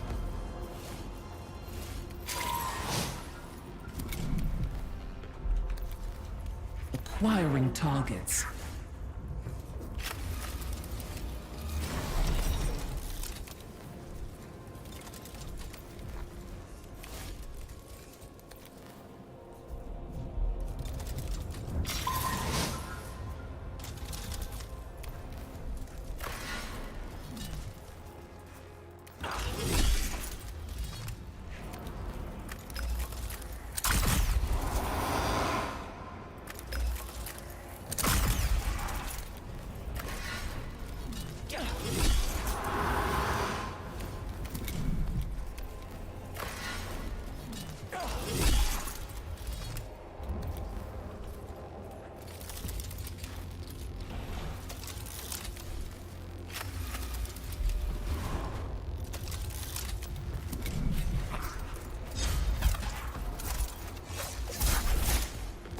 Double strike from the flyer.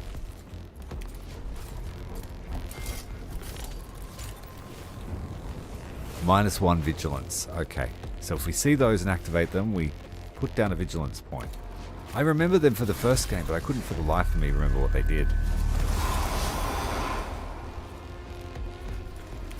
I'm not sure if destroying them has the same effect.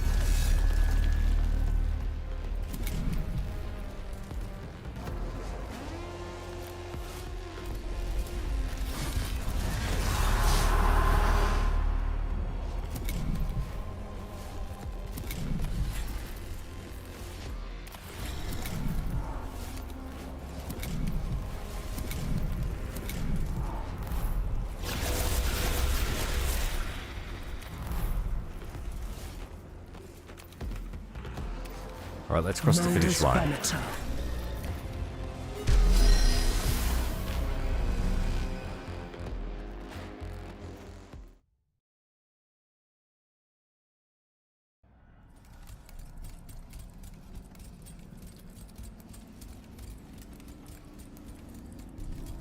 Barely any damage taken, except Capritrix Afflicted took some Templars, rejoice! radiation damage. Your agony is at an end. I have come to you as the anointed instrument of the machine god's will. Submit to examination, and you will soon be serving your Omnissiah as Mars intended. Mars is very far away, Magos. Be wary, Maslovus. Nonsense. I comprehend your suffering. Isolated from the divine chorus of the datanet, you wrestle with unbecoming uncertainties. Only a minor adjustment will let you hear the divine voice of the Omnissiah once more. You should not have come here. We fight our war, not yours. It could have concluded in the shadows with none the wiser, but fools like you must swing the hammer to fix what is not broken.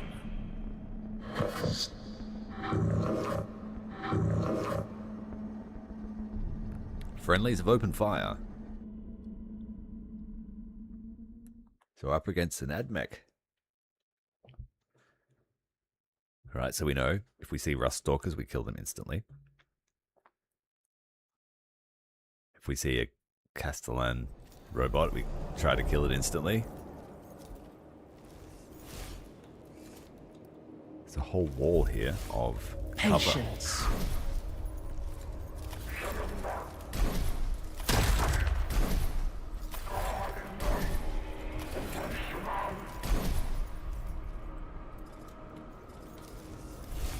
Yep, there's their Rust Stalkers, so let's counter them with our own. And we've got Old Mate here, so actually we should stay around him.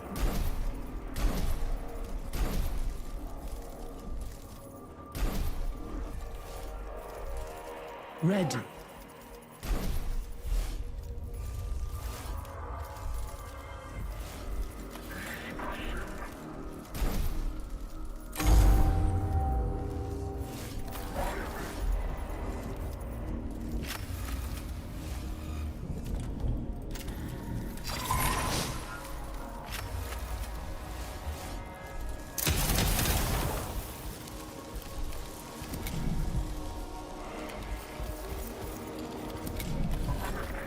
The multiple use perk doesn't seem to apply to them if they have just a ranged weapon.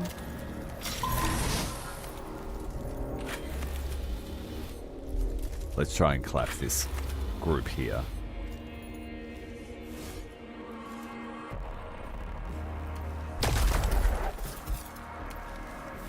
It ignores defense. It's a fantastic weapon.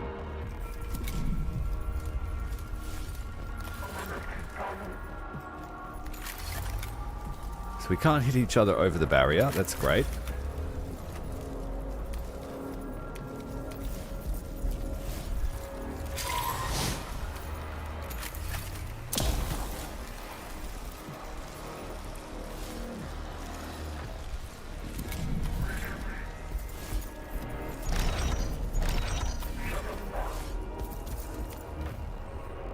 All right, Mr. Maslovius. Call the hunt.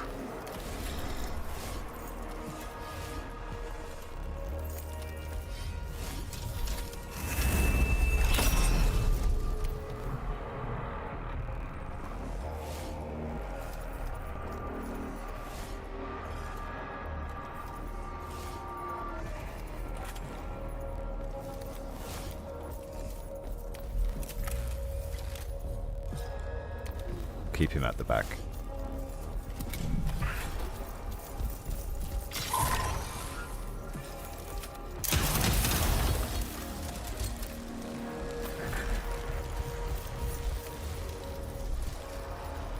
Optimized. Okay, let's go kill some Rust Stalkers. Or should we just carve up their battle line? I think we'll do that.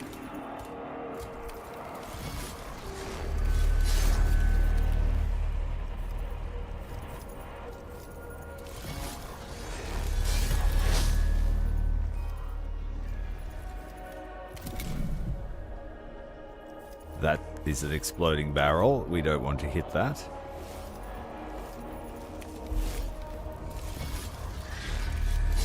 And when their Rust Stalkers come in, they're going to take a hit as well.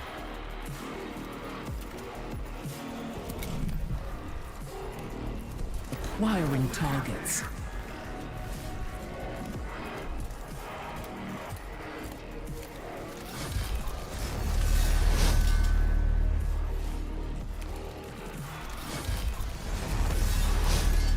It's whoever gets the first hit, it seems.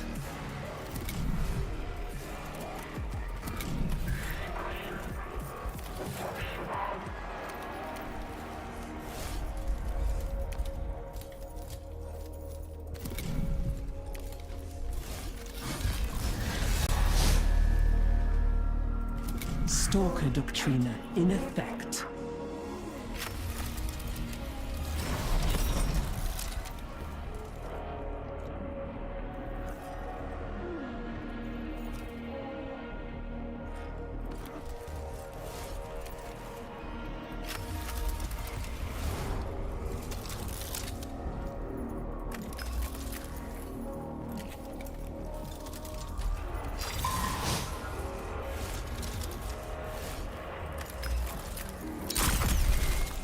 Ooh, we might get a kill here with this.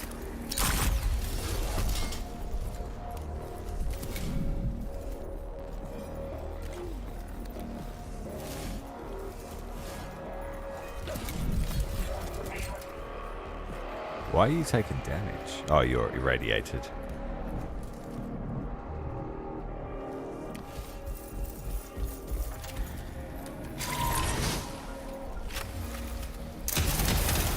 They're all hiding in the smoke cloud. They can't be shot at until someone closes the distance.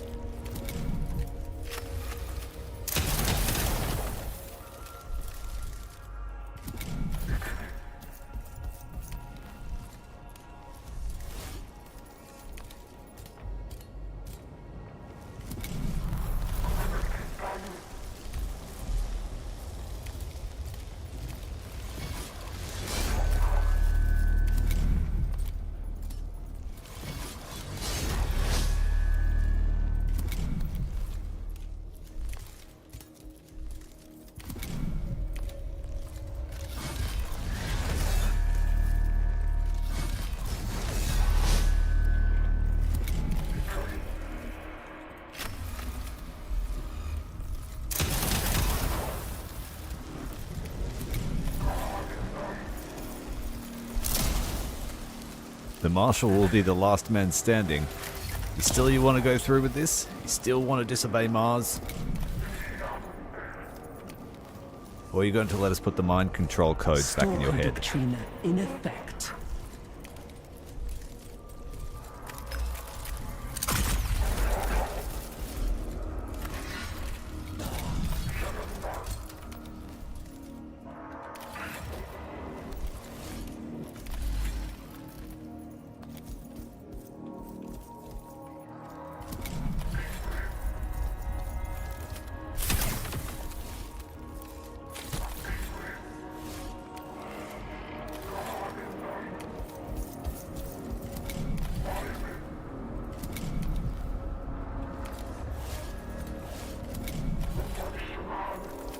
Red.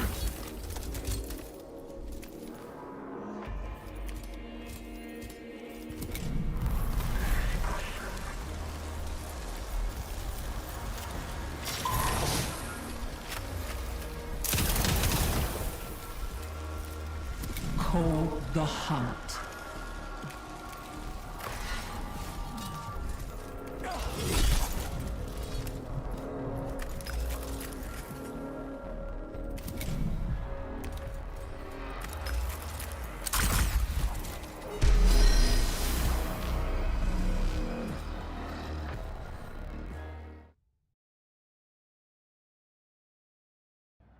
A tragedy.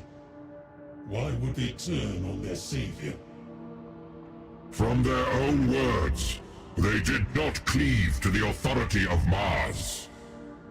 I have a suspicion of their origin. It is no coincidence they do not wear the red of Mars.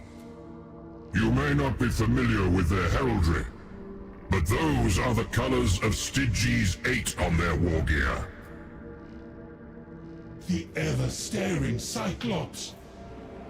A much ill-omened Forge World indeed. But do they truly act against the orders of the Omniscient? Can such factionalism be at play on our Forge worlds? Styges 8 has long been the subject of dark rumors concerning the forbidden study of Xenos technology. If they prove true, and Xenorite heretics are active on Hecate's 4, we will need more than augmetic adjustments to purify our ranks. Such notions are troubling. But my duty still stands. There are still other units cut off from the primary comms net and left to act without sanctioned imperatives. Let us reach them quickly and return them to the Omnissiah's light.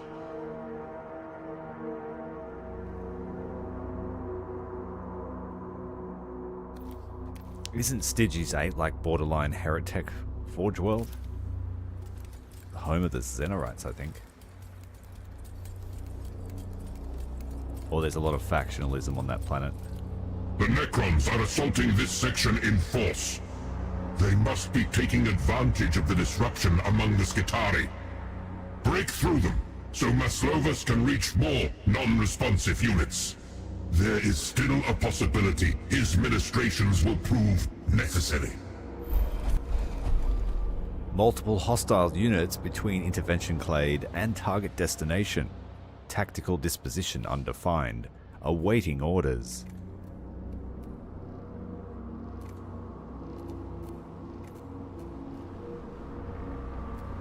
Let's go, Spearhead. Adrenal augmentations to maximum. Heart rate and dopamine elevated. Incoming fire detected. High vigilance, but we get strengthened and energized.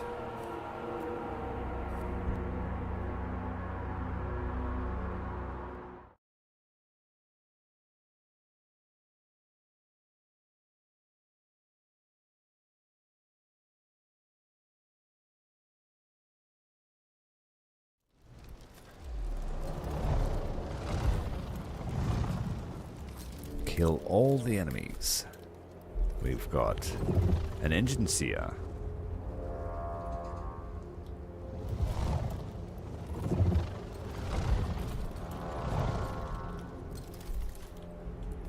Optimized.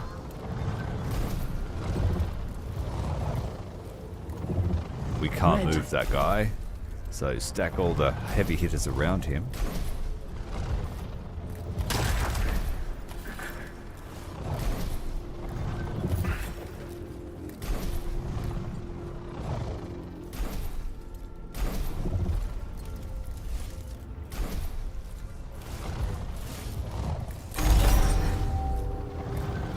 If we stay clear, they might fight each other. I detect the data scent of the prey. Oh, we can't activate Wiring that skill targets. because we don't have any cognition.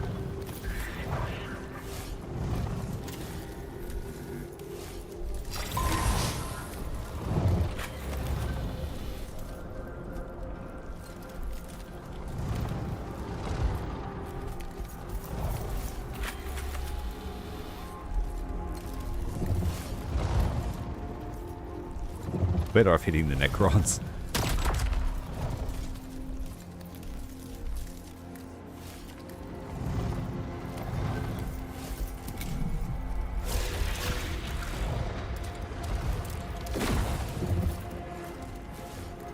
There's a bunch of infiltrators over here too.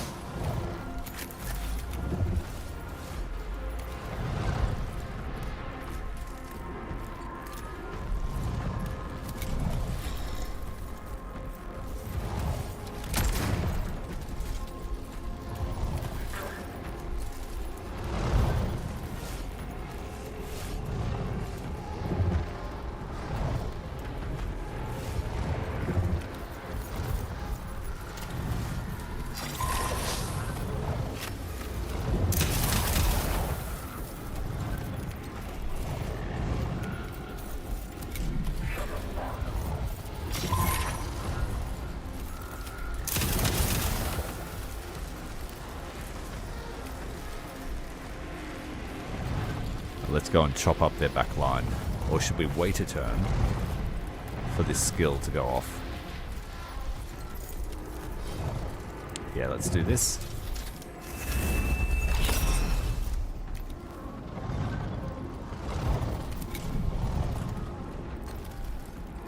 He doesn't have much movement range. 2 steps.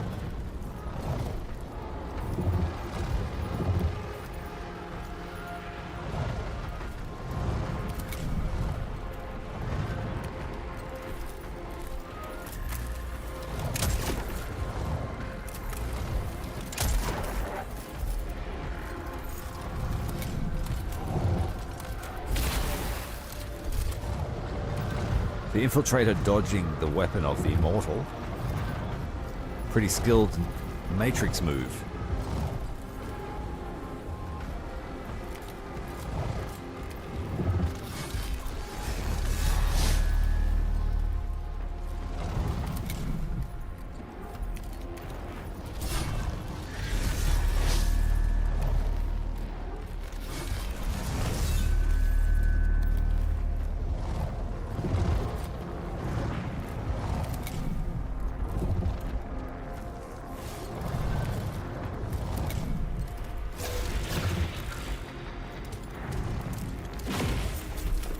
Sears down. He had a terrible turn, poor guy.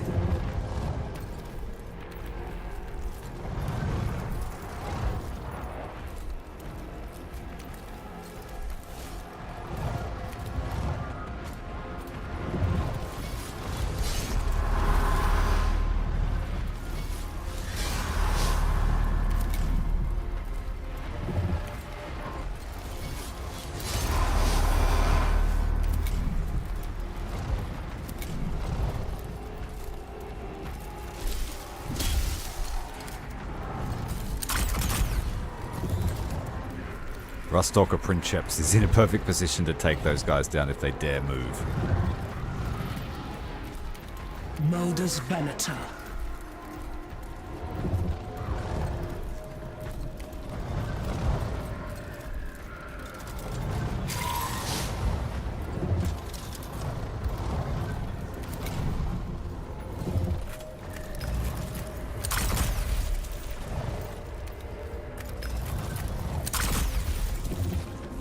Oh, you're gonna need a chop, aren't you?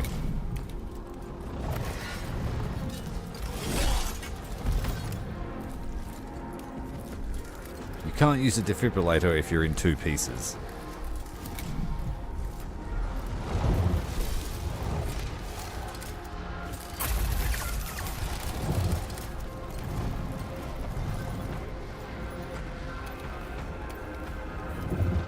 Oh, this guy can run all the way into the fight over the other side of the map.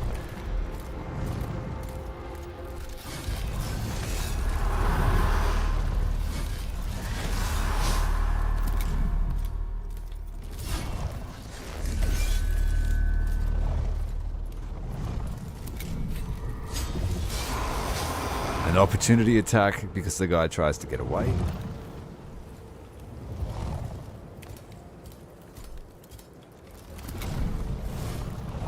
I'm telling you, Illumination is the best perk that I've encountered so far.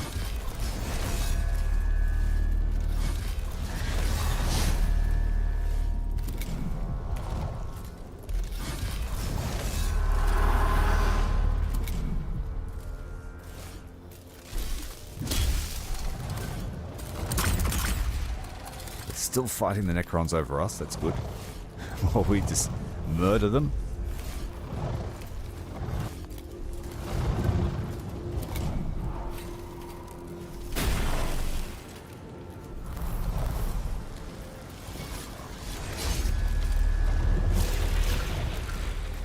He's run out of map, he won't get far.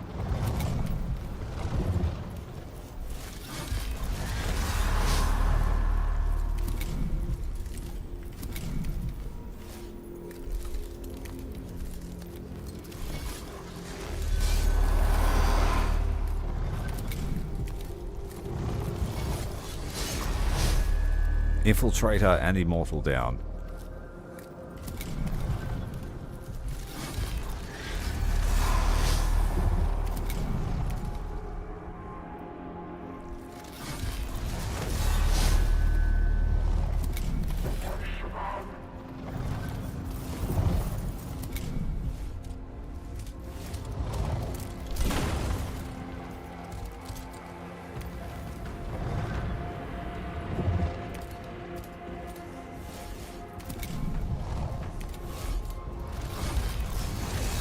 ninja build is the best build. It's super satisfying.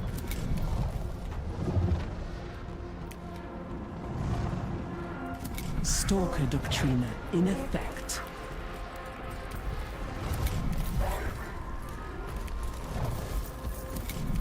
Did we even take any damage this time?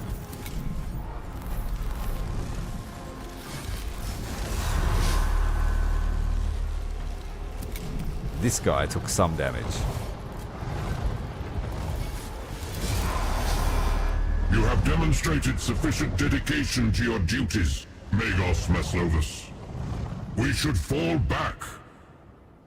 Further risk to yourself and to the intervention clade will yield no useful data. Magos Dominus, reports of Stygians on Hecateus 4 could not evade me.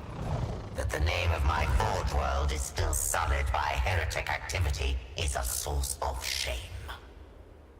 No doubt the Omnisynod will be just as concerned, Tech Acquisitor.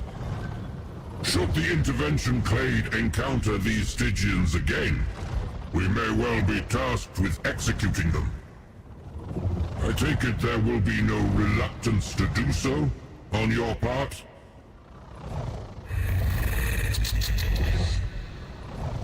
Stygia's 8 has many factions, Magos Dominus.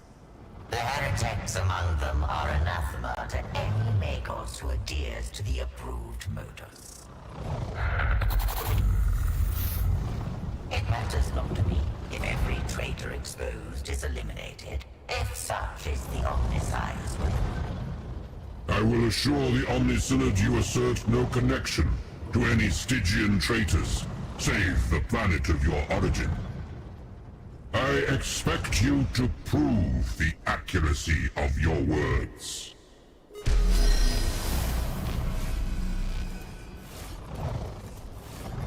$425 damage inflicted for 33 received. That was a crazy blender battle.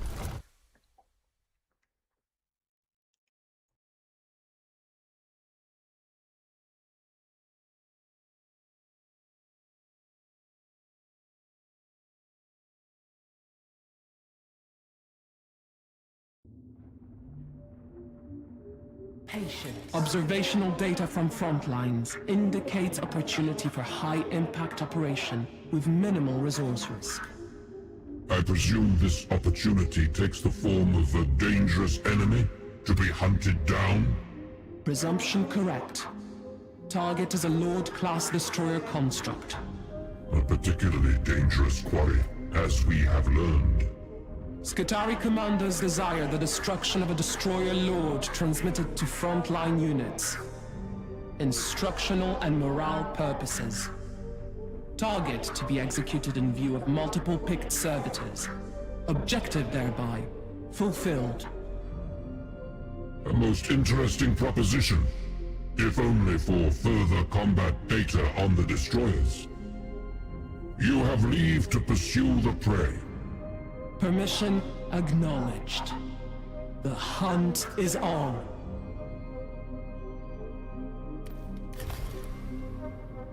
Networking. Ready.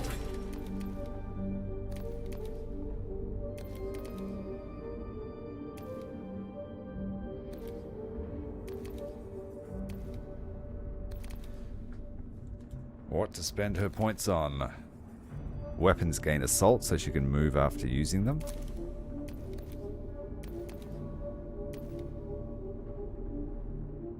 And the only other thing, I guess, is the defense. Defense is always good.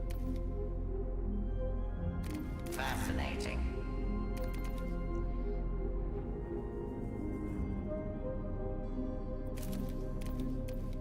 We can go down both lines. So we can have teleportation matrix and forbidden protocol. I think that's a bug because we can't have that, can we? Yeah, that line is supposed to be cut out. I think it's supposed to be mutually exclusive.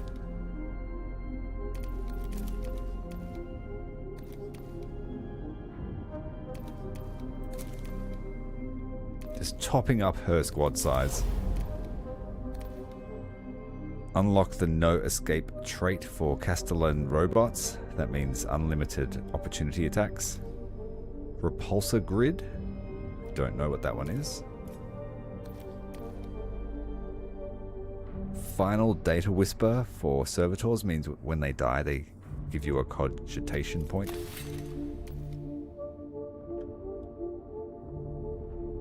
This is the final upgrade for our Sicarians, so we'll take it.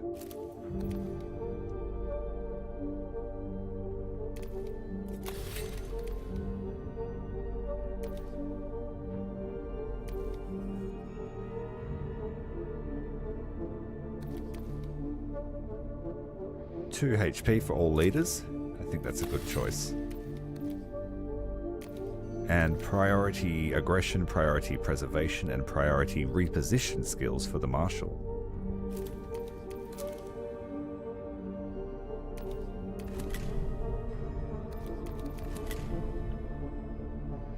Send it.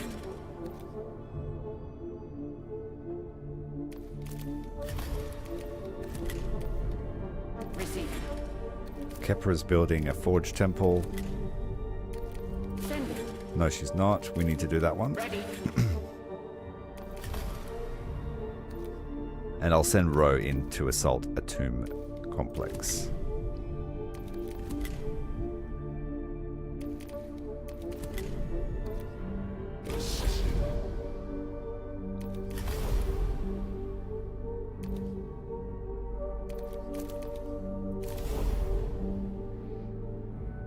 Oh, that sucks. No Castellan robots. And a whole heap of electro priests.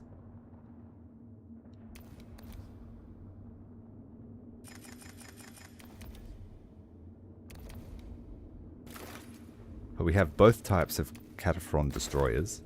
We haven't seen them for a while, so I'll take those guys.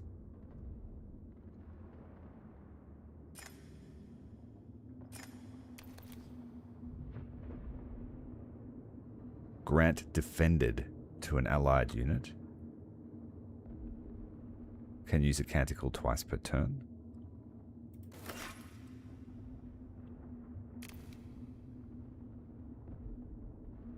I guess we have to use the electro priests.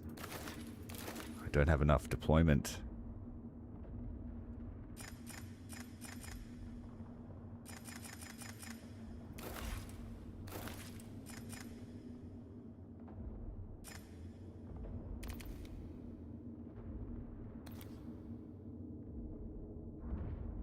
Rangers with extended range and even more extended range. Let's take this unit. So if they're in cover, they'll have +2 range.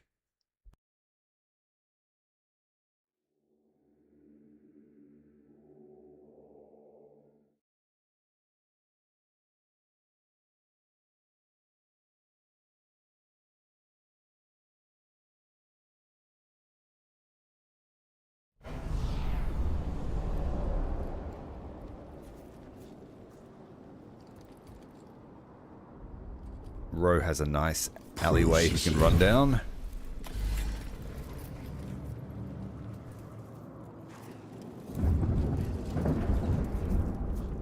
The heavy grav cannon. And the plasma culverin, that's the good one.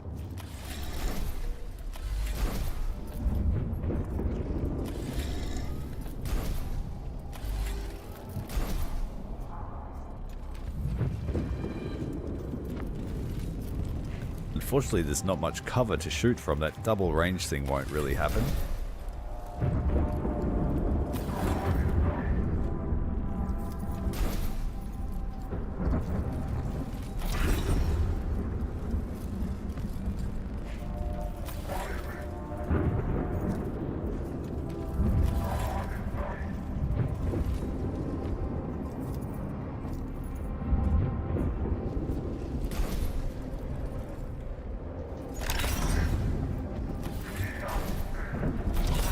This guy's got an arc rifle, so we'll put those two there.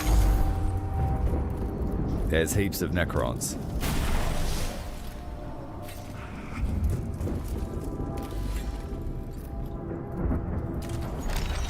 Try and draw them all down the center.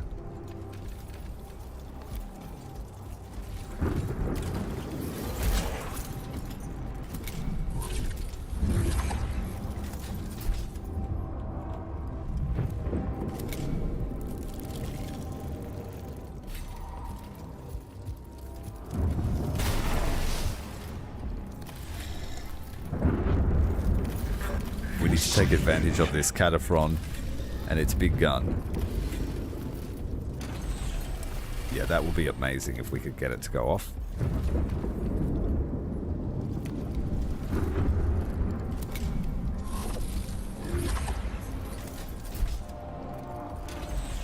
Woohoo! It's gonna kill everyone, including my servitor.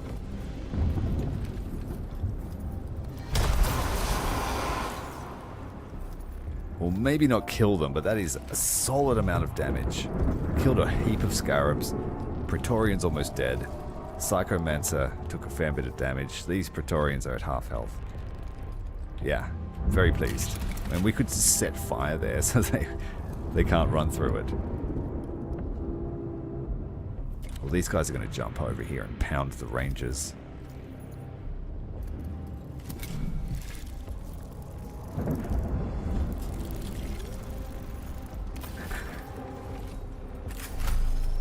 Oh, look at the range on him. Excellent. He most certainly is a ranger.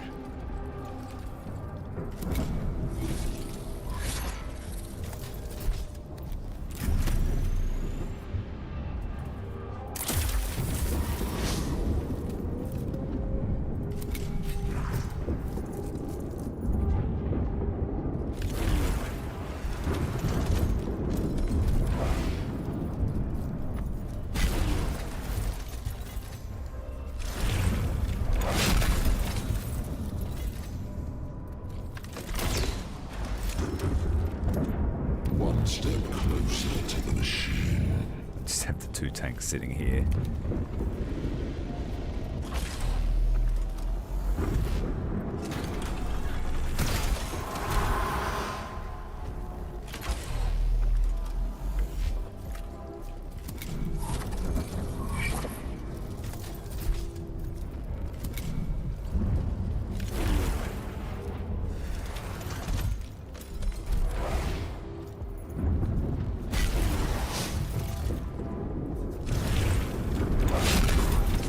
The Ranger dodged that landing.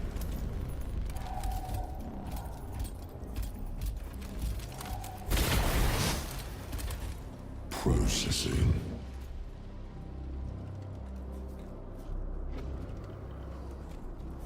How many data quires have we got? 5. We need more.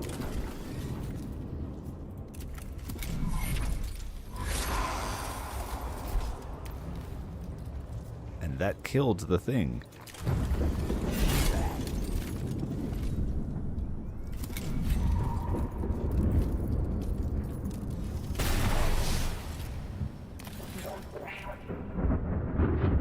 One step closer to the machine.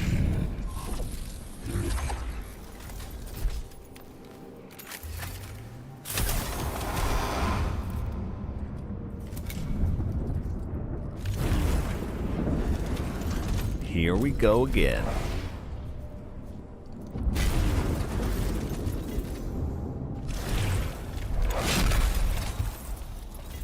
That hurt. So did that.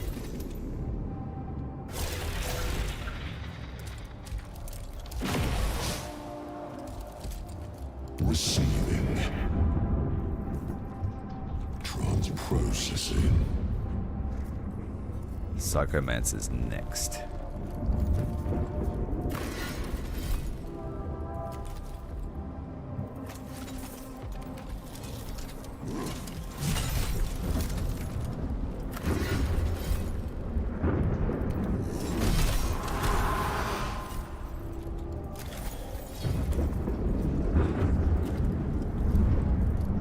I think I'm going to have to use this defense move to keep him alive.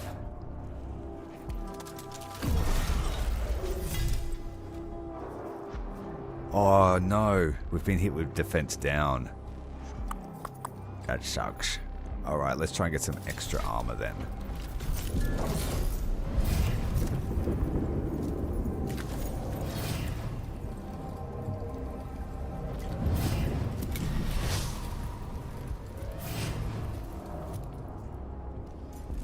I think that expired then. Yep, we've got 11 defense.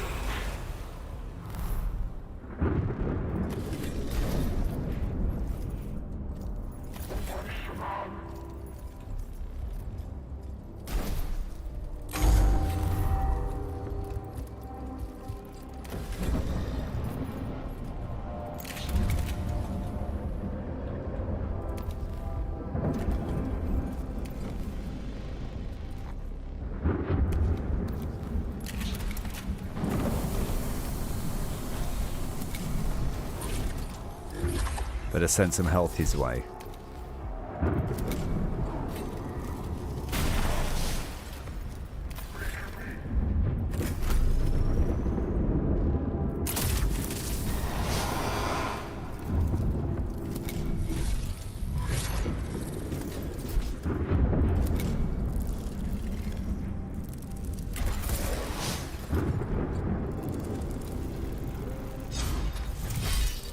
Aggressive defense, taking a swing. Body of iron, soul of steel.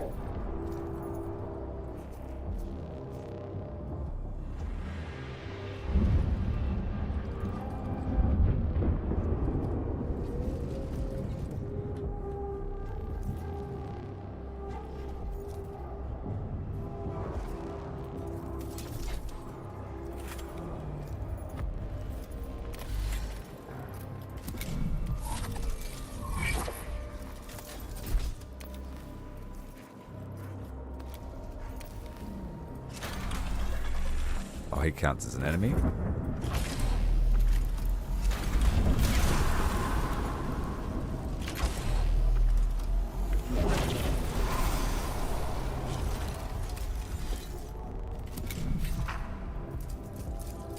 Transmitting.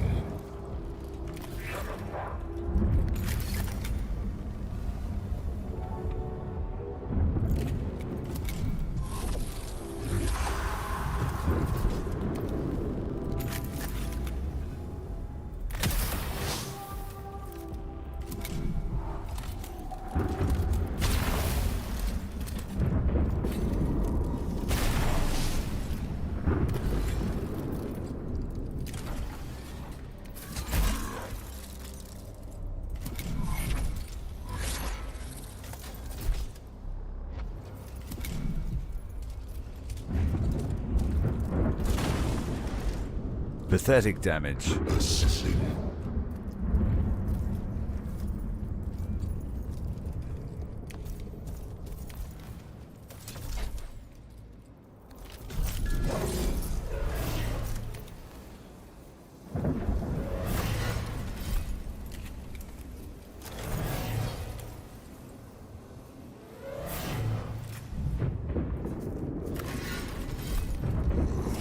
This servo arm does pitiful damage.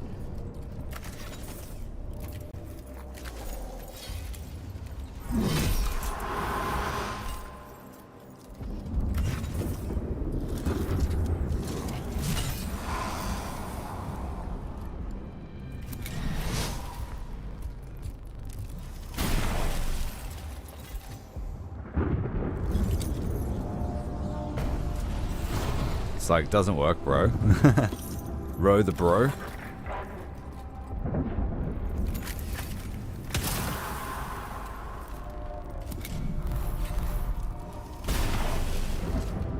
Labor's underway.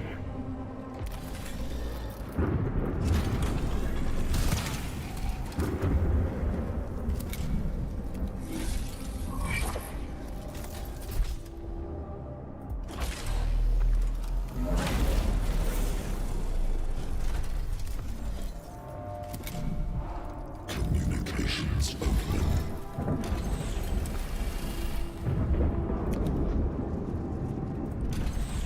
Suck on this.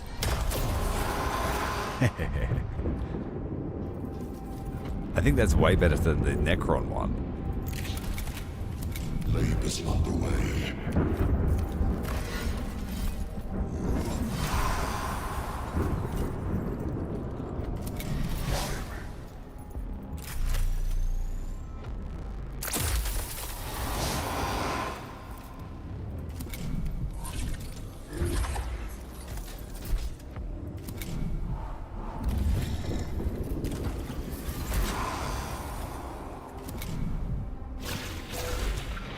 Not scared, bro. Oh, we're winning, Delta. We're winning.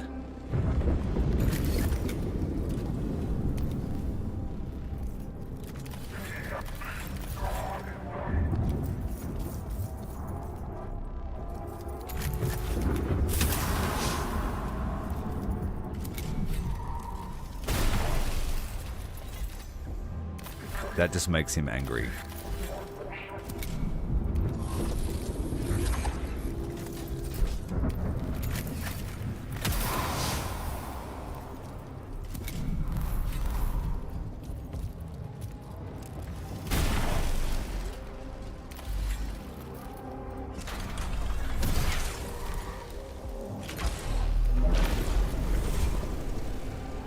Grav beam, not enough to kill it.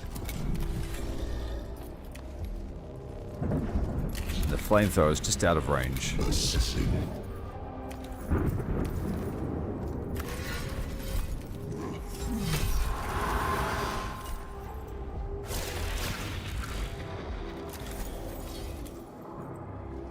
It's not enough to get away from us. We'll get you next turn.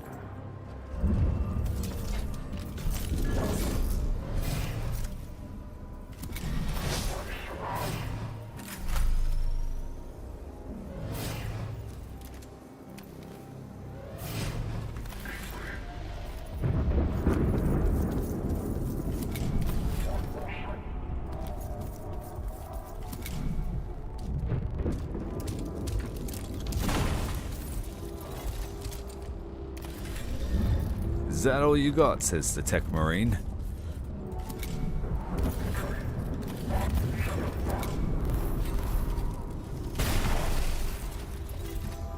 Transmitting.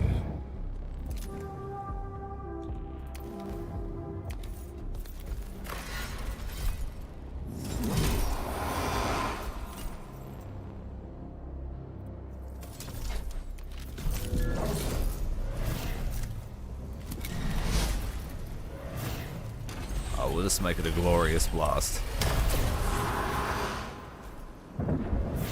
Oh, was that not the last guy? Oh yeah, it was. Well done. 2-to-1 damage ratio, not too bad.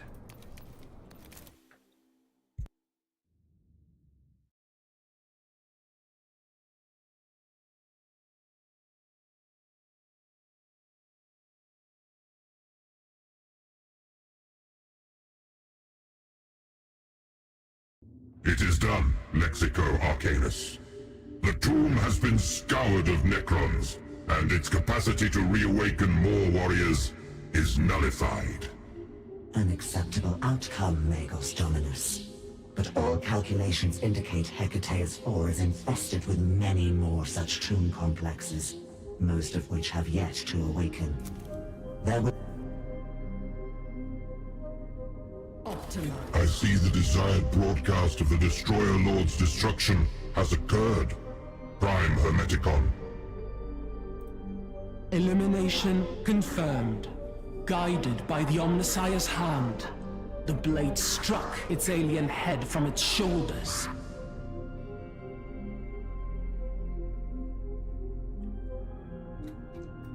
You would judge the mission to be successful? Skitarii losses incurred, but the prey was taken, and seemed to be taken.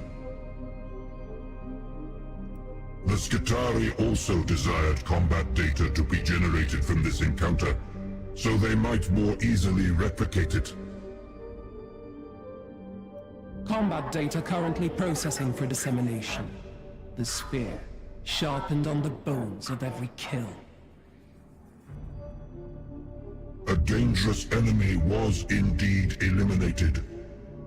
If the morale and data benefits are realized, so much the better. Transinduction body, a new augmentation for Captrix. And we've constructed all of the forged temples on the planet.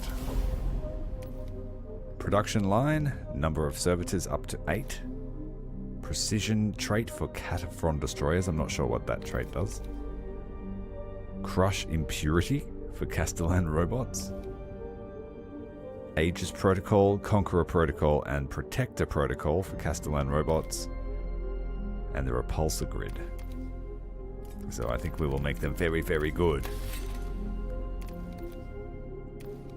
Elevated Marshals can be level 5.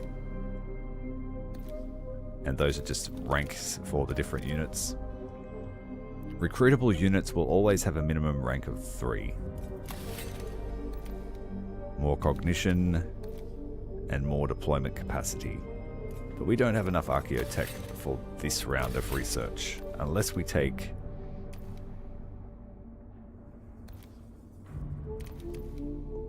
Let's head for the one with the most. Aegis, Conqueror, and Protector protocols.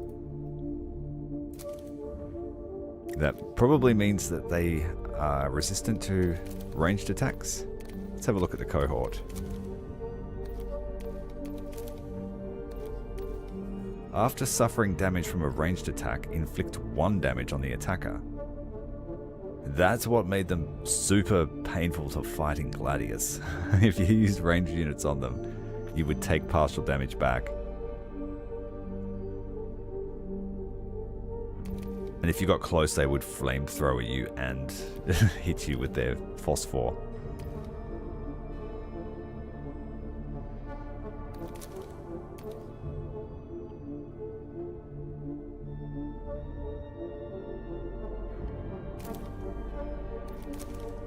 Looks like we've unlocked the whole roster. We have 3 expansions and a critical path to go. And it's the last Lord before we start fighting the big guys. But on that note, we might leave it until the next stream. I'll quickly look at Captrix. Transinduction body. Move to the target location, ignoring ground effects, obstacles, and units, and inflict exposed on the units passed through. When Captrix kills an enemy, reset the cooldown of this skill. So she can blink around the battlefield, possibly. Gain ethereal, accelerated, and agile. Cannot be the subject of attacks of opportunity, move faster, and can move through other battlefield entities and cannot be subject to attacks of opportunity. No, that's not as good as obscured, I don't think. But we'll give it a try. I don't use smoke too often.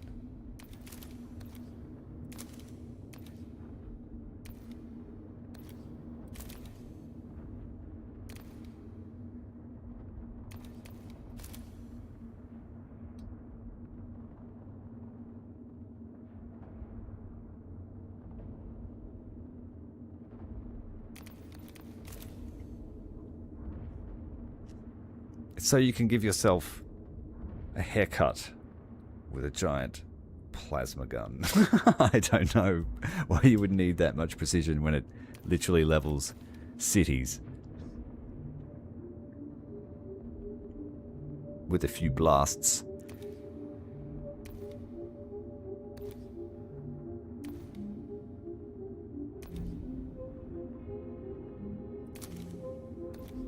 Give her rush, as if she needs more movement range.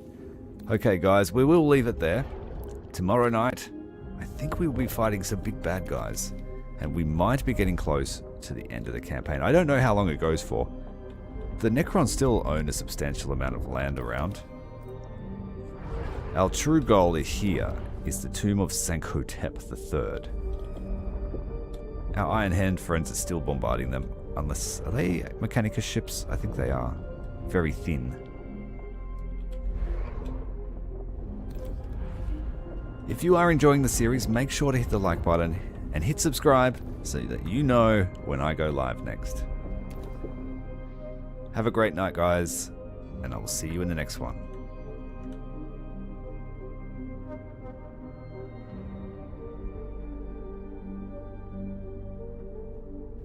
Oh, and thank you very much, Tom, for your super chat today. I do appreciate that, mate. Even if you were mocking me on behalf of the Votan.